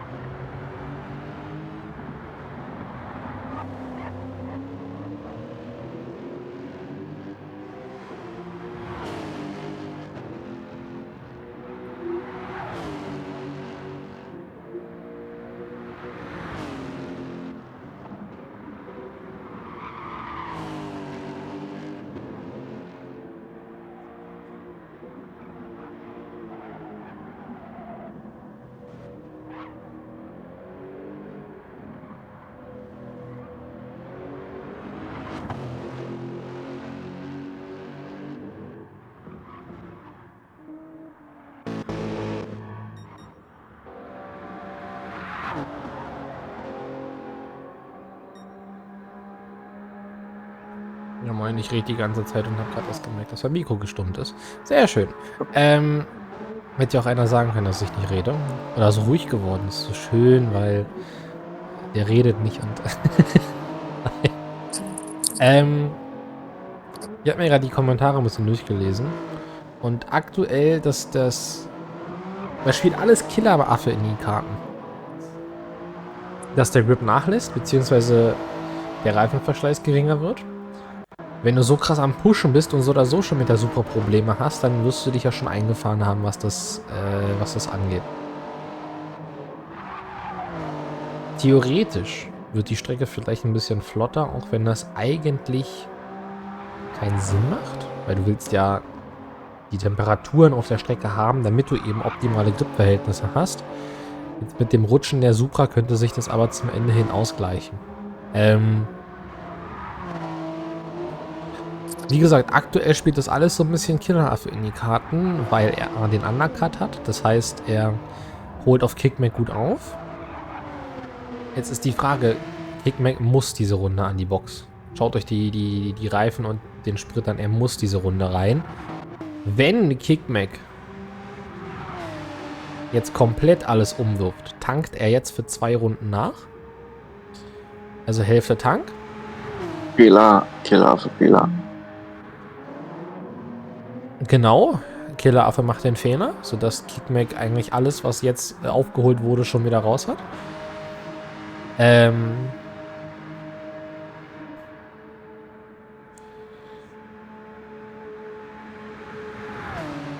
Kickback geht jetzt an die Box, tankt zur Hälfte nach für 2 Runden. Geht wieder raus mit neuen Reifen, mit neuen Schlappen, die er sich aufgezogen hat. Stellt seine Krokolatschen von dem einen Modus in den anderen. Das heißt, der Flügel wird nach hinten geklappt. Dann rennt er los.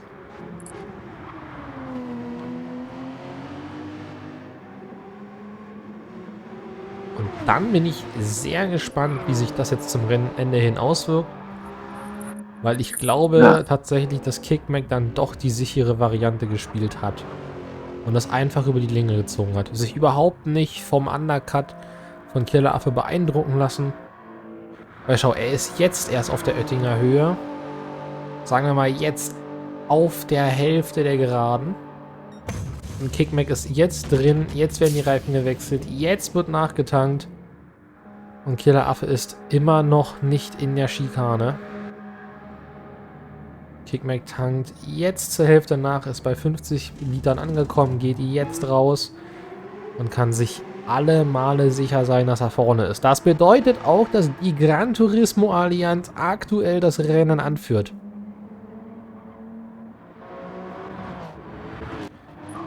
Denn Thorsten sollte jetzt keinen Fehler machen und damit würde GTA die Standings anführen.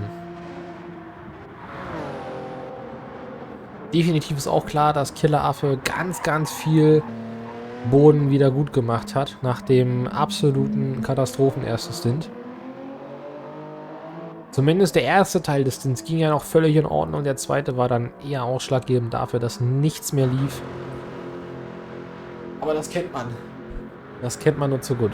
Dustin, also P0, wird jetzt auch an die Box gehen.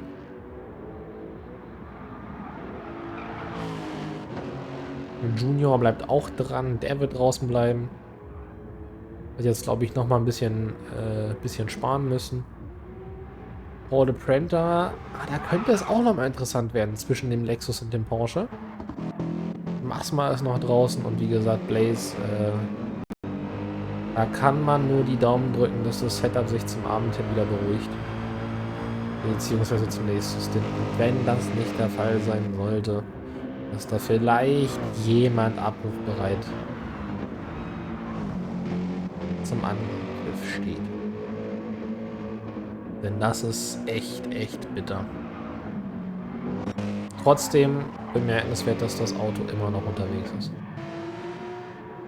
Genauso wie der Audi von Pegasus. Dass die im nächsten Stint wieder dabei sind, nachdem jetzt zweimal die Technik versagt hat.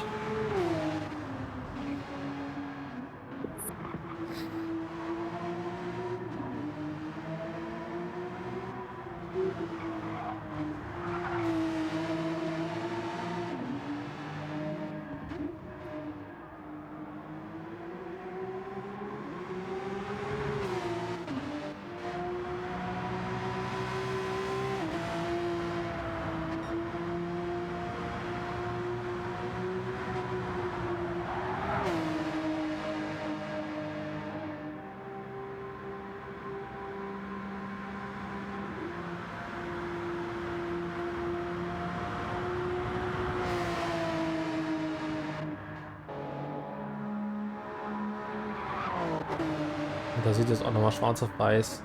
17,5 Sekunden Abstand hat der Porsche von der Gran Turismo Allianz zum Part-Time E-Sport Motorsport Toyota Supra. Auch wenn die Supra gerade ein bisschen Zeit aufholt, der Porsche muss es einfach nur konstant durchfahren. Und das hat der Porsche ja über die 3 Stunden bislang am besten bewiesen, dass er das kann. P0 auch meiner Meinung nach sehr solide auf dem 3. Platz. Ich glaube, das ist bislang das beste Ergebnis für den jungen Deutschen. Da sieht man definitiv, dass sich das Training, was er investiert, lohnt. Und Q auch im ersten Stint eigentlich sehr solide unterwegs gewesen, auch wenn er des Öfteren Zwischenfälle hatte, wo man sich einfach nur an den Kopf fassen will, weil er weder für das eine noch fürs andere was konnte. Kaum fange ich an, diesen Fahrer zu loben, holt er sich direkt die halbe Sekunde Strafe ab. Also, da müssen wir nochmal arbeiten, das hat jezu nicht. Junior holt das Beste aus dem Lexus auch nochmal mit raus, aktuell auf Platz 4. Hat ein bisschen auf Paul de Prenter verloren, der hier mal eben eine 8 Minuten 7 1:02 gezaubert hat. Für Weltmann Motorsport. Da glaube ich aber noch, dass hier ein bisschen Podiumsluft noch in der Luft schwebt.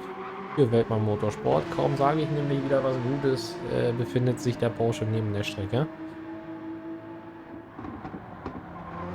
Masma hier auf jeden Fall für Erics sehr, sehr wichtige Kilometer, die hier mitgesammelt werden. Auto hat auch schon 2100 Kilometer runter, das heißt, hier wurden definitiv schon einige Kilometer abgespult. Genauso wie Blaze in seinem Benz auch schon 2000 runter hat. Bleibt aber immer wieder eine Augenweide, dass der Porsche auf Platz 1 aktuell 32.000 Kilometer runter hat. Also wie gesagt, ich wäre mal sehr interessiert darüber, was für eine Kfz-Steuer ihr im Jahr bezahlt für das Ding, dass ihr da mehr als 30.000 im Jahr fahren dürft. Ich weiß es nicht. Und vermutlich wird es Thorsten auch nicht verraten, weil Schwabe. Wahrscheinlich gar nichts, weil er so viel Verschleiß drin hat, dass er sowieso die Einzelteile immer ersetzen muss. Ich weiß nicht, ob der schon. Also ich glaube, der macht maximal einen Ölwechsel oder so. Also Motor hat er noch nicht gewechselt. Glaube ich nicht. Machen. Guck mal daran nachgedacht, welchen Pollenfilter zu wechseln oder so.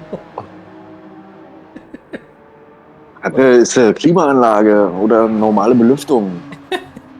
Scheiße. Meinst du, die haben einen Filter Fenster drin? runter. Meinst du, der hat einen Filter drin? Ich glaube nicht. Klimaanlage ist überbewertet. Macht das scheiß Fenster runter und gut ist. Ja. Wobei die Hitze in so einem Auto nicht zu unterschätzen ist, sage ich mal.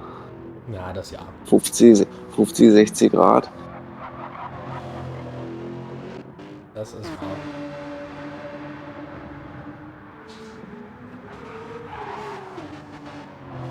Ja, Thorsten hält sich gut. Macht ausgezeichnet.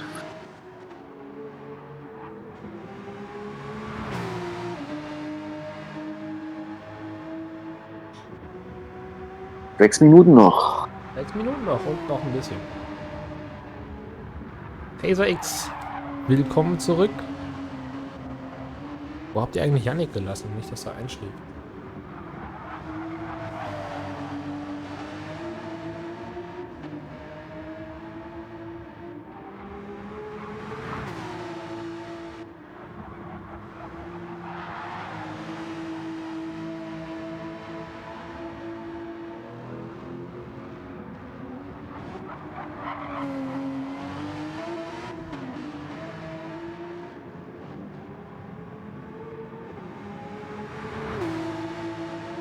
Sagst du eigentlich absichtlich Oettinger Höhe? Ist tatsächlich mit Absicht so, dass ich Oettinger Höhe Okay. sage. Okay.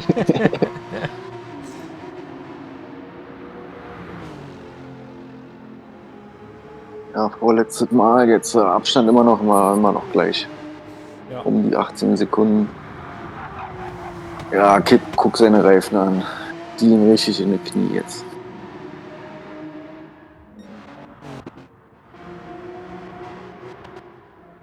Ja, er hat einen Schaden zu einem. Das wird nichts mehr. Er hatte einen Schaden zu einem ganz ungünstigen Zeitpunkt. Dass er quasi früher rein musste. Und das fällt ihm jetzt auf die Füße. So, Niklas, wenn du das hörst. The stage is yours.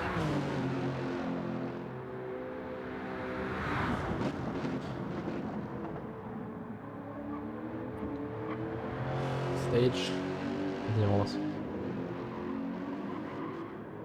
Und ich denke mal, wir könnten ganz kurz ins Englische switchen. Und folgendes. Niklas, bist du da? Ich bin da. Sehr schön. Hallo. Englisch, Deutsch? Mir wäre am liebsten auf Deutsch. Können wir es trotzdem machen. Gut, dann schon mal vorab. Niklas, herzlich willkommen in der Kommentatorenbox. Wir schalten mal eben runter zu Kai Ebel, der mit dir nämlich über ein paar Sachen sprechen möchte. Nämlich die erste Frage. Ihr habt ein bisschen Zeit investiert in eure Livery. Kann das sein? Ja, das kann sein. Um genau zu sagen, war unser Designer circa 14 Stunden dran. wie kam die Idee, dieses lila-rote Schwarz mit der weißen Aufschrift? Und vor allem mit diesen schwarzen Linien im Roten? Ja, unser Hauptgedanke war halt, wir wollten die Teamfarben halt beibehalten mit dem lila, rot, schwarz. Aber wir haben halt, weil wir das Hauptdesign von Stilbruchlack so gut finden und unsere Main Livery jetzt auch in dem Stil ist, haben wir gesagt, komm, weißt du was, wir machen für einen 24er, machen wir das Special-Ding. Ja, und dann kam halt der Gedanke, weil wir hatten vom diesjährigen 24-Stunden-Rennen, da ist auch ein Auto mitgefahren in einem Special-Design mit so Graffiti. Ja, und da kam dann halt so der Gedanke, komm, wir kombinieren das. Also, ich würde ja sagen, ich wüsste nicht, welches Auto du mit Graffiti meinst, aber ich glaube, man sieht gerade on-stream, welches Auto du meinst, weil wir haben hier so ein Replika-Design drauf, was ja so mit Echtfarben überzogen wurde am Auto.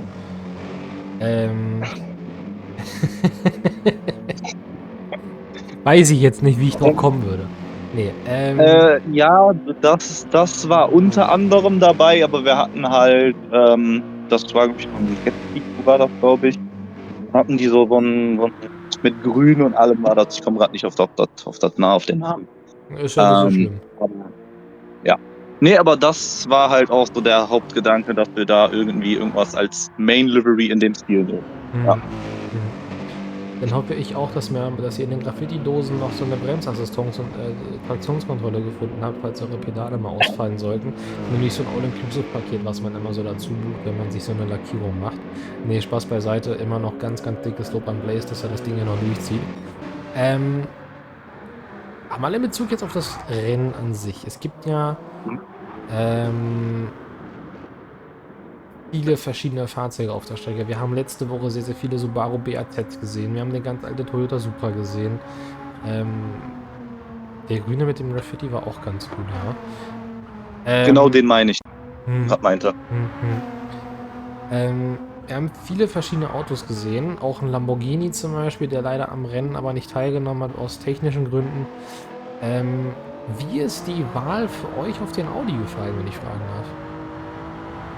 Das war eigentlich genauso wie in Le Mans, eigentlich auch so ein kurzes, knappes, ja, was fahren wir?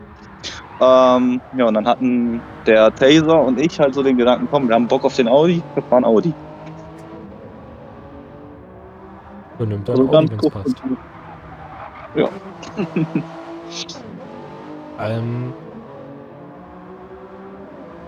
Jetzt mal generell gesehen, auch wenn ihr aktuell stark abgeschlagen seid aufgrund der technischen Schwierigkeiten, die ihr hattet.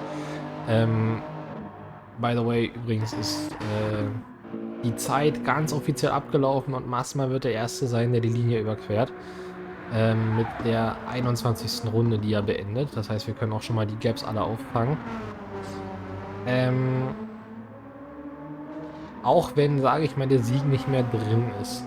Rechnet ihr euch irgendwelche Chancen aus? Ja, schwer zu sagen. Unser Hauptziel ist jetzt hauptsächlich durchkommen, so viel Erfahrung auf der Nordschleife noch zu sammeln wie möglich. Weil Nordschleife ist halt Nordschleife, da kann halt alles passieren.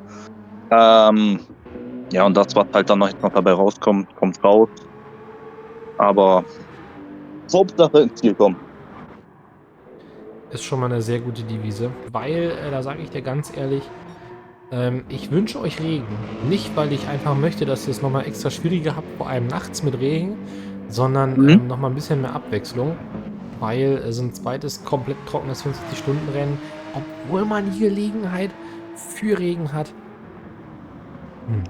Nee, aber ganz ehrlich, die Devise, das sagt Drunken Panda auch gerade, durchfahren, durchkommen, bis ans Ende gehen, ist der absolut richtige Ansatz und ich glaube, das sollte das Ziel sein, jedes Teams, welches teilnimmt.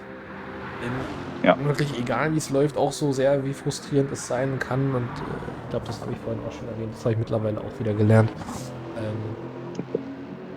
Fahrt einfach, sammelt diese Kilometer, weil irgendwann möchte ich ein Auto sehen, das von irgendjemandem hier in der Serie bewegt wird, was mehr Kilometer runter hat, das Kickmax Porsche gerade mit 32.200 und fast 27 Kilometern.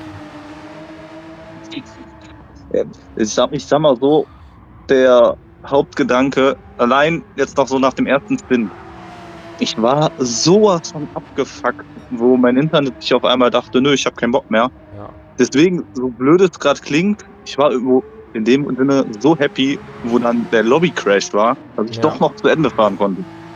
Ja. Na, manchmal gibt es so Zufälle, die dann entstehen. Und ich sag mal so, die einen nehmen es wahr und sind halt sofort dran und die anderen suchen sich irgendwelche Ausreden und machen dann einen riesen Fass auf. Richtig. Nachdem sie das erste Rennen teilnehmen, also das erste sich anmelden, gar nicht erst teilnehmen und beim zweiten Rennen dann im Quali schon Rage quitten. Also eigentlich sagt das schon alles über das Team aus.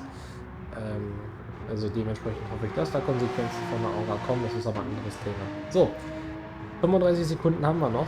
Wir können ja mal schon mal langsam anfangen, uns die Gaps von allen Fahrzeugen gleich mal einzufangen. Zum Ende hin wird es nochmal interessant, weil P4 und P5 nochmal im Duell sind, obwohl beide Schaden haben. Glaube aber nicht, dass es hier noch ein Überholmanöver geben wird. So, nichtsdestotrotz. Kickback jetzt auf der Oettinger Höhe. 19,2 Sekunden an Killeraffe. Killeraffe hat 1 Minute 57. Und dann haben wir nochmal die Gaps gesehen. Bis auf den letzten. Den habe ich leider verpennt. Nichtsdestotrotz, Kickback gewinnt die Lobby. Stint 2 geht an die Gran Turismo Allianz. Jetzt also Führender des Stints und des Rennens. Glückwunsch an die Gran Turismo Allianz. Ich schnapp mir mal ganz kurz das Replay. Genauso wie das Endergebnis. Da sehen wir es nochmal. Schnellste Runde geht an Killeraffe mit einer 8 Minuten 4716. Also die beiden da vorne mit Paul de Prenter, sage ich euch ganz ehrlich, die waren teilweise schneller unterwegs in dem Stint als die Leute im ersten Split letzte Woche. Heißt also selbst hier, man sieht, dass das Feld echt stark unterwegs sein kann. Niklas? Ja. Wer fährt bei euch jetzt? Bei uns fährt jetzt McKnockback. McKnockback. Guido, wer fährt bei euch? Müsste Uwe sein, also GT Icke. Müsste Uwe sein, also GT Icke. Gut, dann sage ich an dieser Stelle, Guido, vielen Dank fürs Mitkommentieren. Es hat mir wieder unglaublich Spaß gemacht, auch wenn es zwischendurch ein bisschen interessant wurde. Und ein bisschen weniger auch. Nichtsdestotrotz, danke, dass du dabei warst. Danke für die Einladung. Auch dir, Niklas, danke, dass du noch mal kurz ins Interview reingekommen bist. Ich wünsche euch beiden und allen anderen auf dem Feld noch ganz viel Erfolg im weiteren Rennverlauf.